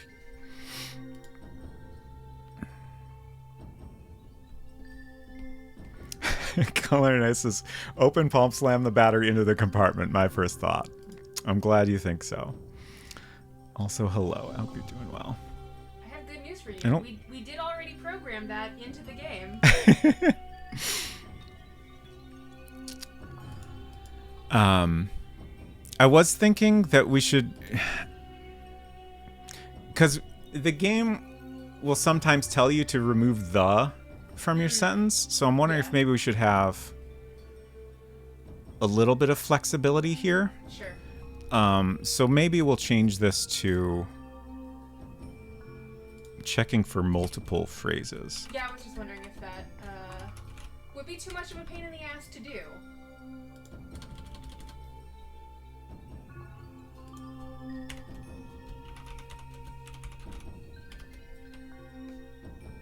Like, I think this will work fine.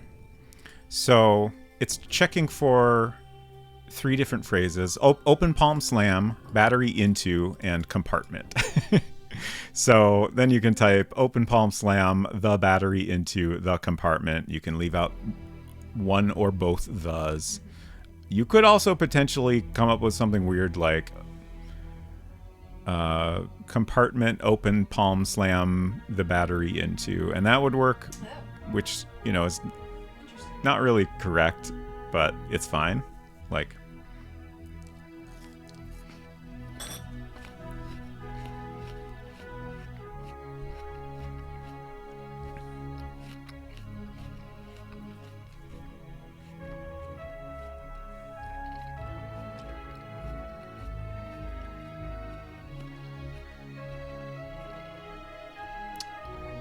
Silver, we can do or, but we cannot mix and an or in the same statement.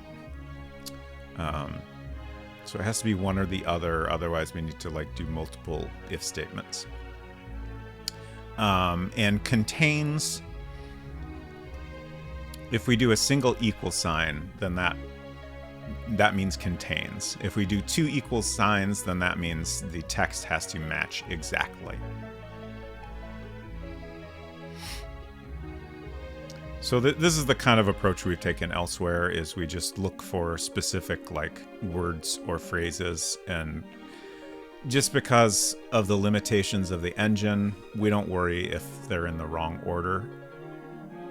Just because probably no one's going to do that anyways, and if they do, you know, it's not a big deal. The only situation where I would decide, oh, that is a big deal that we need to fix, is if, you know, someone is trying to do something completely different, and then we're accidentally, you know, matching that with a completely different action. But I think so far that hasn't been a problem. Okay, so insert battery should work now.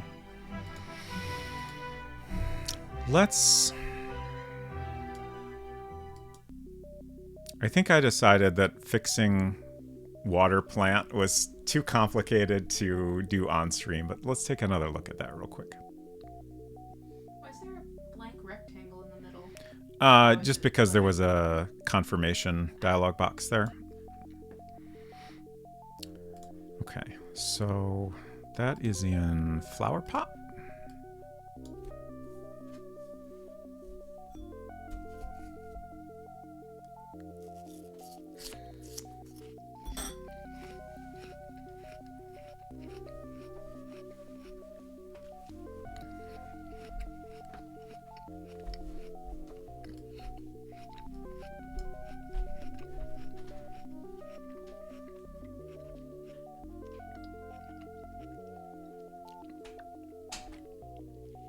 So with this, the problem is that we allow you to use plant as a verb to insert various items into the pot. So we have this big old block that checks for a verb, and then within that checks for various nouns.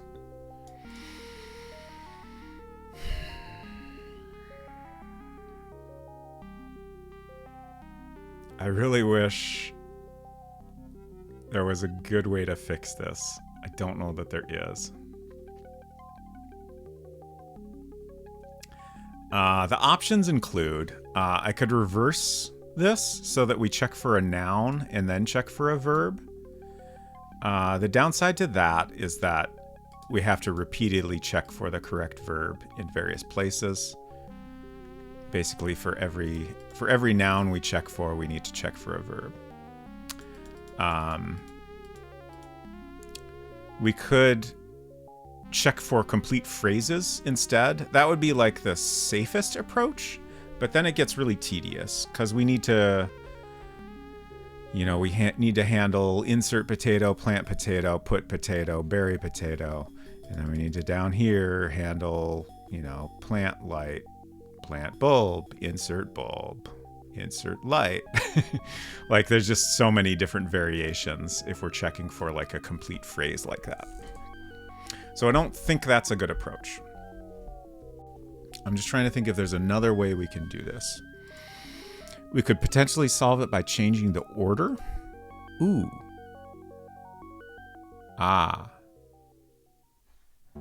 So for watering the plant, we actually check for a complete phrase. So I think we can just fix this by changing the order.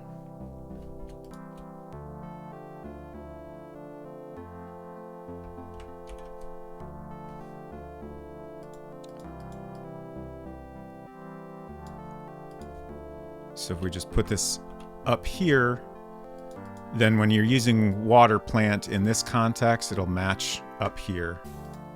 And if you're using it in some other context, it'll get to this check here. I think I will go ahead and we have another chunk of code down here.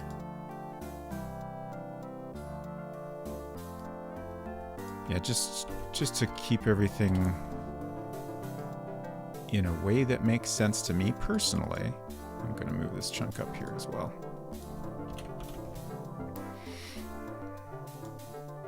Okay. I think that should be good.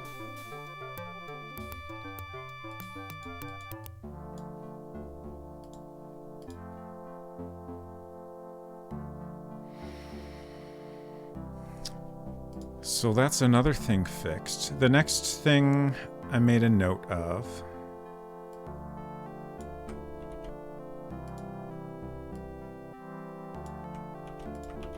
is when the device shuts down, when the little sweetie shuts down, we want a more clear explanation of what happened there.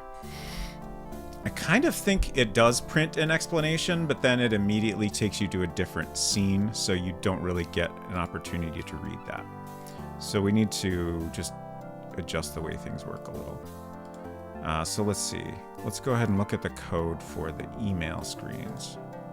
Just right here. This one has a lot of code, so we're going to speed things up. So it loads instantly like that. Okay.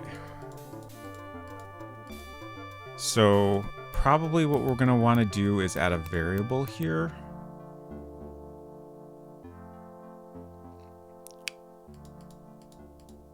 It's so hard to, because everything has to be named in ways that aren't super clear. It's hard to figure out what the actual code you're looking for is. So that happens after you try to open the fourth email. So that's something that happens when you press the OK button. Okay, so here's the code for making that email appear.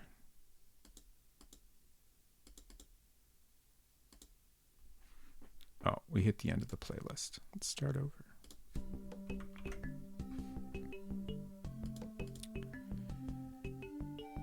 Oh, okay, here we go. So yeah, it does print the little sweetie suddenly shuts off. And it just occurred to me, in Xenolon's feedback from playtesting the game, they could tell that it suddenly shut off. And I think what must have happened there is it runs slow enough on a original Macintosh that they were able to read this text before it took you to the next scene, which is great, but I think most people won't get that opportunity.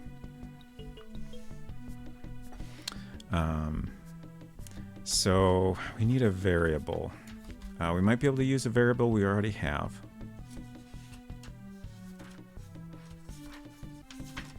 Because there's one in particular that kind of keeps track of like the progression through.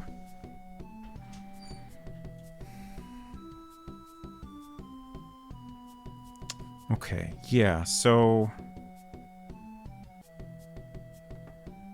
this variable here, we set it to 3 when the battery goes dead.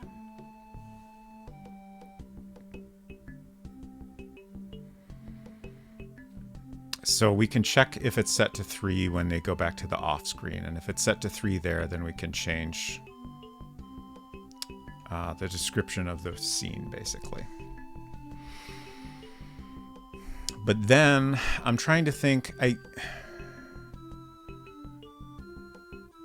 think we would then need to increment the variable so we don't get that same description more than once.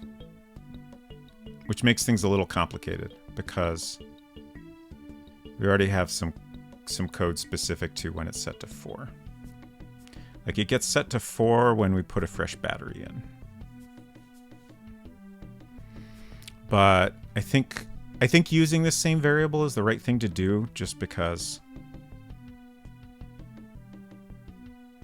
we've consistently used it to kind of track the progression through this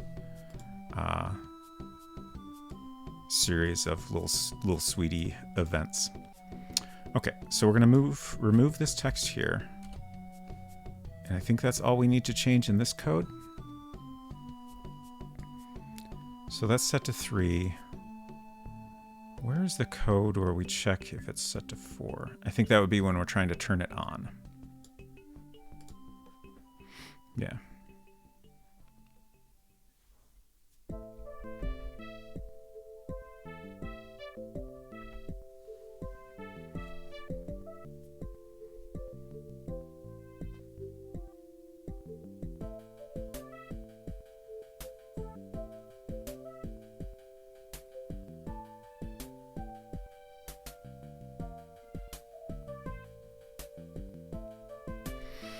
I was just thinking about, I forgot to speed up the emulator when I closed the window. We'll be here a little bit. It's fine.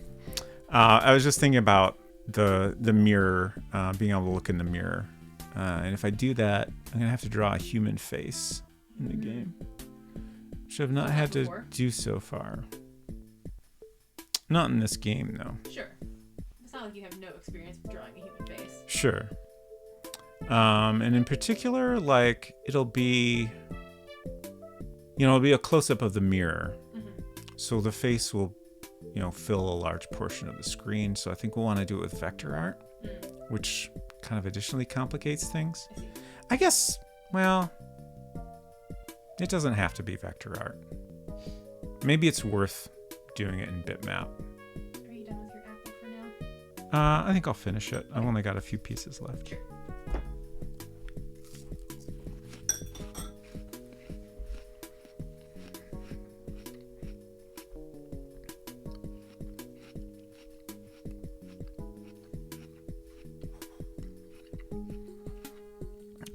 And I think I also want that view to, like, I like the idea of the mirror being cracked. Yeah. Just like thematically that feels appropriate, and I think it will make for an interesting image as well. Yeah. So that, adds an additional layer of complication. Maybe what I'll do is draw the face normally and then split it up. Yeah. Like with the lasso tool. Grab a chunk and shift it slightly. Okay, so back to what we were doing though.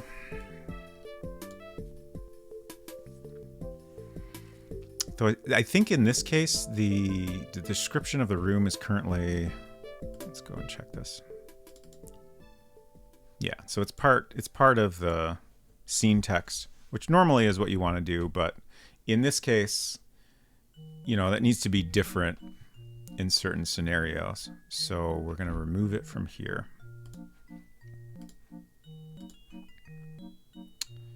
And then we'll add that description in code.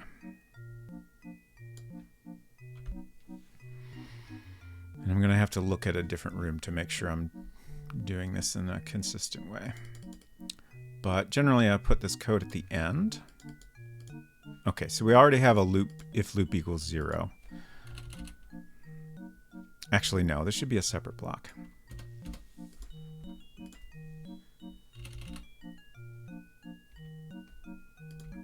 So we're going to say if loop toop. What's a toop? I don't know. If loop equals 0 or text $sign equals look. That's the thing where I'm not quite sure how I've done this elsewhere. I guess this should exit. Which actually, if we're exiting, that means this should be after the chunk below it.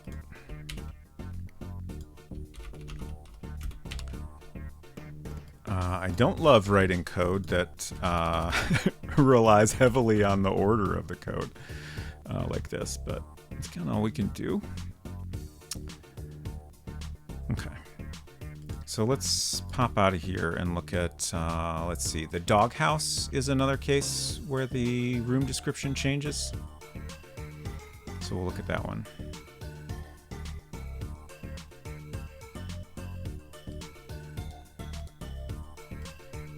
The backyard.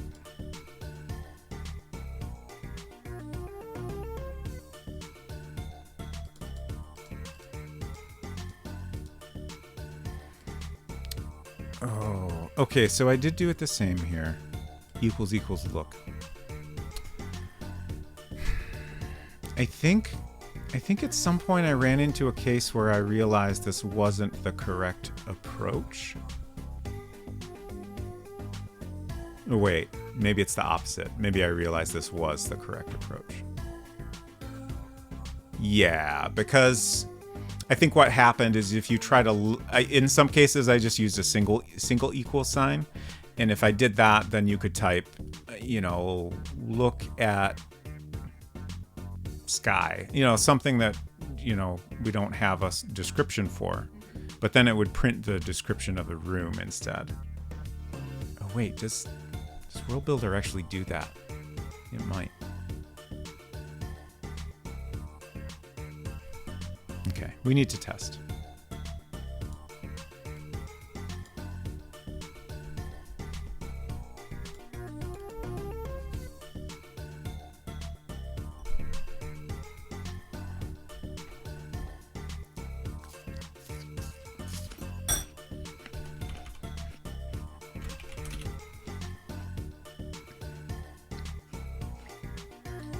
Okay.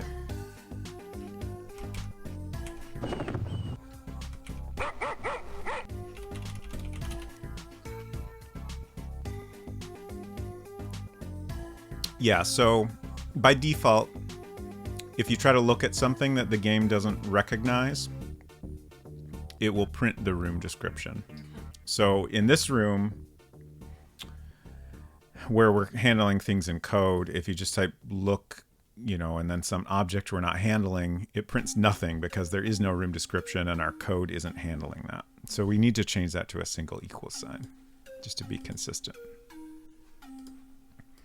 And I also need to make a note to check for this elsewhere.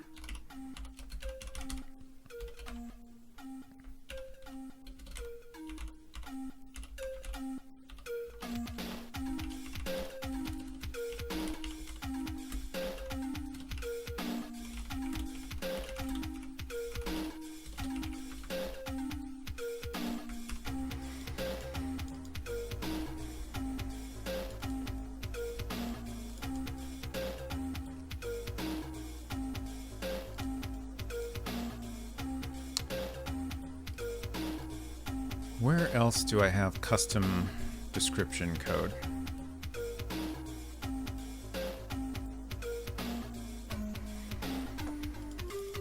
I know there's at least one other one.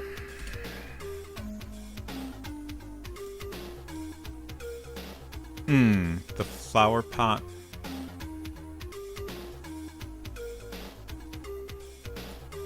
Maybe the greenhouse?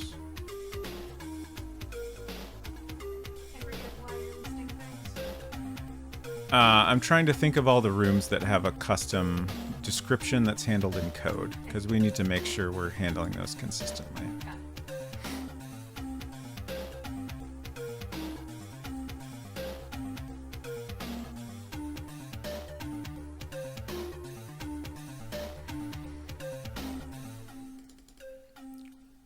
Jesus, has a lot of code, huh?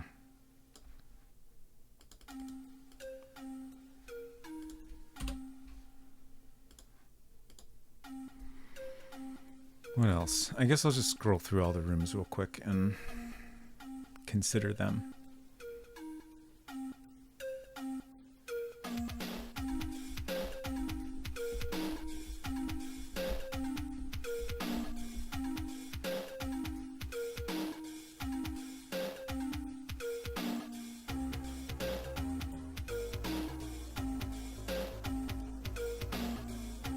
It'd be so cool if I could just search and find them all.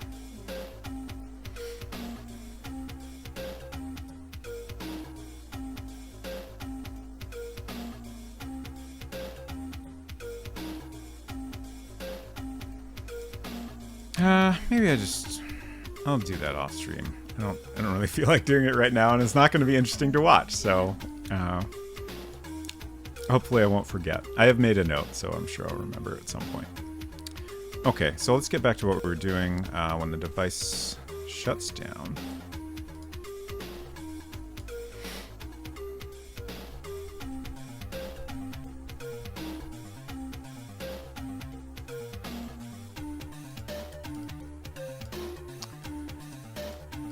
So I'm trying to decide how to do this. We have this default description.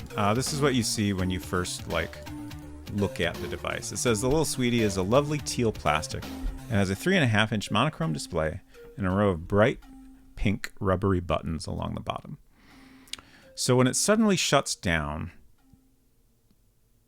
Obviously, it should say that. But then I'm trying to decide if it should also print this description, like...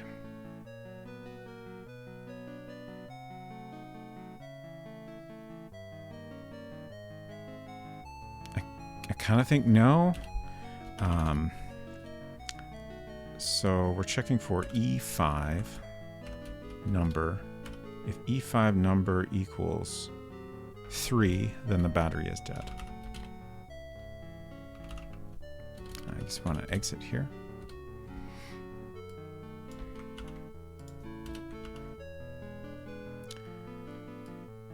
And then we'll say the little sweetie.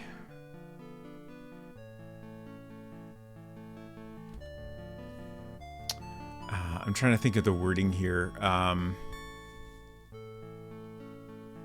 If I word this really well, then it could be appropriate, you know, even if you leave this screen and come back to it later. And that might be good because, you know, if you happen to, you know, if you forget what happened, if you forget that it suddenly shut down, it would be good to have a reminder to kind of help you figure out what to do next. So let's say something like the little sweetie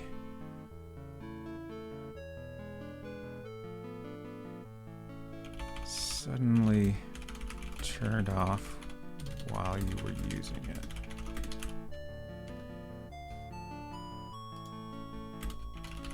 Almost like it ran out of power or something? So great at typing. Like, this is maybe not the best wording, but it's pretty much what I want to communicate, so I think that's okay for now.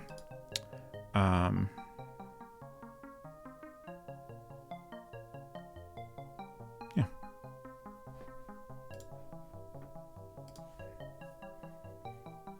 Oh, right. No, that's fine. So it'll say that description, and then when you put the new battery in, it will go back to the default description, which I think is fine.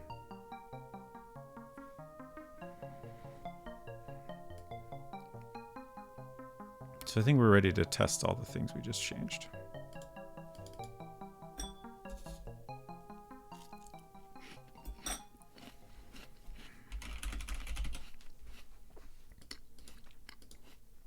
Hopefully I can remember what they were.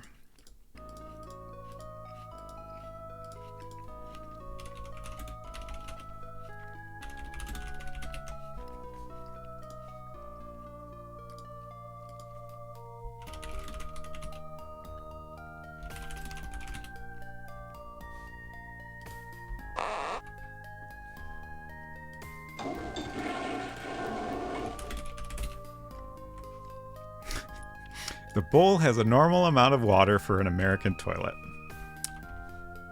Also, I do want to point out that we have extremely non-American taps on the sink. Let's see, what did it say? Look. Wait, how do we look at the sink?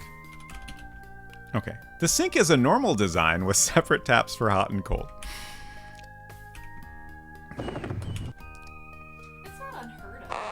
Sure, but I wouldn't say it's normal here.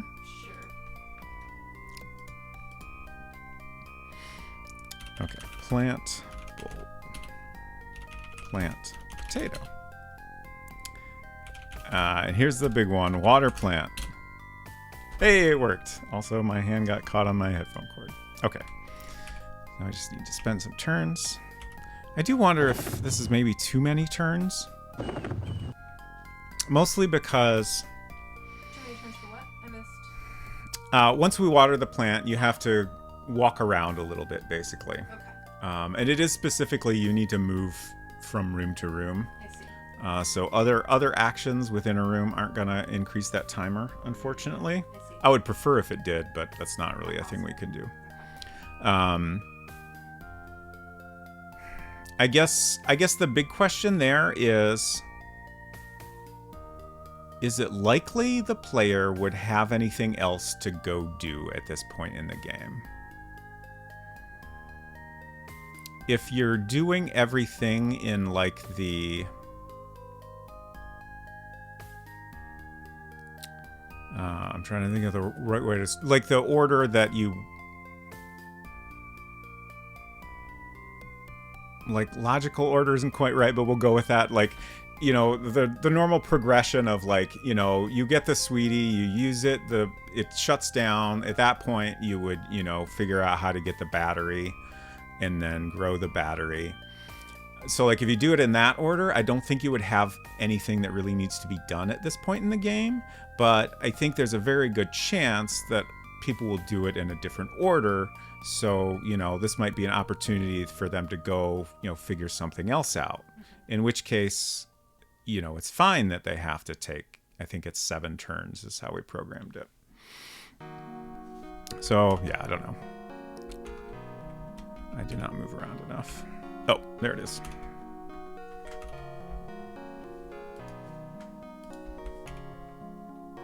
Oops. Okay, so... Oh, we didn't ever actually use the sweetie, did we? Speaking of the thing I was just saying.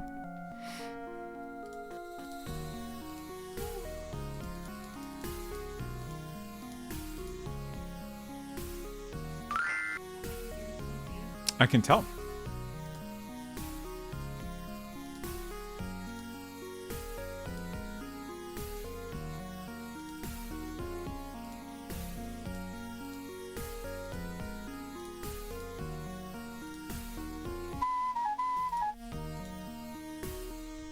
Okay, the little sweetie suddenly turned off while you were using it. Almost like it ran out of power or something? Guess we better check the battery. Oh, that's interesting. So when we come here, we're back to the default description of the little sweetie. Which isn't bad. It feels a little bit weird to me.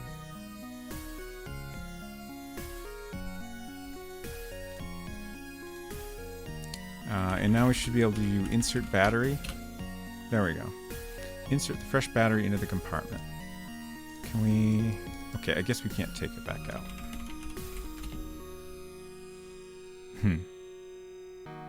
We should maybe respond to that in a better way. My plan here was that...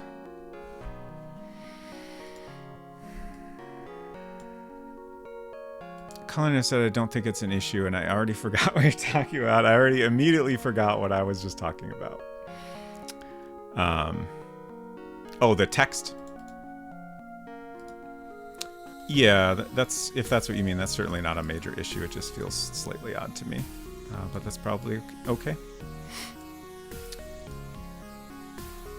So my thought here with taking the battery at this point is I don't think we will allow the player to remove it, just because that gives us it's more work to keep track of that. But we should definitely respond to it in a way other than just because that's kind of weird. Take battery after inserting the new battery should have a response. Okay. I will deal with that later. Now we can turn it on and read the final email.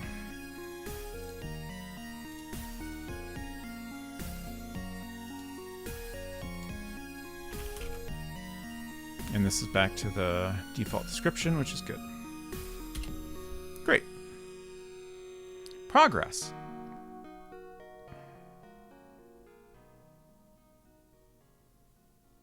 I'm trying to decide if I want to try to draw our character's face right now. I feel like I should at least take a shot at it. Seeing Robot Spacer continue to make progress on all this stuff tonight at least got me to set up my DaVinci Resolve project for the lore video, even if it has a bunch of placeholders. Nice. I finished my apple.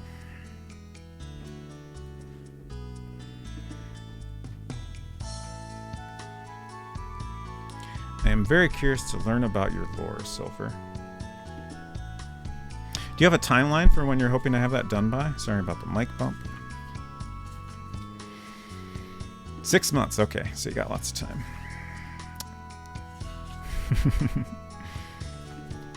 Yeah, time has a way of disappearing on you, in my experience. So,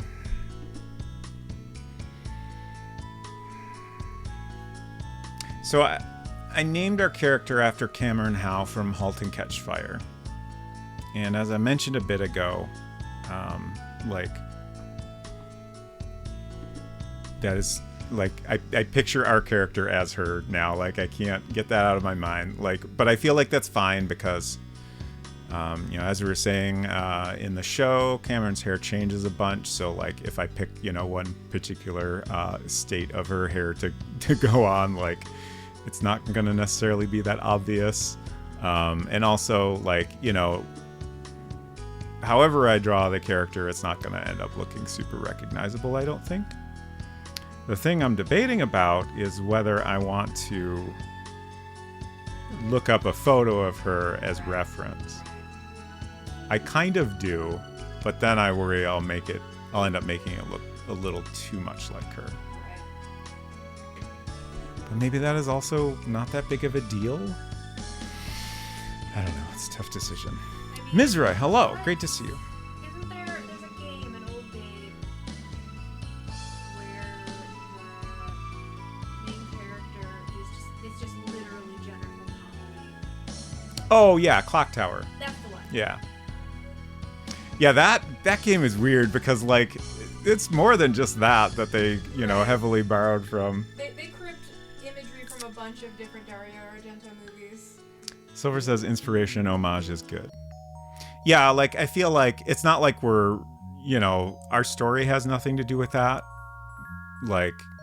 It's literally just the character that's taking inspiration from that. At most, you could maybe argue that our Cameron is also bisexual. Sure. Because she has a girlfriend. Sure. I was wondering about that because I thought of that as well, but then I was like, wait, is she in the show? She has relationships with men and women in the show. Why can't I think of any women she had a relationship with? They were not. There's definitely more of a focus on the men she has relationships they were not with. as prominent. I'm positive she had at least one long-term girlfriend. Okay. Who maybe didn't get a lot of screen time. Right. But there was time skips to imply that they had been together. Okay.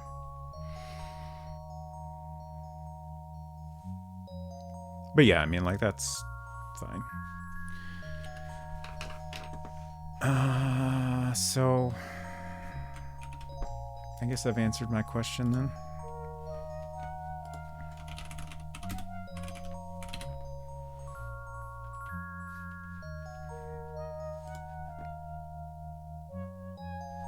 What? Cameron Howe. I kind of picture her with a little, maybe more like this, actually. Mm-hmm. Pretty short hair. Definitely not the longer hair like this.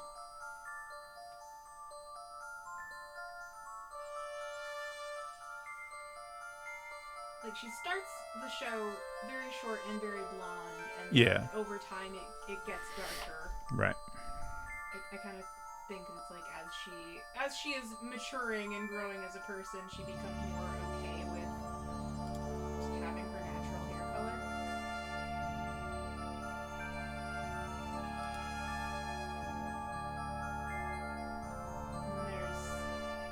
I'm not seeing it represented at all in any of these images, and that doesn't really surprise me, I guess. There's a moment in one of the later seasons where she comes back from Japan and has long, straight, dark hair. And is also wearing a Vivienne Westwood outfit. And because of these two facts, I desperately want Aizawa to draw Cameron Howe. She's got her That'd face. be kind of amazing. She's got an Aizawa style face. Right. And I wish I was better at drawing in that style because I want to see it. Silver says, I've looked up the description of the show and now it goes into the list. Oh, Yes, so please, good, like, Silver. honestly, I feel like anyone that is enjoying this stream would probably like that show. It's very much, like, it's a fictional, story about, like, an early, like, you know, a bunch of people, like, you know, in the earlier computer days, like, the first season kind of overlaps with the introduction of the first Macintosh. And it's very much a drama, but it's really good.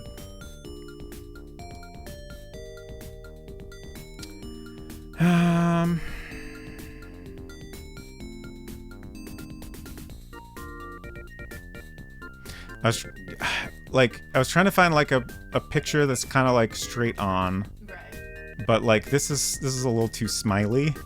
But maybe it's fine for like a starting point reference, I guess. Also, like, the more I think about this, I'm like nervous about trying to draw a human in front of people. Like, I've always been like very much a like, please don't look at my drawing while I'm drawing, Right. which is kind of wild considering I've been doing this for how long now. But like, I don't know, it feels like we've been doing easier stuff. So like this makes me more nervous.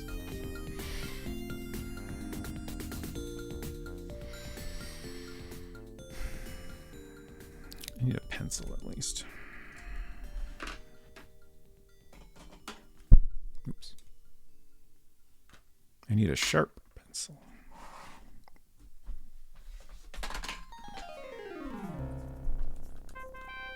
Oh, it's closed.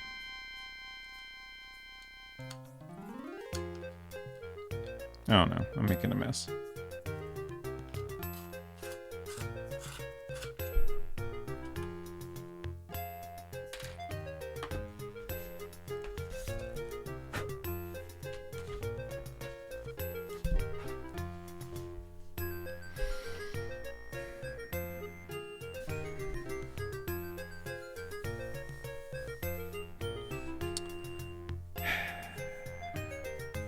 Also, like, I have not drawn a lot in a long time. Honestly, the Garfs I drew on my birthday was the most drawing I've done in a long time. But Garfs are a little bit different than human faces.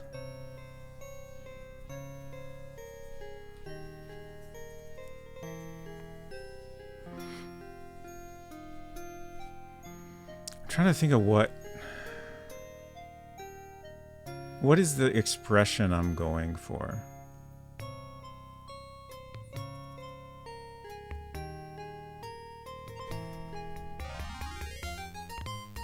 Neutral? Yeah, like I guess it's relatively neutral.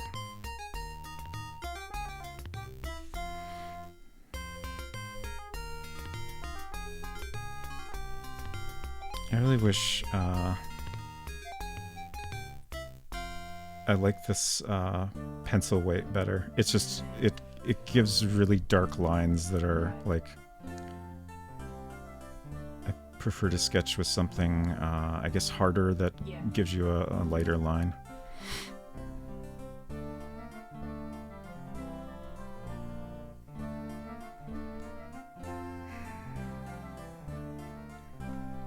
Now, I'm trying to decide if I should do like literally just rip off this haircut or do something slightly different. Like, I wasn't picturing it exactly like this. Did I? Did you? Sorry, I'm trying to remember. Like, at one point, I decided that when I'm done with this, I want to do a box cover, and I spent a bunch of time kind of thinking what I wanted that to look like. My thought was that it would be like the bus stop from the intro, but then we'd have our character standing in the foreground. So like at that point I started, you know, kind of thinking about what she would look like, and I'm trying to just I'm trying to remember if I drew any sketches or if the things I'm picturing are just, you know, what I pictured in my head.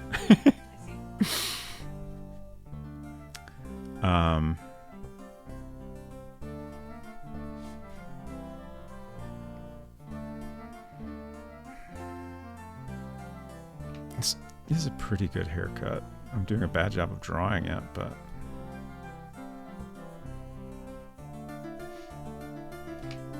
Personally, I prefer her hair in season 2 and later. Which was how? If you scroll up slightly, there's almost that there. This one? That right there, yeah. Just everyone else's reference. This one. Yeah. That's just not how I picture our character. Oh, sure. I'm talking about Cameron Howe from *Halt and Catch Fire*. Yeah, sure. Where'd my other picture go? I lost it. Oh no. Huh, I thought it was right there. Huh. What happened? Weird. Oh, maybe we should look at other hair references.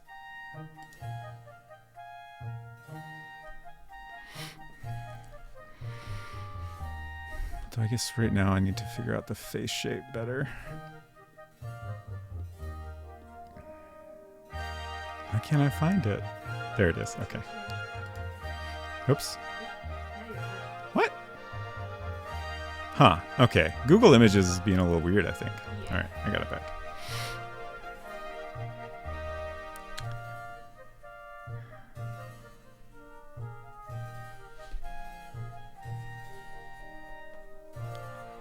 I don't like the way this is coming out, but I'm just gonna keep going, and you know, maybe I can fix it.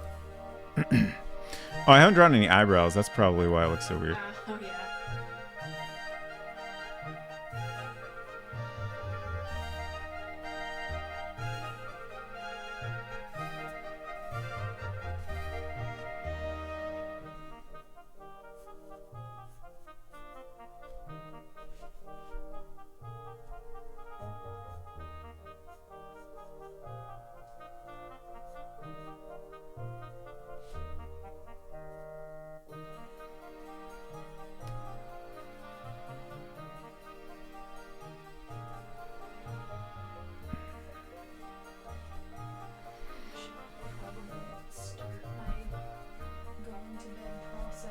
Sure.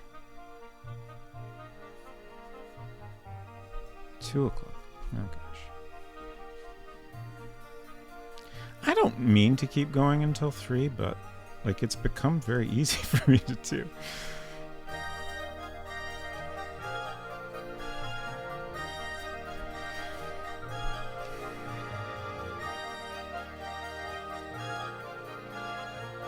I really want to emphasize how weird this is for me to be drawing this entirely on camera. It feels like, at this point, I'm not super uncomfortable with it, but I feel very weird about it.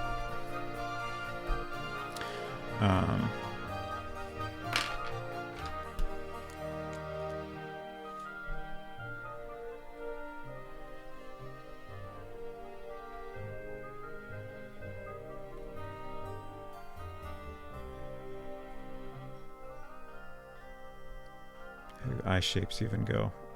Can't even remember that much.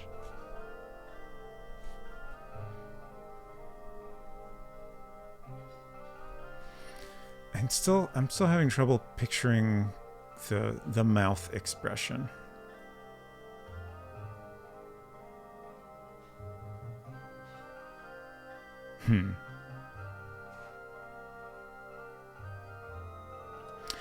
So in the reference here, there's like, it's actually someone else's drawing of Cameron Howe, but like, the expression is honestly kind of good.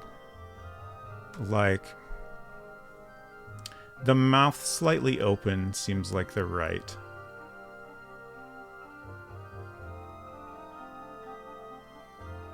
Approach. Which is obviously completely different from what I sketched.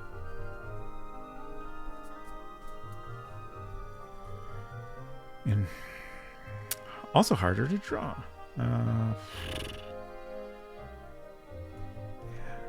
That's not a mouth type I like ever draw.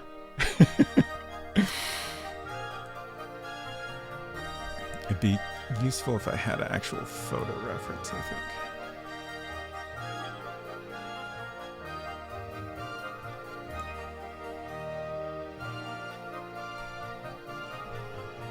That's not bad.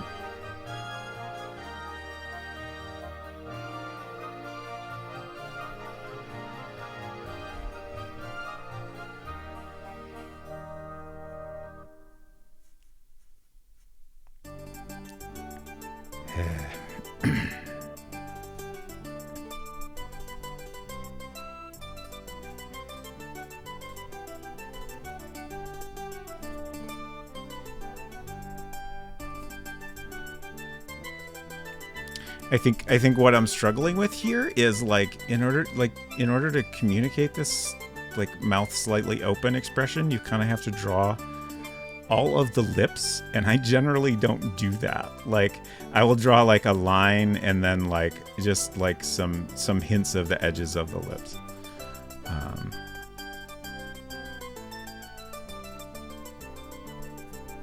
Okay.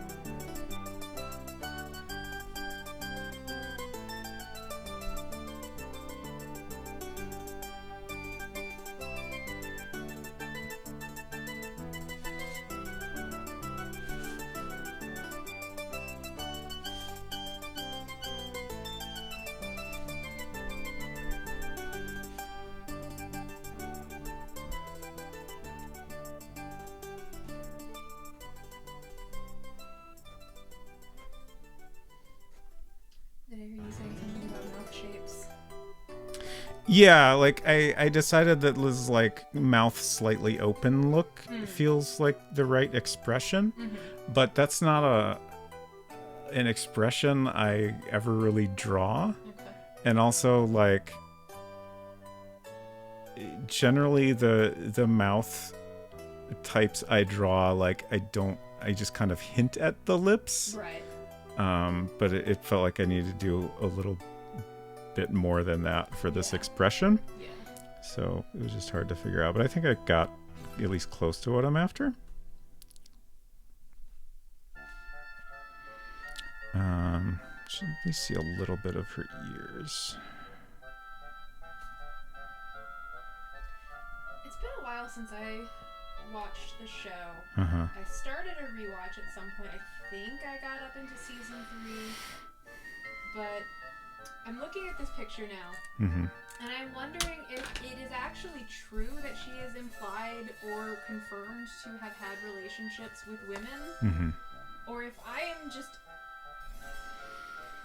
headcanoning her as a bisexual, because, I don't know, I think girls are bisexual. And also, look at this haircut. That is a classic bisexual bob if I've ever seen one.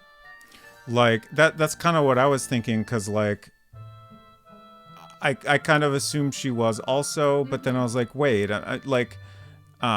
McMillan, Lee Pace's character, like, yeah, he's definitely, he's, you know, like, him being bisexual is kind of a, you know, big part of the show. And, like, I feel like it's just that is kind of... Everybody's bi until proven otherwise. Oh, could you get me your big eraser? This eraser is not good for erasing. It's on your desk on the... Oh. right side. The pencil pack I ordered came with a couple of Oh, did it? types of erasers. I'm trying to remember where they are. I think they're over here. I don't know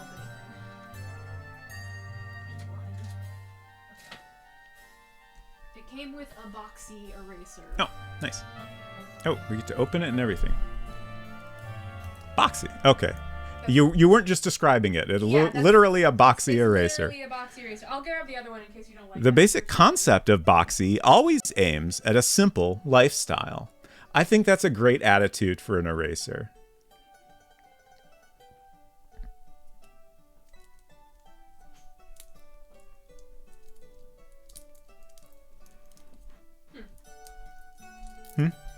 I went and grabbed my big eraser on my desk that you were talking about. Mm-hmm. I don't remember what brand this is. Mm. I think I literally used this in college. And also, it's got all these like little blue pock marks on it. Yeah. I think that is from taking my non-photo blue pencil in class while I was bored and stabbing it. So that's there in case you want a alternative. Thank you. Do you think you're meant to leave it in the little cardboard sleeve? Kinda. But I don't know. It's like it sticks out, and it feels like it's kind of a good like thing to hold on to. Yeah, I don't see why you couldn't. Yeah. But I guess at some point it might become a little weird Sure. as it gets too small.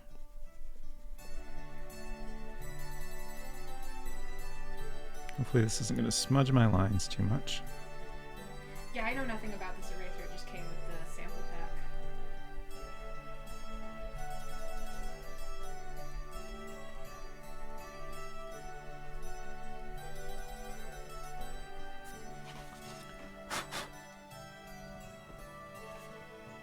It did smudge him a little bit, I think. Or maybe I just didn't erase all the pencil, actually. Yeah, that's it. It's fine. Now there's eraser bits everywhere. All right. That little line is a mistake. But I don't know. I mean, I got kind of close to what I was after, I guess. It's sloppy, but it's maybe enough to work with. Like, obviously I'm going to have to completely redraw it. I just wanted to rough in what I'm after before I try to draw it on a computer, which is going to be much harder.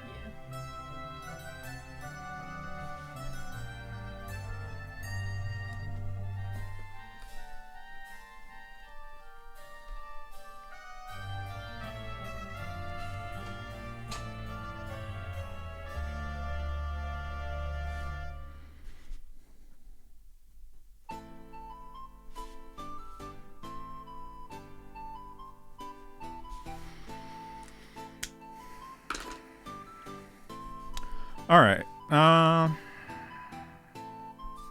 Let's see what I can do now in Mac Paint.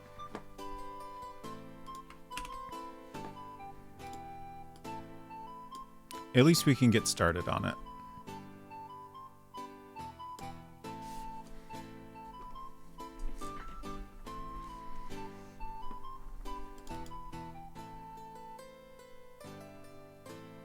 Why did I do that? It's not Mac Paint.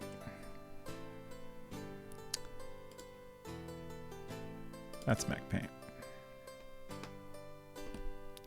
Okay. Of course, the first thing I'm realizing is, once again, it would be useful to have kind of our outer frame of the scene as a reference. So I'm trying to find... Oops. Our WIT certificate had that outer frame. Yeah, we got a lot of good games on here. I need to play more of them on stream sometime. Okay, so let's just do a save as, and then I'll delete all this other stuff. So, Cameron 1.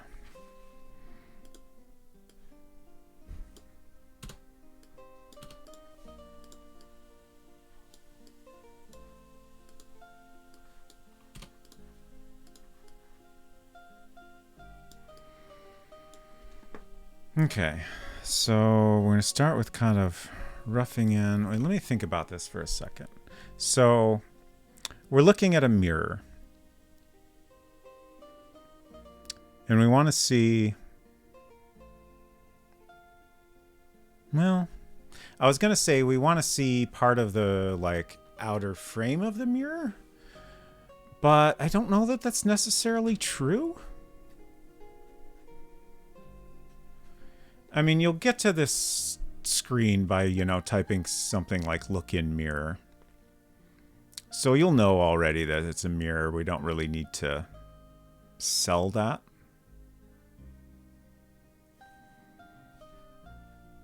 So maybe we should just kind of, you know, focus on her face and the cracked mirror as much as possible.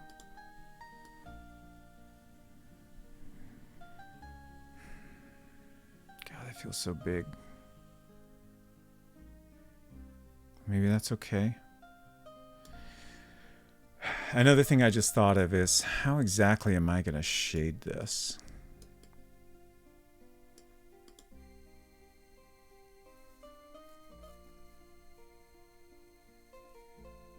Our lighting in the bathroom is pretty bright. And I guess it's kind of suggested that we have an overhead light.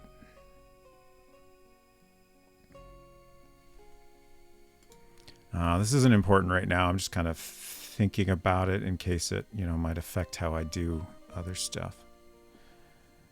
Oh, this is going to be so hard because, like, we have, like, these strands of hair coming down. Like,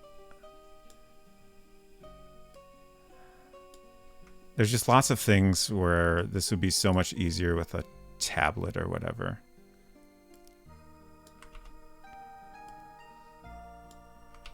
And I guess, like, there were tablets back then, but I feel like it would feel too much like cheating to use a modern tablet to try to do this stuff.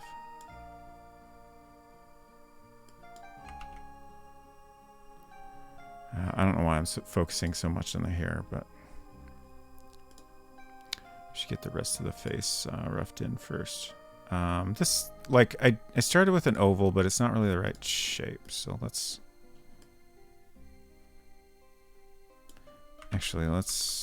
just draw. I think it's okay if this starts out a little messy and I have to clean it up later. I kind of feel like that's inevitable.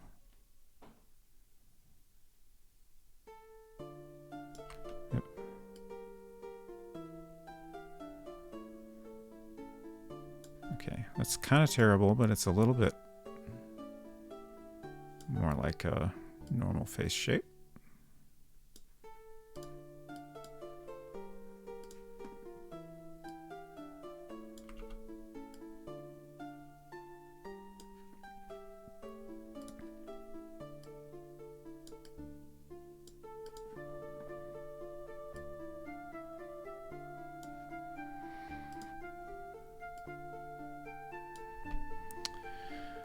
And then the eye line should be about there. Did I make this a little too wide? Yeah, perfect nose. Nailed it.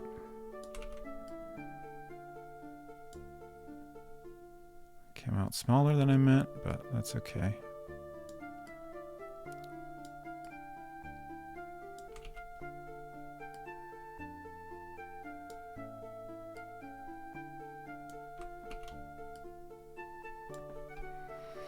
I'm trying not to, like, worry about fussing over things too much as long as it kind of looks like what I'm going for right now. I think that's, you know, that's the main thing I need right now is to, you know, rough it all in. Just gonna make this a little bit narrower.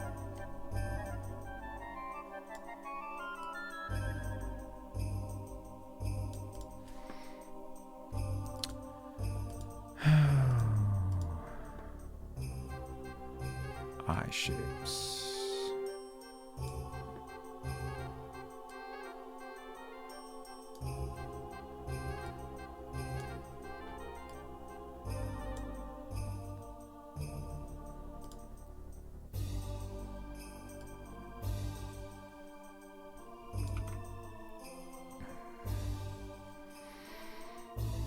trying to decide where she should be looking exactly. Like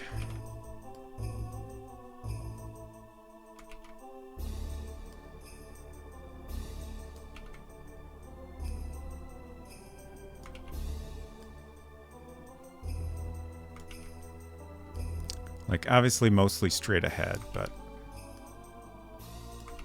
you know, could be looking slightly up, slightly down. You know, perfectly straight ahead feels like it's gonna look a little weird.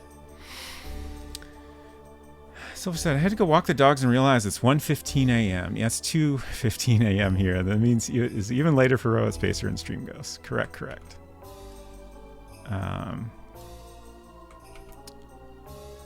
Honestly, for me, it's still early, but Stream Ghost is definitely getting ready to go to bed. Eventually, I'll get this iris placement correct. Or at least looking correct-ish. I think that's pretty good. Obviously, it's sticking up out of the eye, but we'll erase that. How am I doing? It looks like a face. That's good. That's mainly what I'm going for. Thank you.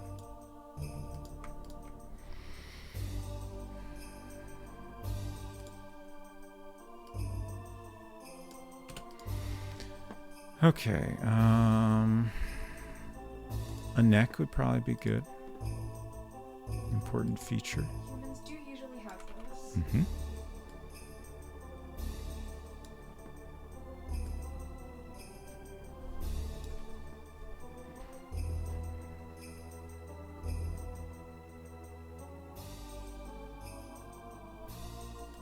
The neck feels too wide, and I'm also thinking about, like, I don't know, maybe that's fine though? Like, it didn't look bad.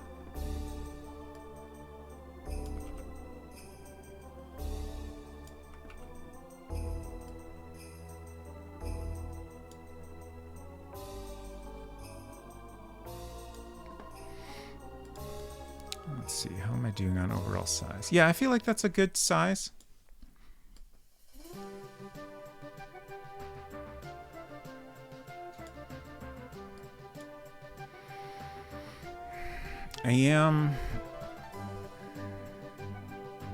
Now I'm just thinking, like, is this going to stand out as looking too different from the rest of the game?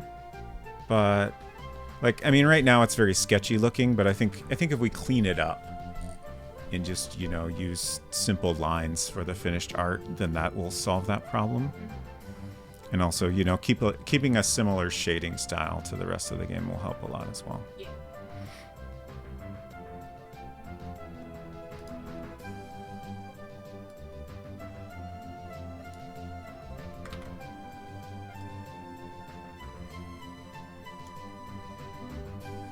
Why does that look so weird now?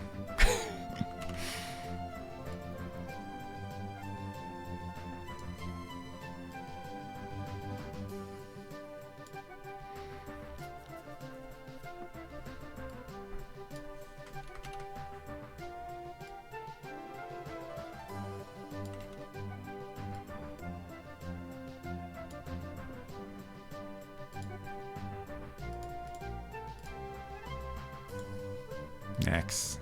How do they work? Nobody knows.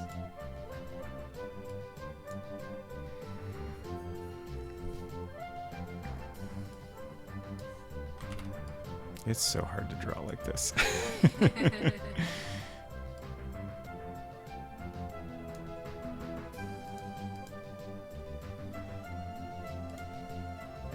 Oh no, my iPad is dying. Can you the juice?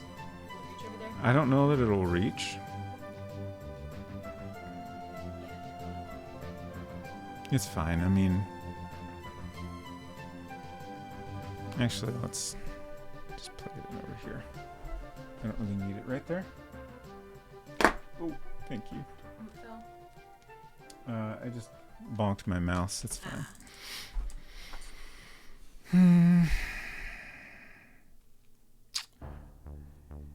Okay, let's get some ears in here.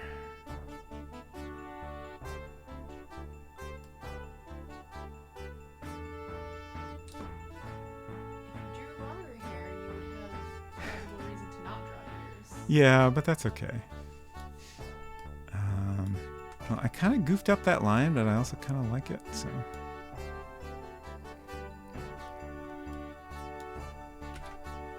Oh, just realized my sketch is not in view for everyone else.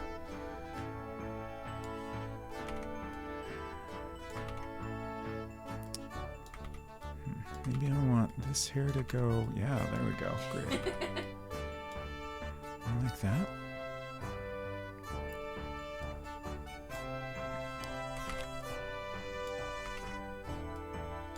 Cameron House hair definitely goes in a lot of different directions, which I approve of.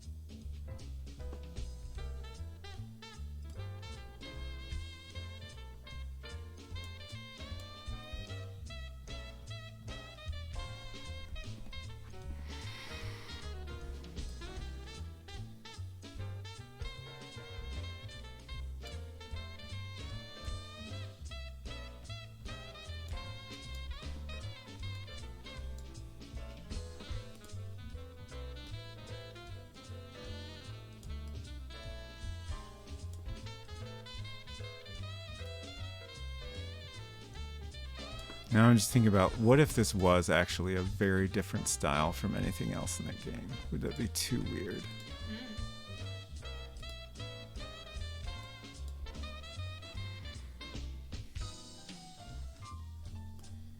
Let's save.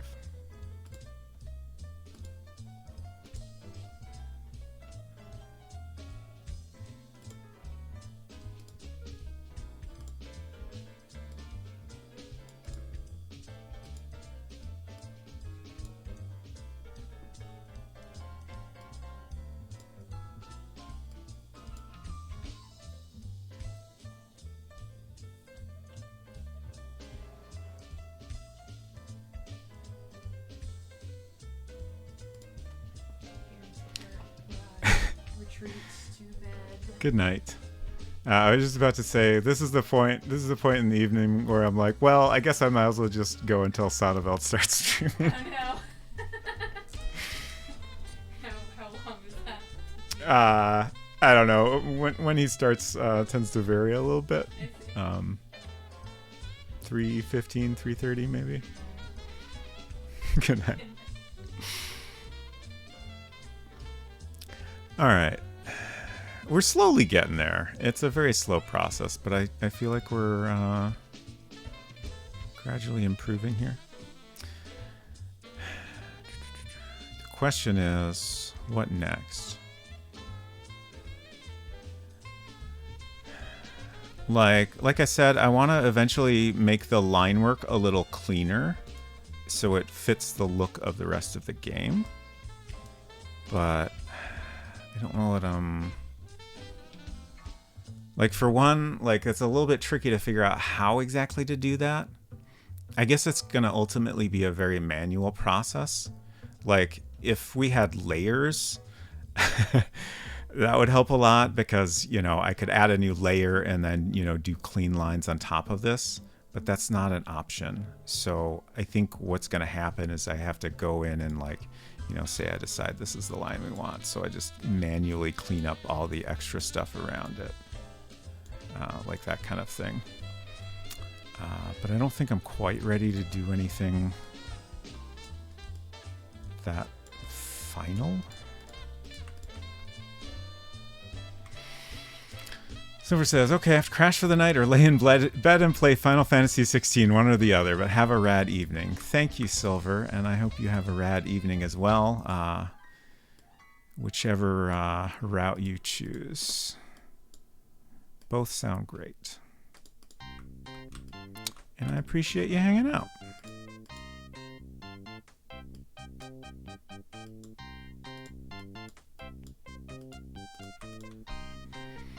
Yeah, this face shape, that needs a lot of work. I'm not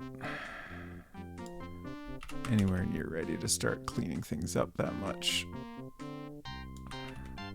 Oh, it's so hard to get the line you want. It's a little bit better at least. Let's see, can we get a... There we go. Now I have a tiny eraser.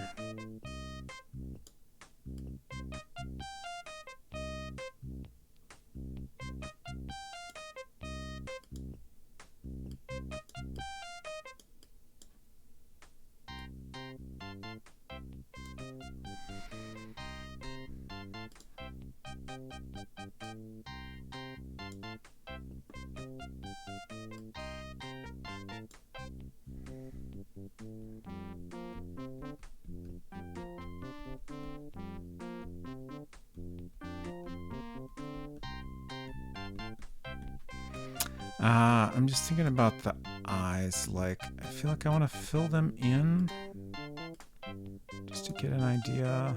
Yeah. It kind of makes it a little easier to visualize how this will actually look.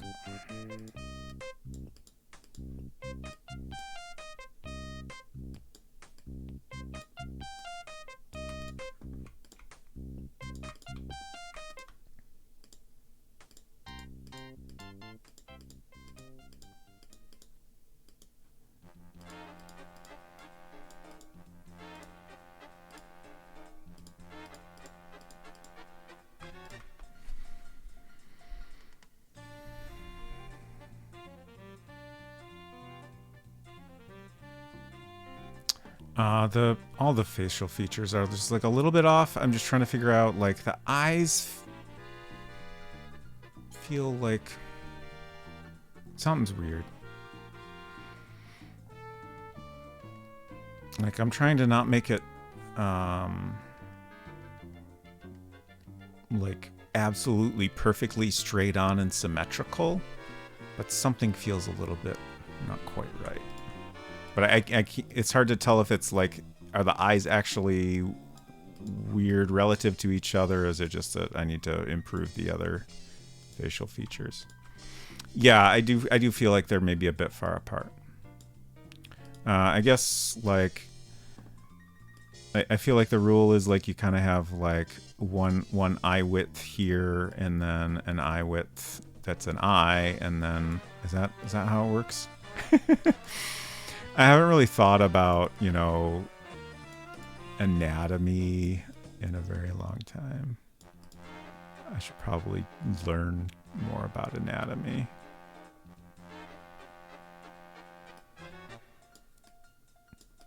Generally, my approach has been to learn just enough about how things actually look that you can kind of fake it.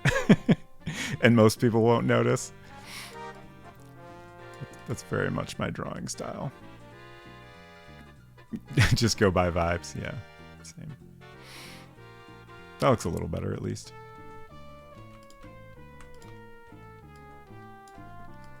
Go on a little bit of a thicker line here. Eyebrows. God, why do I keep forgetting the eyebrows? That's what's off. It's 100% what's off. What is wrong with me?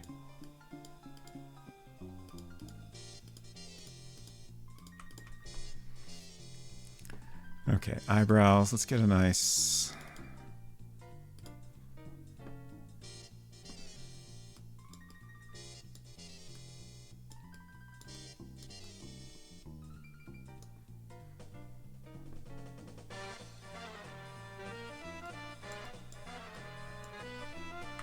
It's a little too low, I think. I should have drawn the eyebrows before this hair, probably. But I drew the hair first, so here we are. Eyebrows are very important, I agree.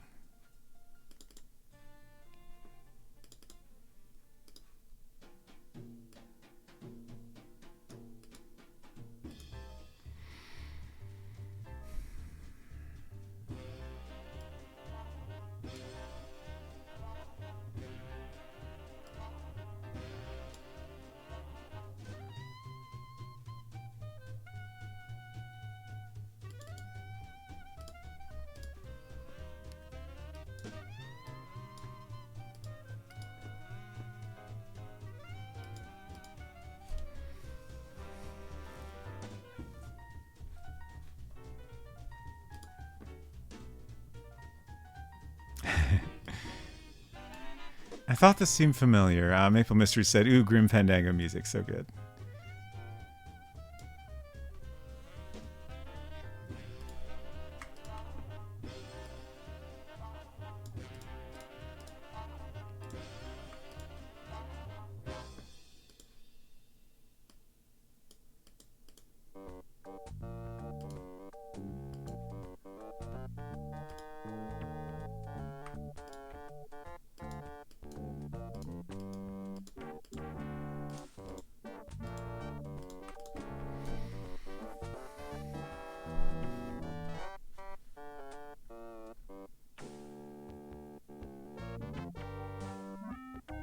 Slowly getting there. I'm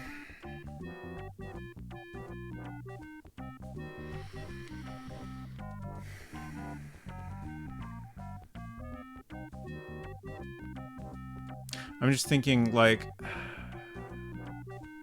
this is another thing where I would love to have layers. I feel like it would help me to, like, block in some, you know, shadows to, you know, kind of define the overall shape of the face more. But if I do that, it's gonna be kind of a nightmare. Maybe what I should do is save a copy and do that just to see how it looks, and then I'll come back to this version. You know, maybe it's worth doing just to see if it, you know, helps point out anything that looks not quite right. I feel like the overall shape of things, like, I'm starting to get mostly happy with. The mouth is a little weird. I still don't know how to draw a mouth like this.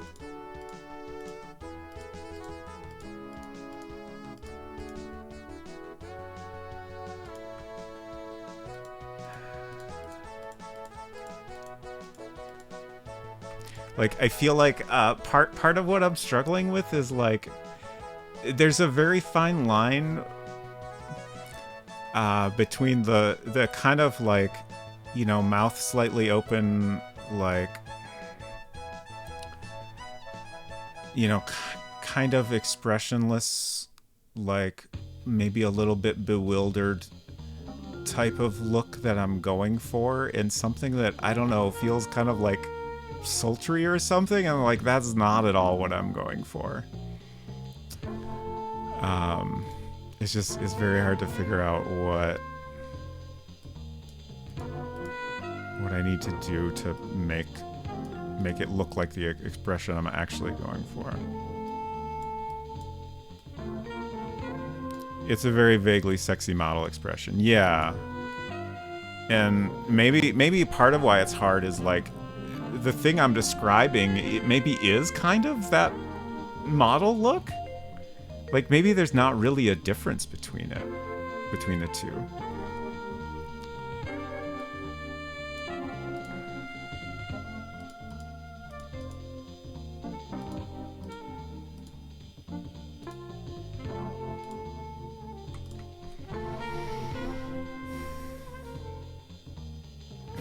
That feels worse somehow. I'm gonna go ahead and save as, just so I can... I want to see what it looked like before. Oh, I hadn't saved in a while. Okay. But I also hadn't changed the mouth in a while. Yeah, I think it just looks weird now because I'm, like... I'm making it less sketchy, and it's not quite there yet.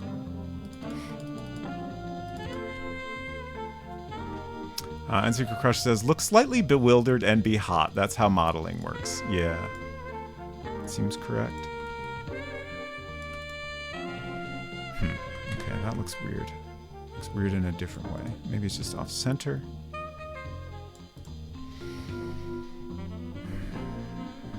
Actually, like, I kind of brought the edges of the mouth in, and maybe that was a mistake.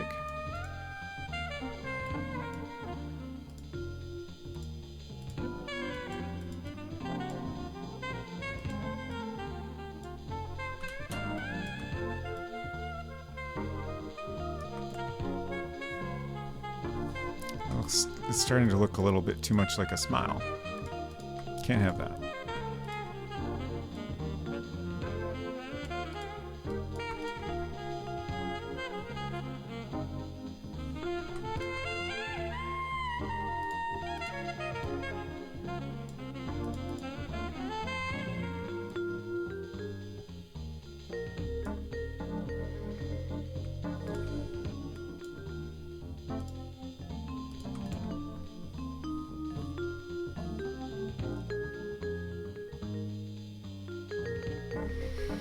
Slowly getting there. Okay, let's try what I was talking about giving it some shadows.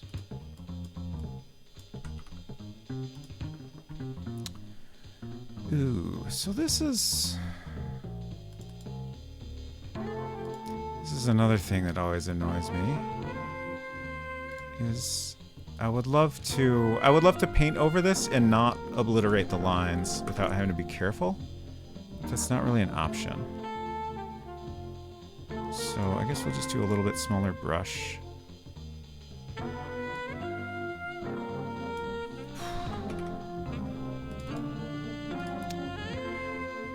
This is very challenging.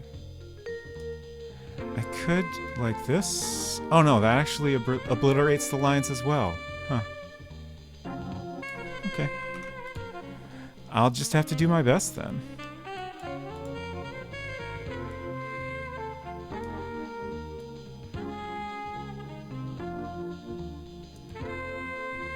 So I'm trying to kind of go for like light is fairly directly overhead. Maybe a little bit off to the side.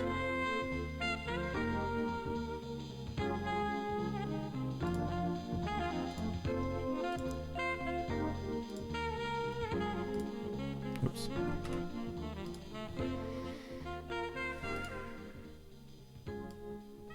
Oh.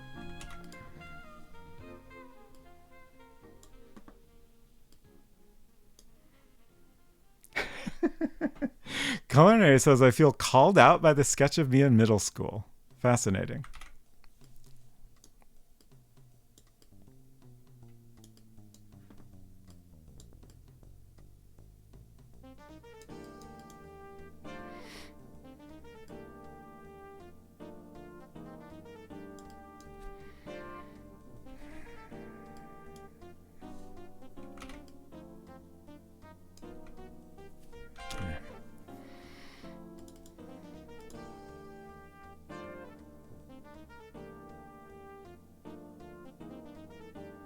This would be so much easier if I could just go over the lines. Gosh. Like it's really hard to get the result I'm trying to get.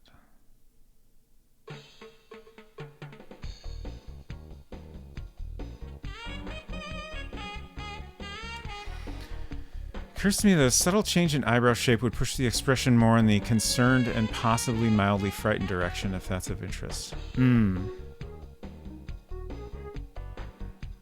Yeah, it's a good thought.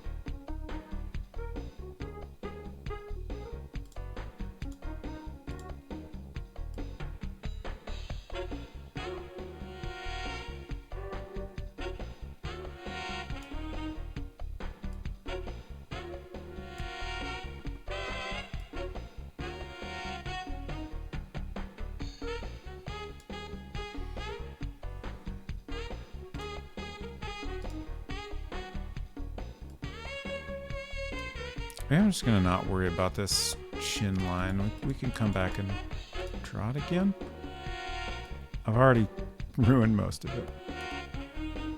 And again, this is just kind of a rough things in and see what it'll sort of look like when it's finished. Now it's occurring to me that I could use some reference again to look at the lighting.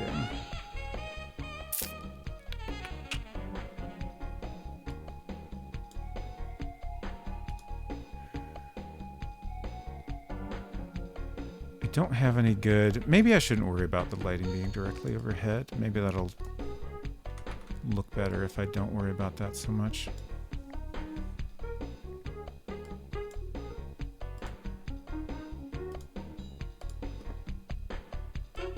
I wish I could change the shape of the eraser.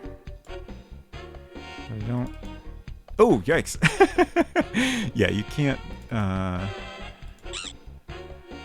change the shape of the eraser. So I've been switching colors to use the brush as an eraser, which is fine. It's just not as convenient.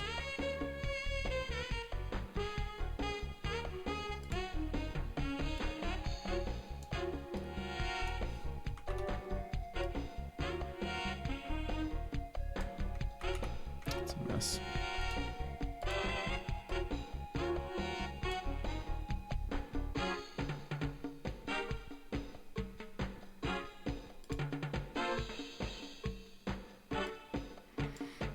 This track always makes me think of the Weather Channel. I could definitely see that.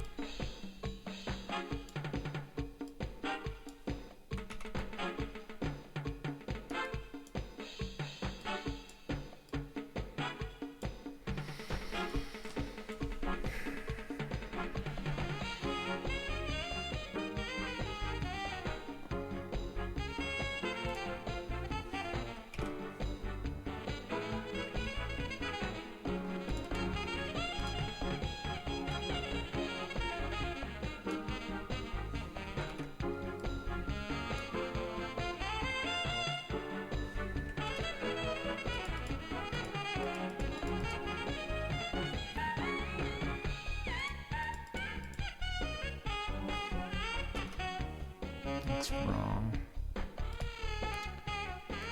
Honestly, most of this continues to look not quite how I want it to, but I'm just pushing forward. We'll get there eventually.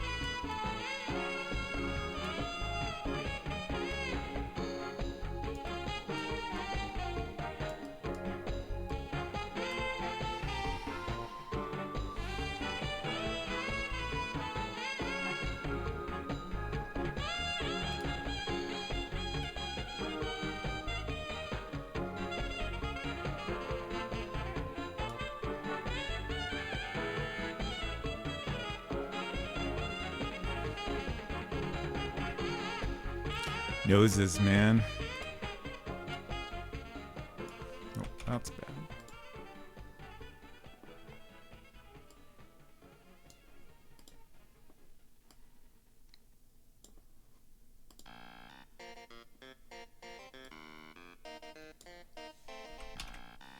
Noses. Exactly. Like I tend to draw a nose like that's my nose. I'm trying to draw something a little bit more realistic, but maybe that's a mistake.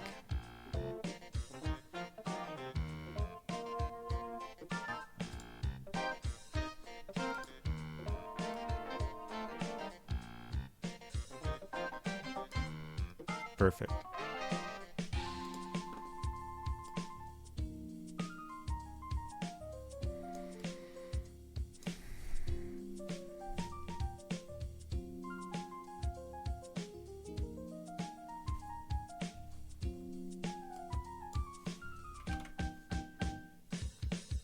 I keep thinking, like, this is a thing where I'm going to want to spend a lot of time off stream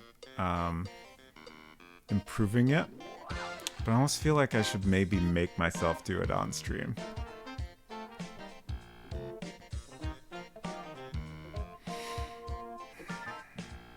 This isn't terrible. Like, it's getting there.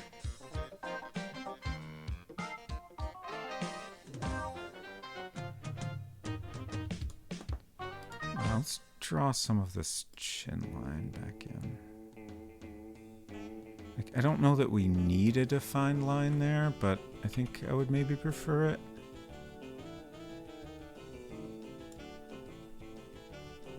Yeah, that looks better to me.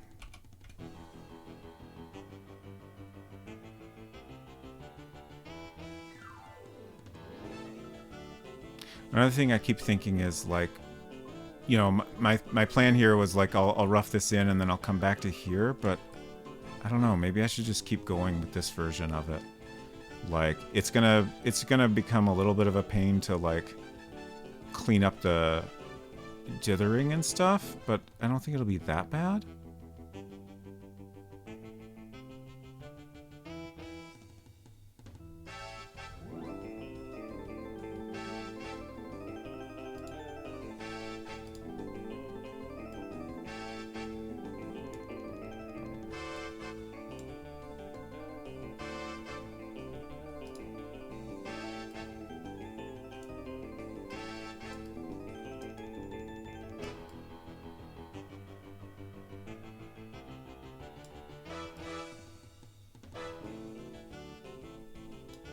Oops.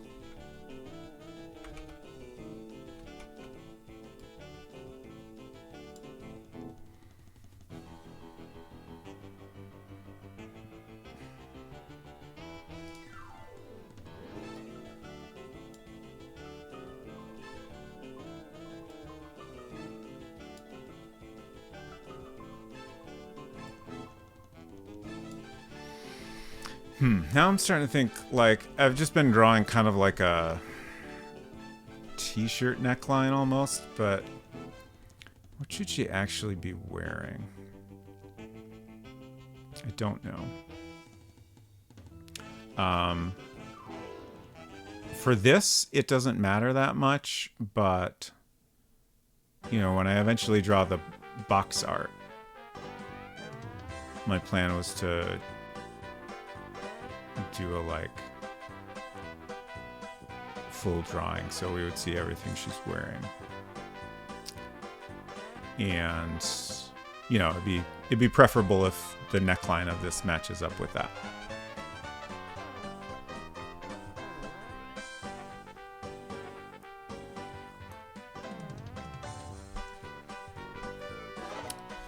Just dripping water all over me.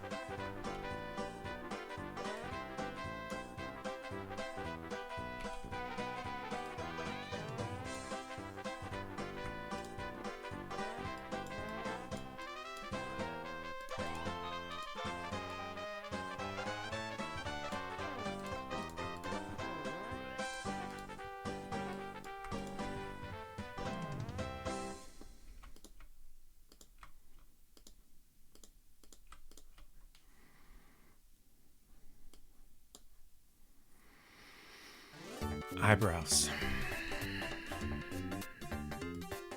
Oops.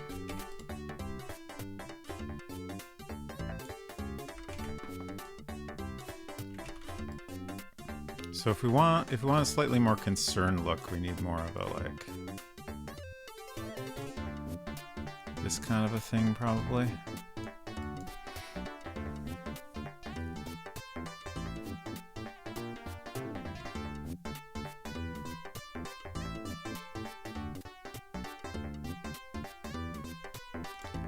Maybe what I'll do is just paint over them with this color and then redraw them from scratch.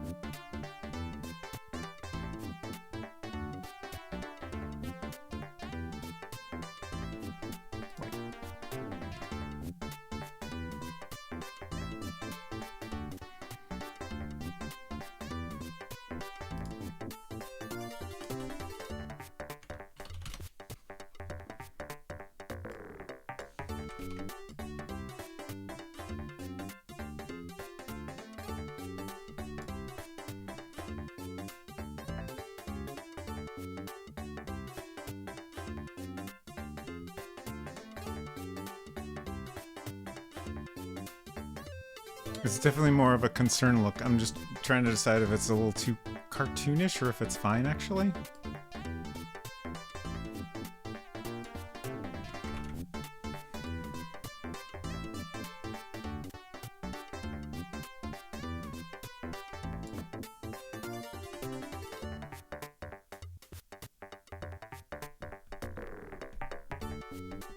It's a bigger change than I was thinking. Yeah, same.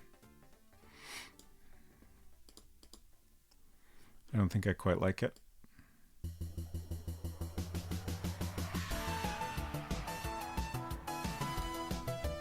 Mostly, like, it seemed easier to tweak them at all if I just completely obliterated them and redrew them. And now I can't actually remember exactly what I had before. It's a little bit better.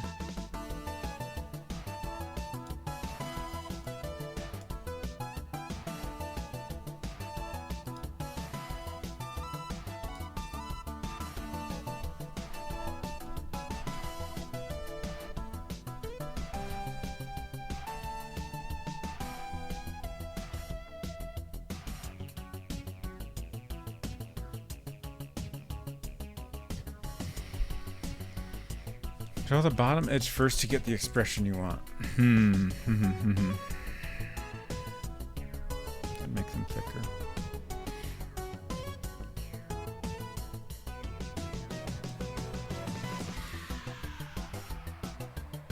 I guess it's just I don't know exactly what I want that bottom line to be.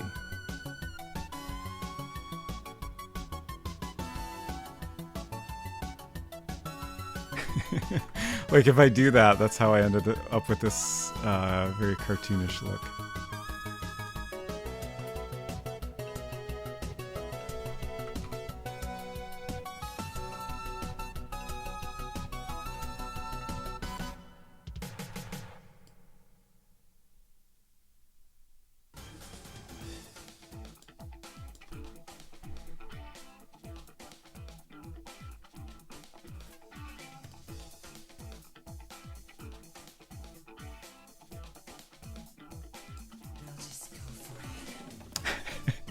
And Secret Crush says, well, time to watch Halt again and study Cameron's expressions. Yes, I think this is the only reasonable solution.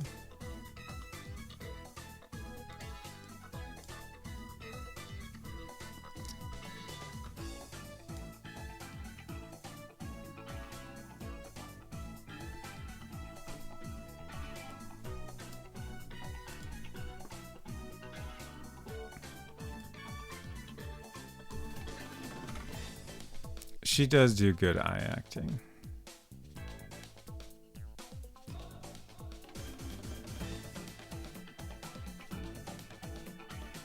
Mackenzie Davis, very good eye actor.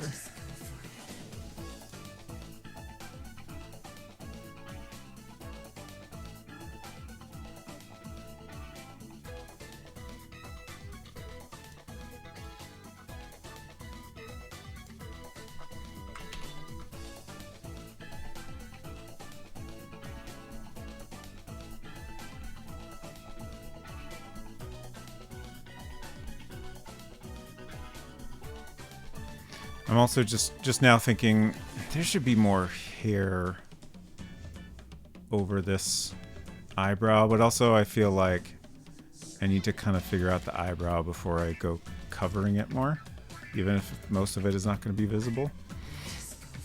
Sounds like Mario Kart music. There's a very good chance it might be. So this is from MS-DOS Win, tunes to lift your mood, upbeat, happy.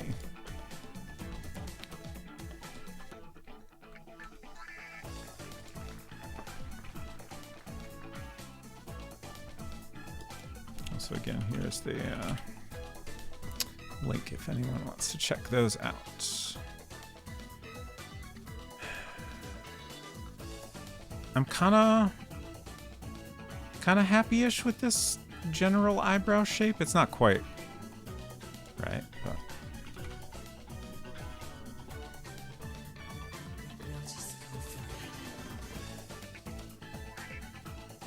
Baltimore, hello. Looks good. Thank you. Hope you're doing good, Bolt.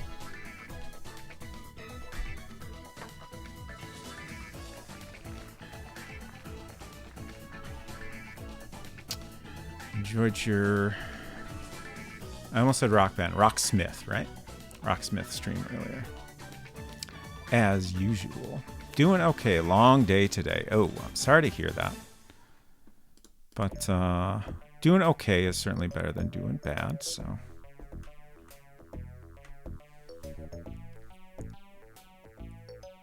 I hope you managed to get through it all right.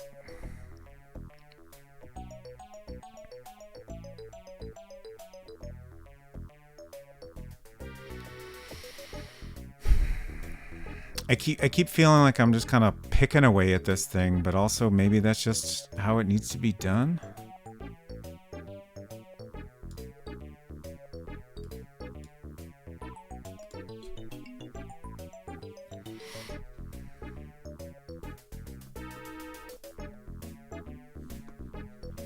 I kind of wonder if the upper line on this mouth is not needed or useful.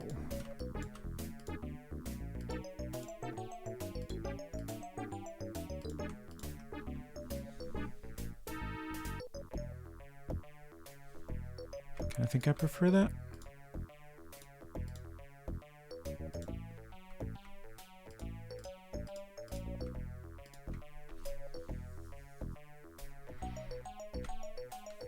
Oh, needs more hair. Yeah, you're probably right. Yeah, that's fair. Thank you both.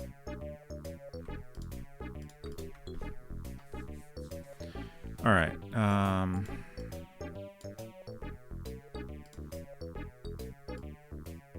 Yeah, at this point, the hair is definitely the roughest part of this. Let's go. I need to find my original reference. Oh, well, that doesn't help. It's cut off at the top. Let's find a different reference.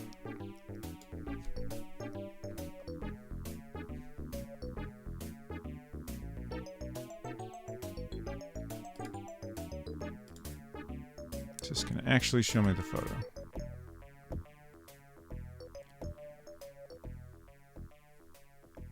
It's, you know, I'm not trying to exactly draw this hair, but it's pretty good. Let's see what else we have here.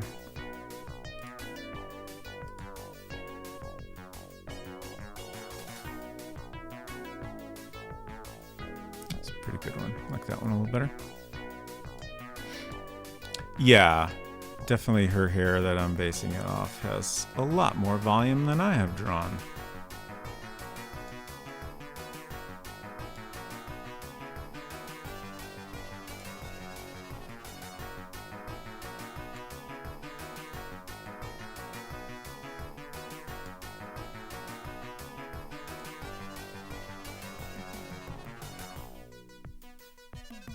I guess it kind of needs to come...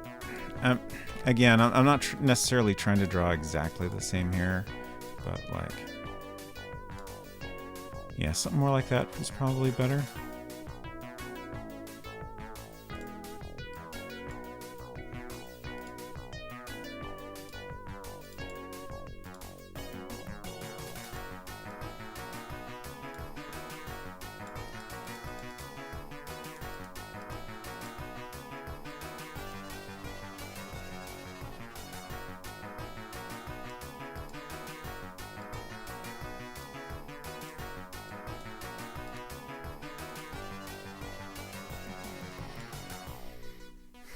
Yeah, that helps a lot.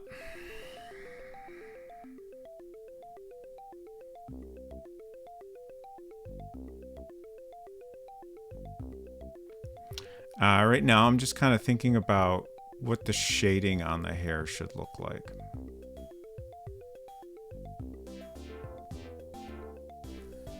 I feel like it should be darker. Like maybe this middle gray for the majority of the hair shading.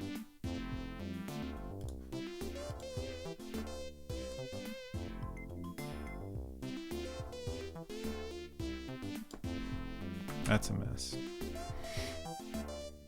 Brick texture here. All right, here we go. Where's... There we go. Oops. Oops. I was wondering if that was actually a closed shape. Here, let's fix it.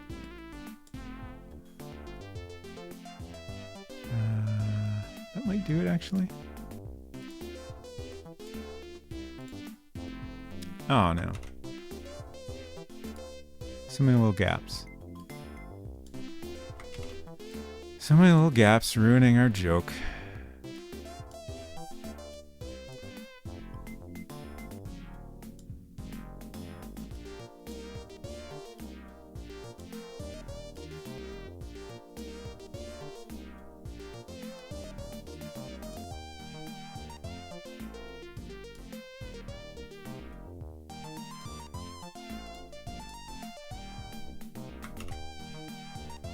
What am I still missing? Oh, I see.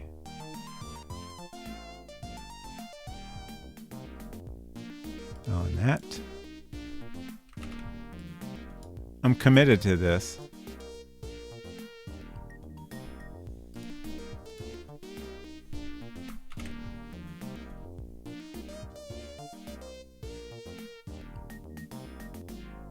Huh. Oh, is it down here?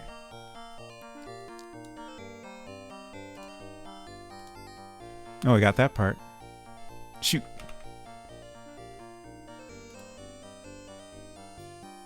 Oh, I see. This connects.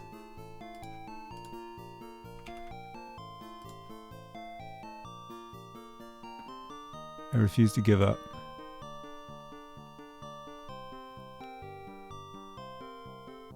That looks enclosed. What?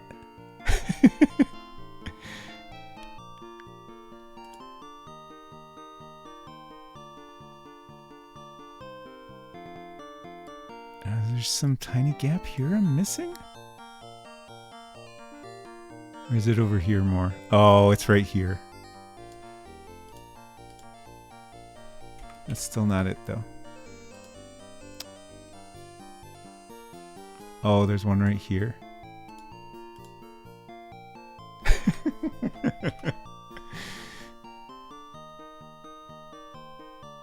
Well, I give up. There. Perfect.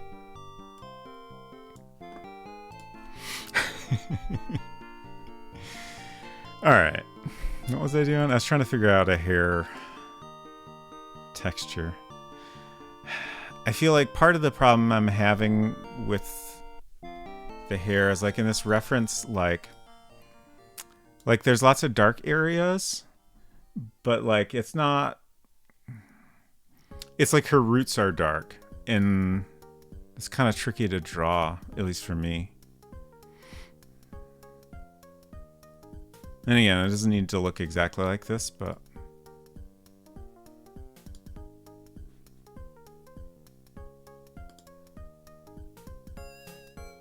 this is actually a little bit more like what I was kind of going for.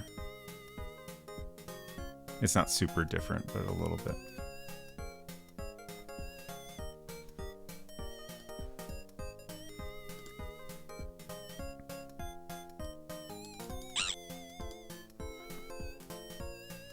Oh, what did I do that? Okay, I clicked outside. For a second, I thought someone did a sound effect, but it was me. I did the sound effect.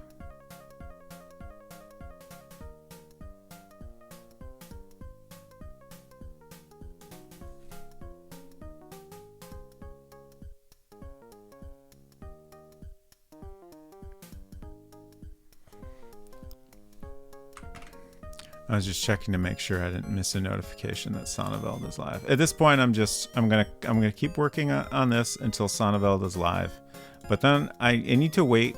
Last time I rated like right when he went live, and the problem is Sonneveld's too nice and doesn't want to keep people waiting.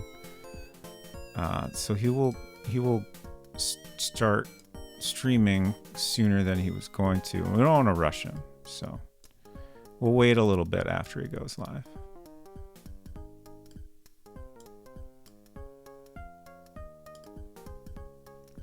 What if Sonneville takes the day off? I mean, that is a valid concern.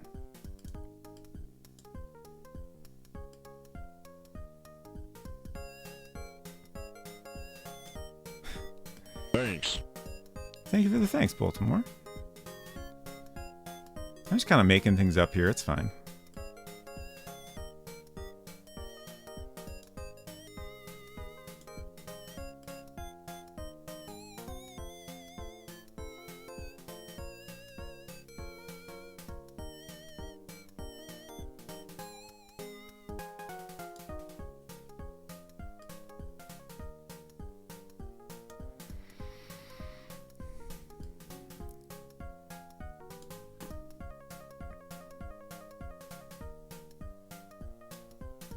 Quiet Wisp, hello, welcome. It's going pretty good. Thank you for asking. Hope you're doing well also.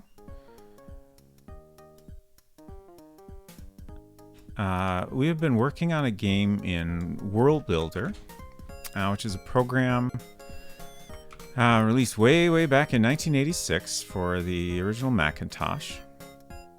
We're making a little point-and-click adventure game. And currently, I'm trying to create some art that you will see when you look in a mirror. World Builder games are generally first person. So this will be the one opportunity in the game to actually see our character.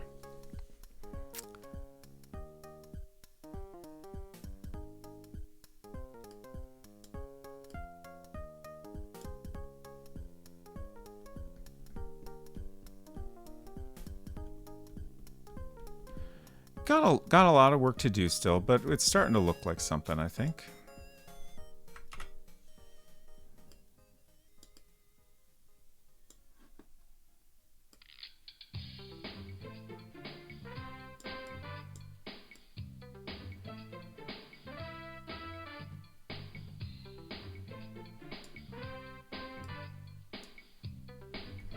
Oh, Bolt says, so this portrait, is it from looking in the mirror? Yes. I assume you posted that before I explained, but yes. So yeah, there's a bathroom, and currently we have no mention of a mirror being there, but I plan to change that just because I thought of this idea, and I thought it'd be nice to be able to see our character at some point. And the plan is that the mirror will be cracked. So that's an effect I'll do after the face is finished. Also, if it ends up looking bad when I try to, make it look like it's in a cracked mirror, maybe I'll scrap that idea. But I think it'll look interesting, so that's the current plan. Bolt says you should draw yourself, Mike, and have that as an Easter egg if you look 5 times or something. There will actually be, there is a planned Easter egg where you can see me in the game, creating the game. It will be from the back of my head. I'll be in there.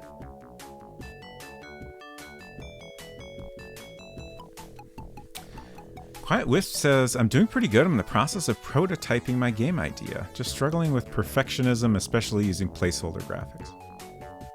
Yeah, I can definitely relate to that very much.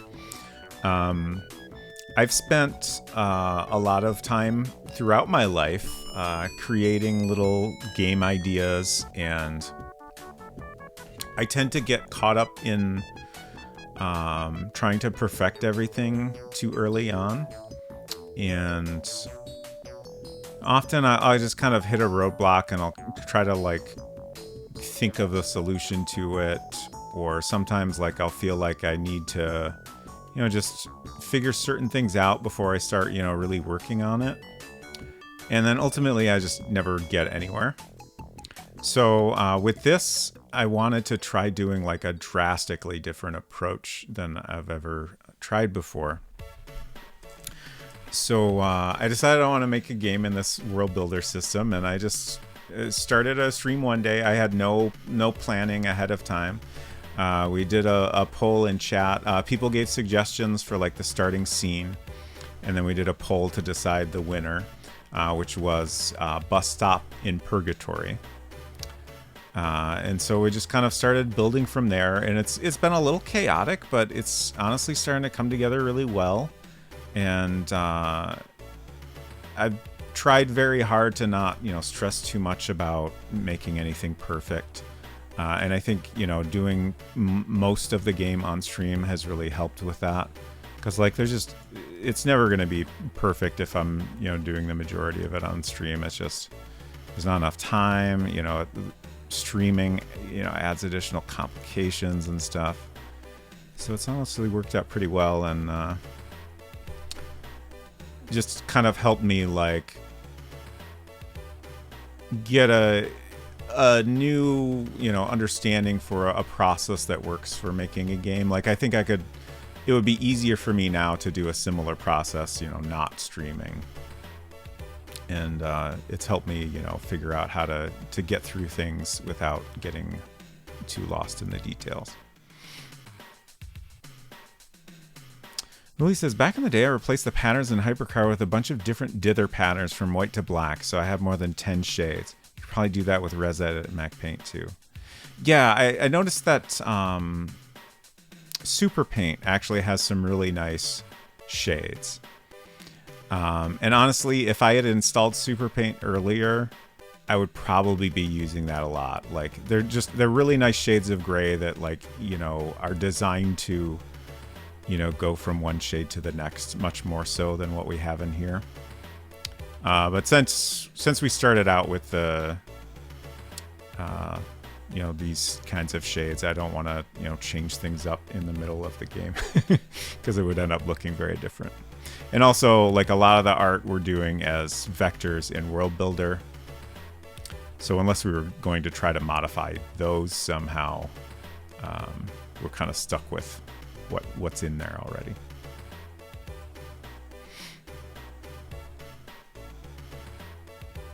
Yeah, and Bolt said it's a good motivator to do on stream. Yeah, having this every Friday, when I'm just working on something for myself, it's easy to just be like, well, I don't know that I want to, work on that today. I'll just do something else because I'm feeling kind of stuck with whatever. But I always make progress every Friday because that's what my Friday stream is, and sometimes make more progress than other days. But if I'm feeling a little stuck, then at least get somewhere and start to figure things out.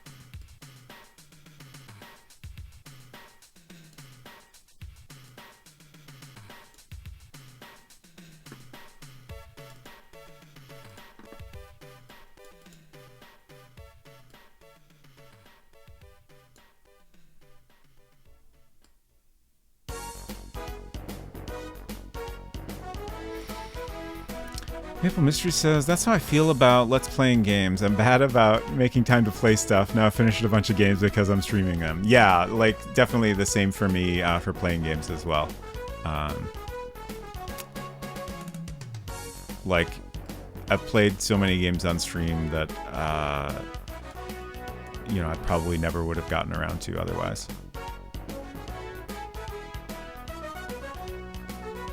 And it's been a lot of fun.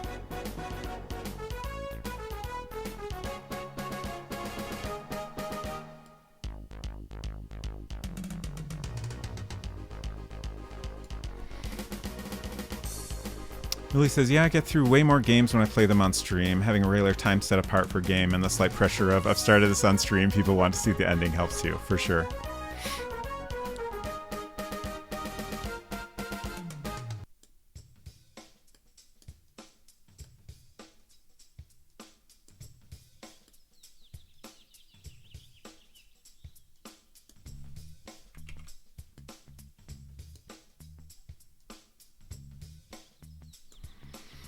I feel like I'm fussing with details too much here. I'm just kind of...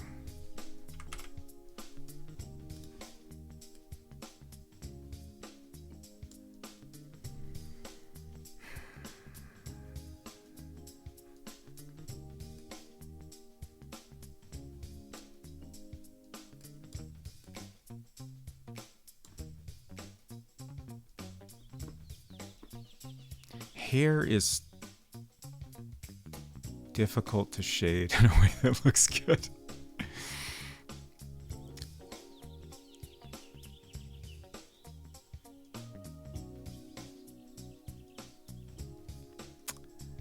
I am not good at it.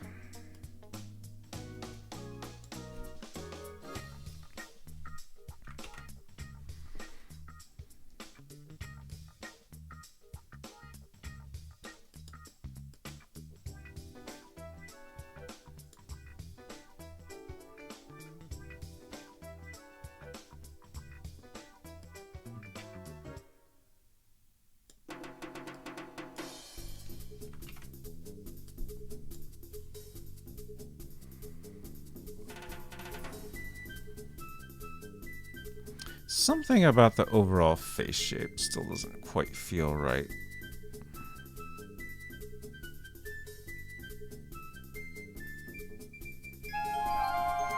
Thanks for the follow. Great to have you here. I feel like this side is like a little more round, and then this side comes kind of straight down more so.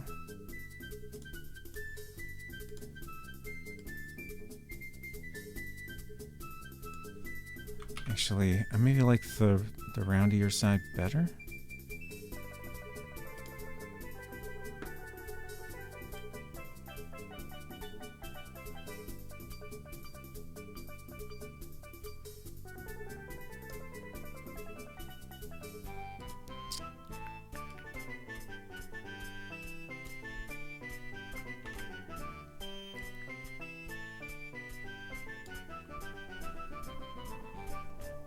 It's a little better.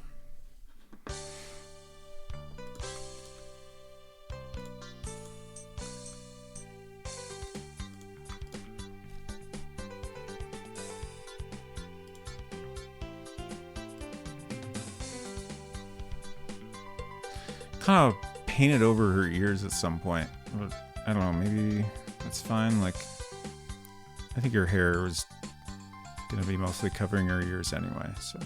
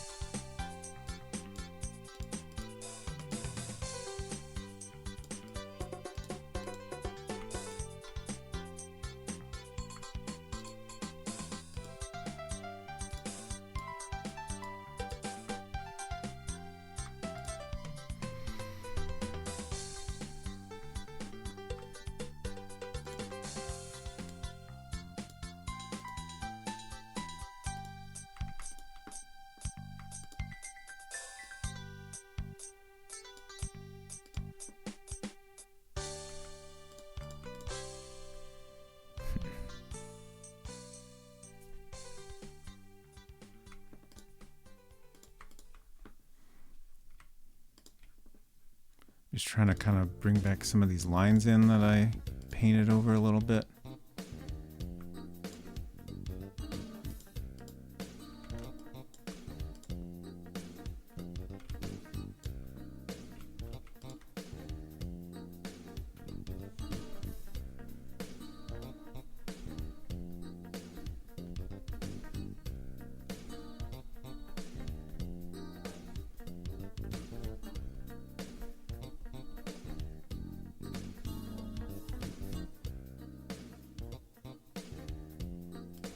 Can't figure out what else to do with it. Like, I almost feel like I need like an actual good reference to really get the hair right.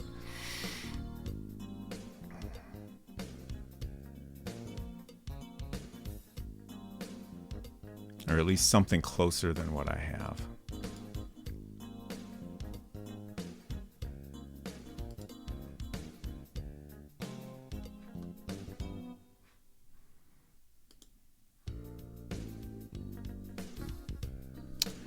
Very tricky.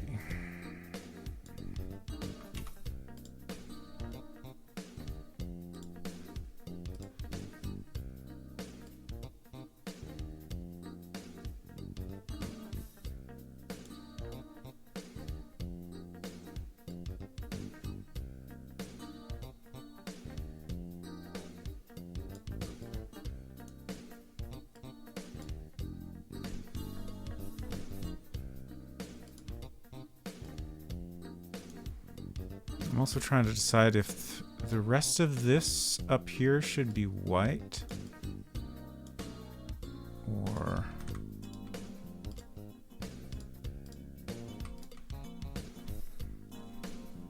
if it should be this pattern down here. Is this enclosed? Oops. Man, I would love some way to find the gaps.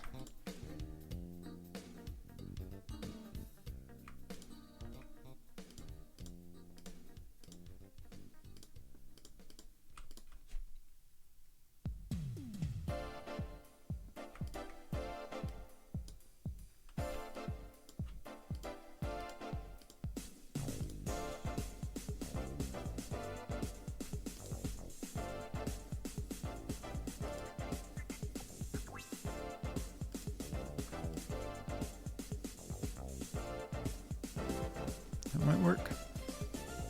Let's save as. We haven't done that in a while.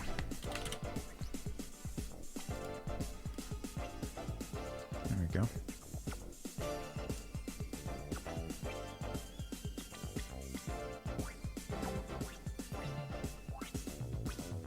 It seems a little more natural, but let's try a different pattern. If we use this,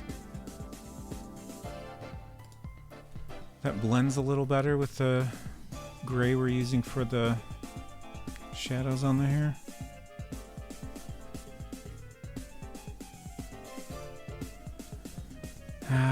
World Builder has a pattern that's... Let's see if I can recreate that. Okay, I'm gonna start with this. I wish I could copy a pattern, but first dot is in the top left. I don't think we're going to use waffles in this drawing, so we'll use this one.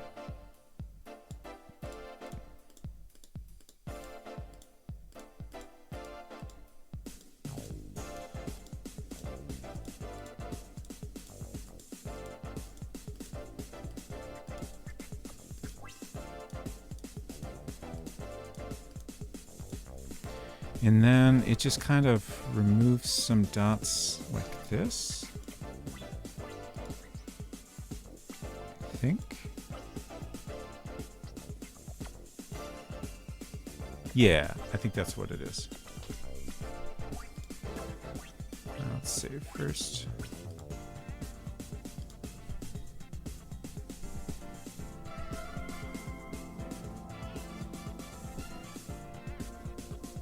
Like that.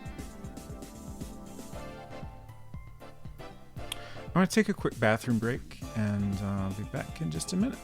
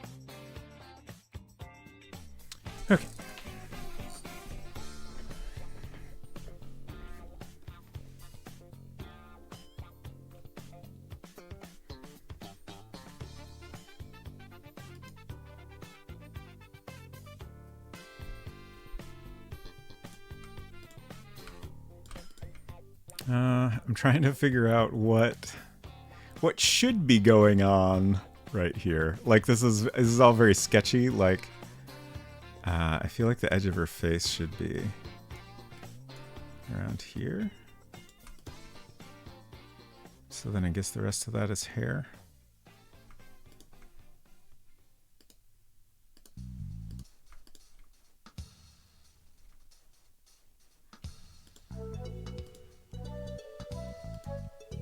Whoops.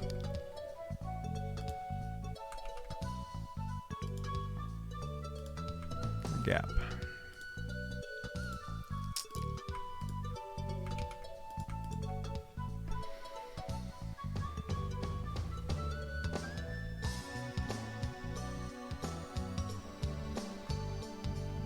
A leak. It's fine. We fixed the leak.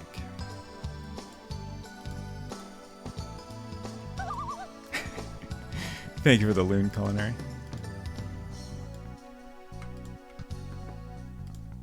Also, just a reminder, we do have a sounds command now.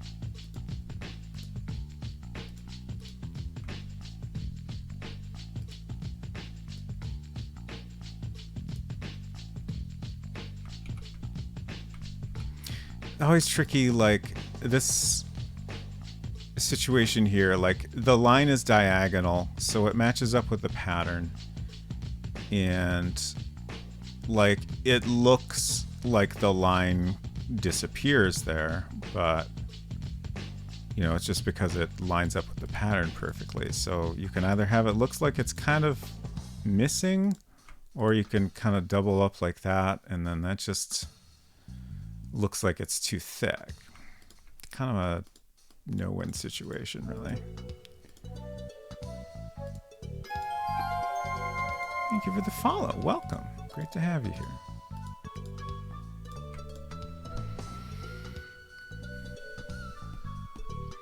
Elite says, way back in the day, there was someone on the Supercard mailing list who posted dispatches from Ivan Alfalich from the Ministry of Woolen Underwear. They were usually satirical comments on things currently relevant in the forums. They always started with, a leak, a leak. Fascinating.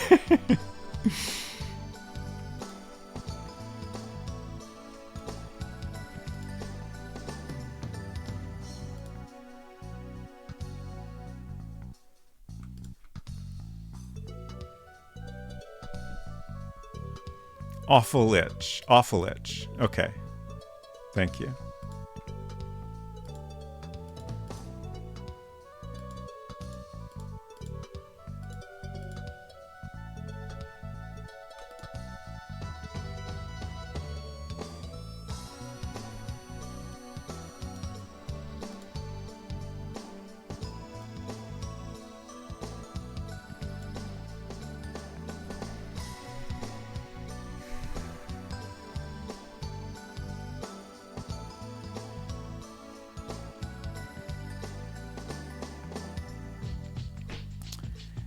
There's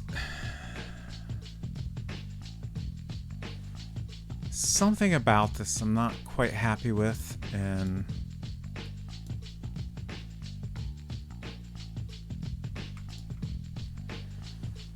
I'm not quite sure what it is, and I'm not, you know, maybe I should just not worry about it too much.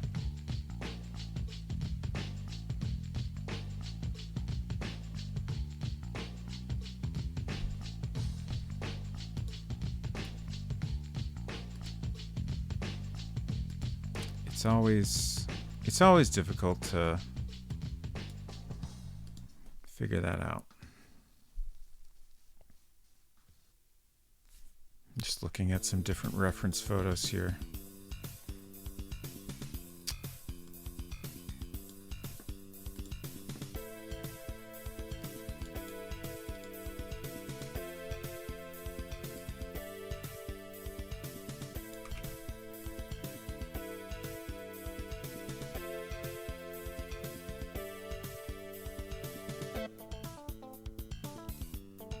One of my references has a little bit more dramatic lighting on the face, and I'm just trying to see how it looks if I do something that's a little bit closer to that.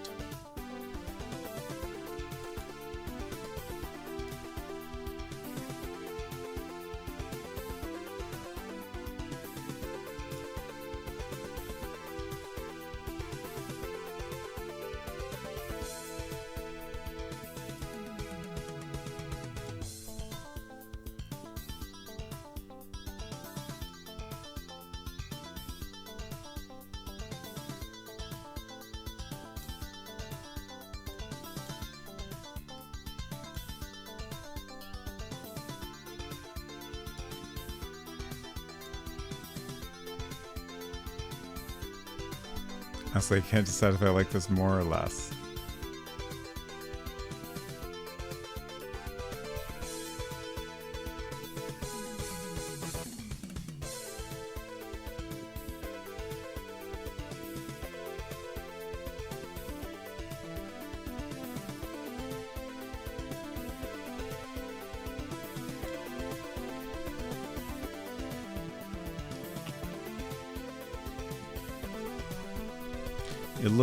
The lighting looks a little bit more realistic now, but maybe too much so. You know, I'm not going for a super realistic look.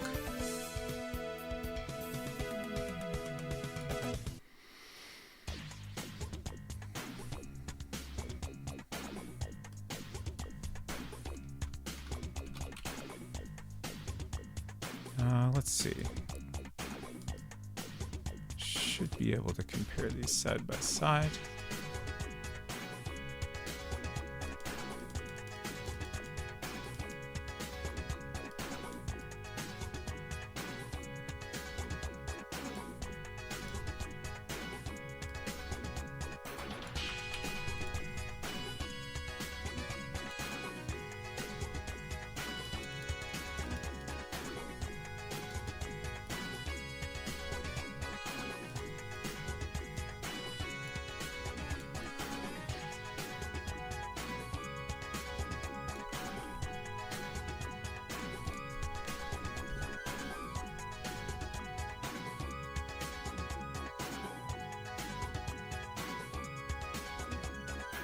Oh, your link got removed. If you message it to me, I can share it in chat.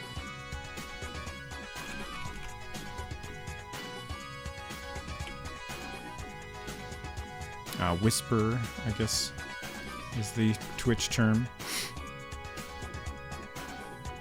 So I do think I kind of like the version on the right better.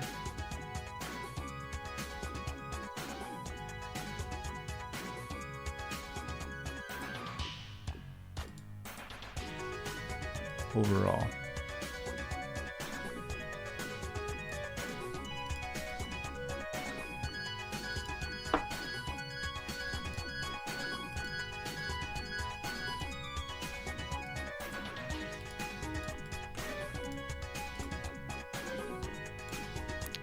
There's that link. I'll check that out later.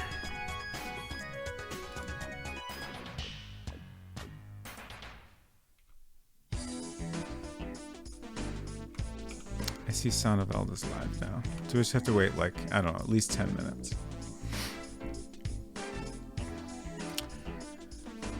We're slowly getting there. Oh yeah, I noticed this,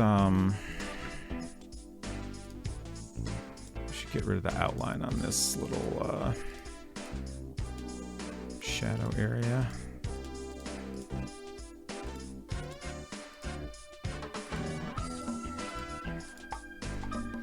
It's better.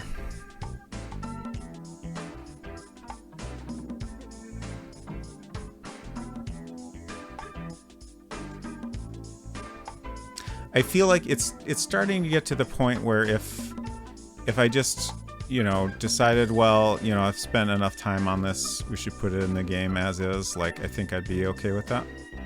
So that's good at least. Certainly will do my best to improve it a little bit more. Could be that the shadow cast by the head on the neck and hair and the forehead is the same darkness as lesser shadow on cheeks. Maybe eyebrows too dark, eyes too flat black. I'm trying to figure out the first part of this. Could the shadow cast by the head on the neck and hair in the forehead is the same darkness as lesser shadow on cheeks? Yeah, I'm very confused by that sentence.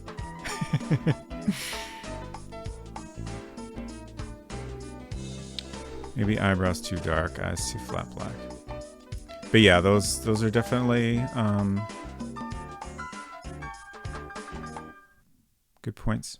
Let's try a different shade for the eyebrows. The neck would have a deeper or darker shadow compared to the cheekbone. Okay, got it. Yeah.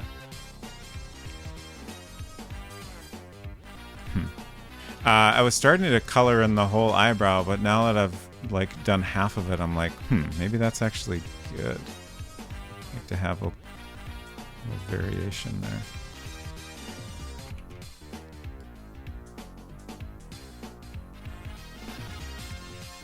Yeah, I think it's better to have some that's full black just to give it depth.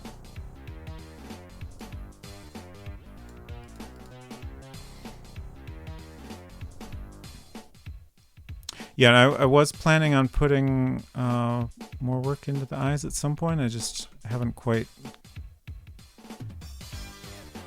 figured out what to do with it yet.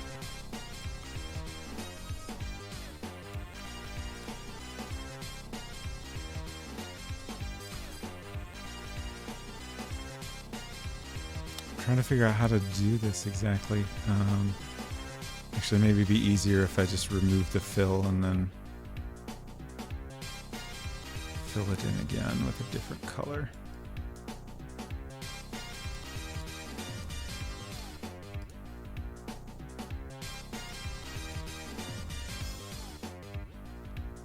Let's save that.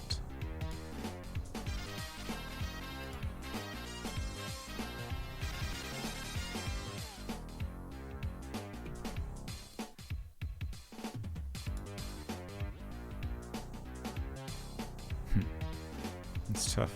I'm not sure what the right shade is there.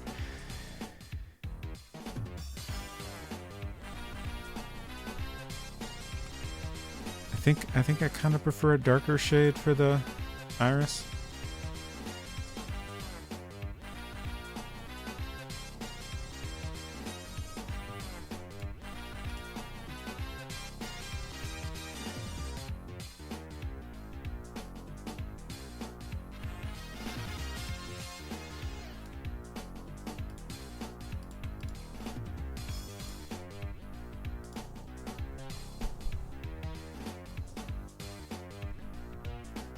The way the pattern lines up, like something feels a little bit weird. Maybe if I just kind of darken the top here.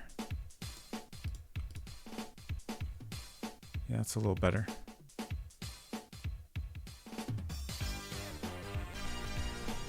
Thank you.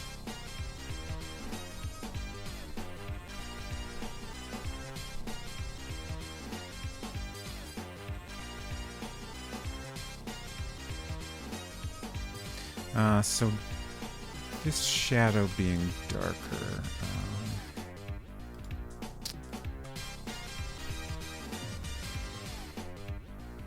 I'm just trying to think of how we do that exactly. especially because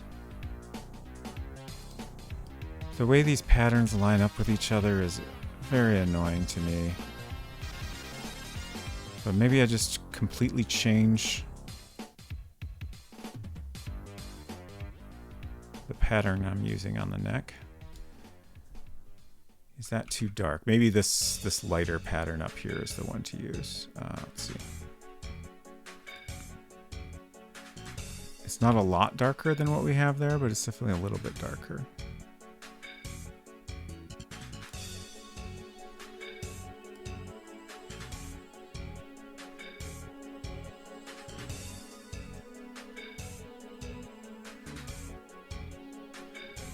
I hope I saved before I started doing this. I think I did.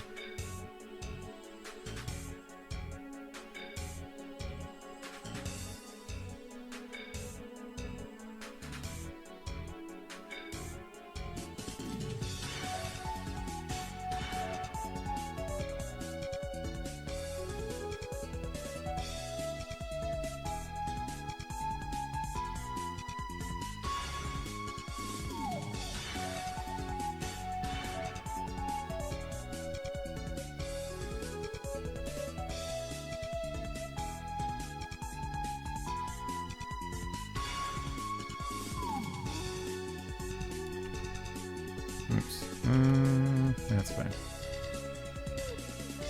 I don't need to redraw the neckline anyway.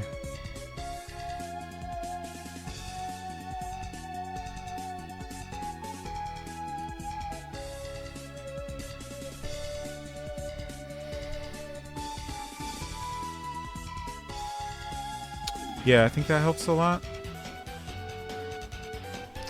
I'm kind of wondering... Let's make another again, I wish I could copy this pattern, but I want to make like a even lighter version of this. Actually, maybe this is what I want. Oops. Okay, that also lines up weird. So let's make our own version.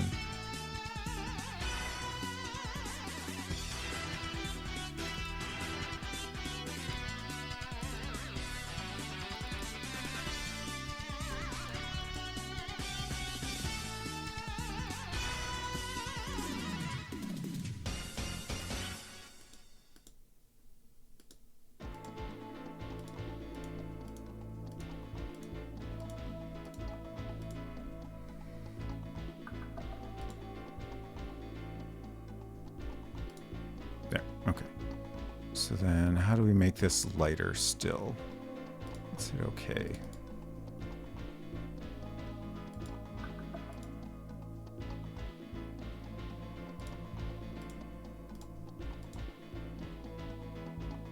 Is that weird? Let's try that. Let's see, I need to fix these gaps.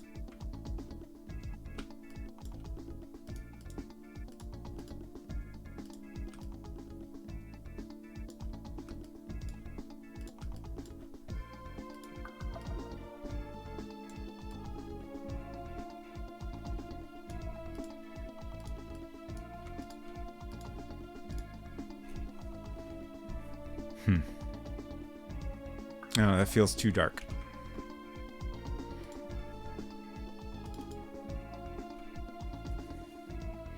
Yeah, I know there's a pattern like that already. It just the way it lines up was not correct. Because we get these weird edges.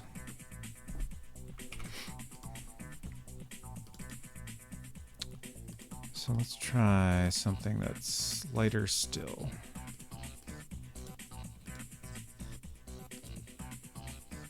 And that once again is very similar to an existing pattern.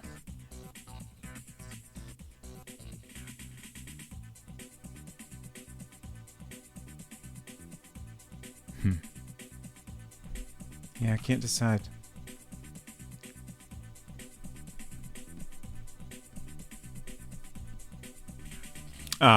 Difference didn't come across, yeah.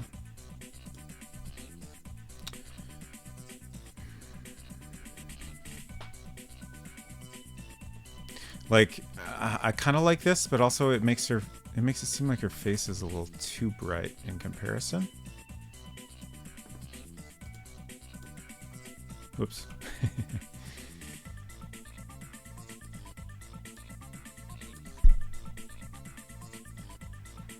Pattern 10 top row. This one.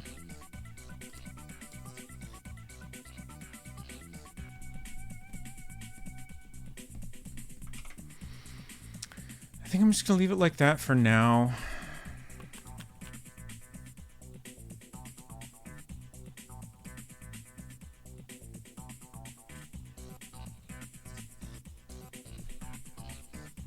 Could make the very front of her neck white.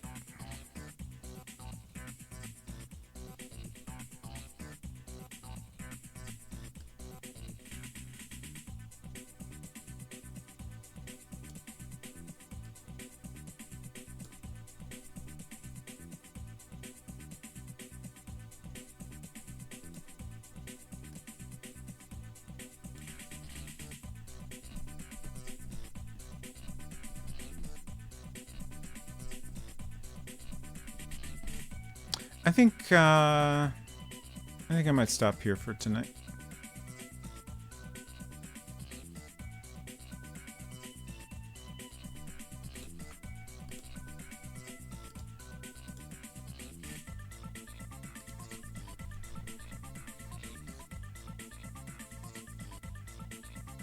I think at this point it'll be easier to figure out what I'm not quite happy with if I take a break from it for a bit. A little pattern with the X's in it that you did was one of the extra patterns I had in hypercrediting.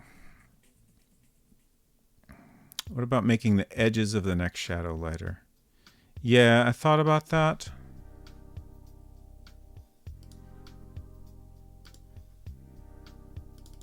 Try it real quick. This is just going to be a very rough version of what you were suggesting, but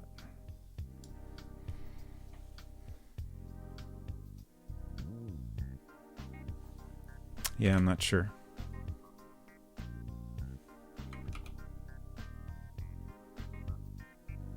Yeah, something like that might be a good idea.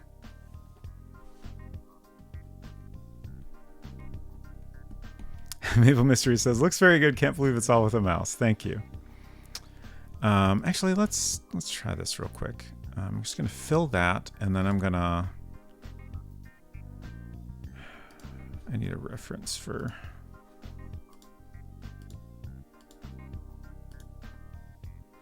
I don't know that my reference is helping enough here. But, like, I want to try this with...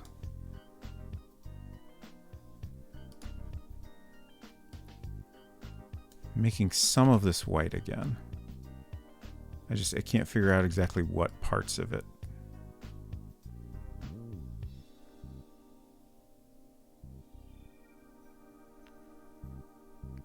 Yeah, I used to draw everything with a mouse for a very long time.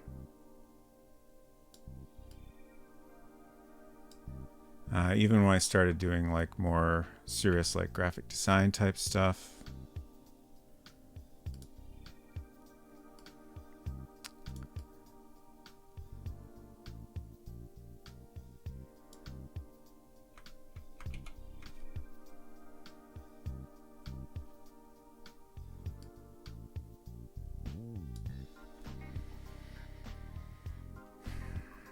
See, like, it's tricky because I kind of like that, but also like this kind of like graduated shading I haven't done a lot in the game, so I don't know, like I worry it stands out a little too much, and also like it even stands out from how I've shaded the rest of her face. I'm gonna revert it for now. I'm not opposed to doing something like that, I just... what I had didn't quite feel right. You like it a lot. Okay, well, we'll take another shot at it maybe next time. But I think we'll leave it there for tonight. Let's see, make sure that's saved.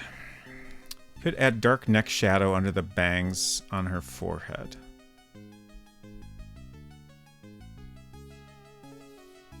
The same tone, yeah. Thank you for the follow. Glad to have you here. Can you try something? Draw a line and press S. No modifier keys. Okay, sure. Just with the straight line tool? That does nothing. Let's see if I do one with this. Nothing. Or brush. Oops. Doesn't seem to do anything either.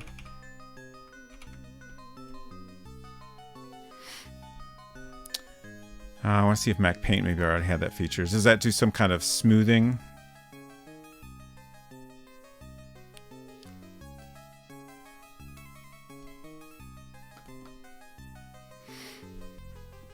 Something that does work in HyperCard.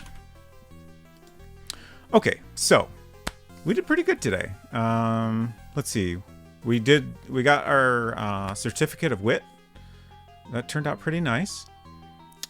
We drew most of Cameron's face. It's getting there.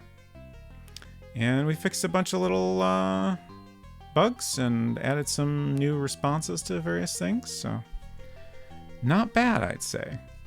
So, schedule. Here's my button.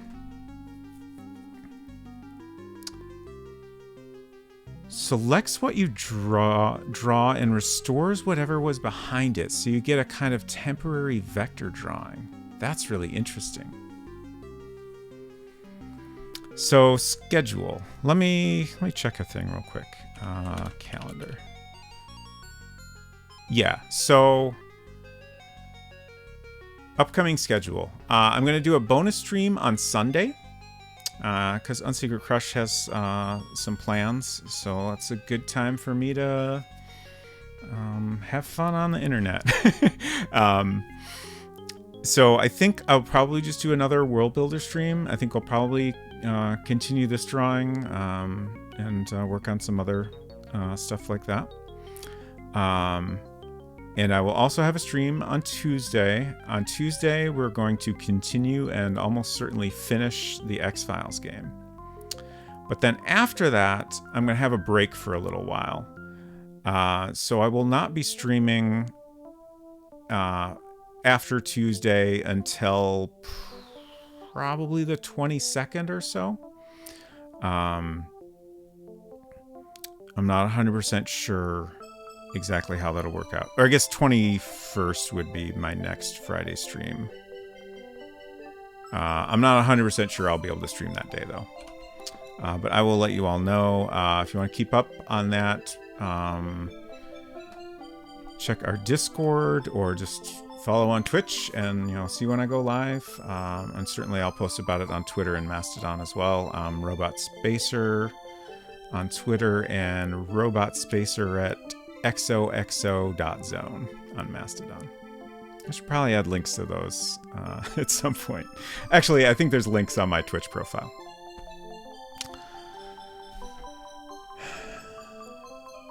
Thank you, Maple Mystery. You're welcome. Richard Roadshow said, great stuff. I lurked most of the time, but I loved it. Fantastic. Thank you for lurking, and I'm glad you enjoyed it. So, that's all that. We're going to go raid Sonneveld. Just because that's where I want to go hang out now. I'm not sure if he's still playing Discworld or what. I'm not even going to check. I'm sure it'll be a great time regardless. And he always starts out with some kind of more arcadey warm-up game. So that'll be before the adventure game he's currently playing. But thank you all for hanging out. I appreciate y'all being here. It's always a great time. Hope you have a nice weekend, and maybe I'll see you Sunday. But if not, I'll see you around. Bye.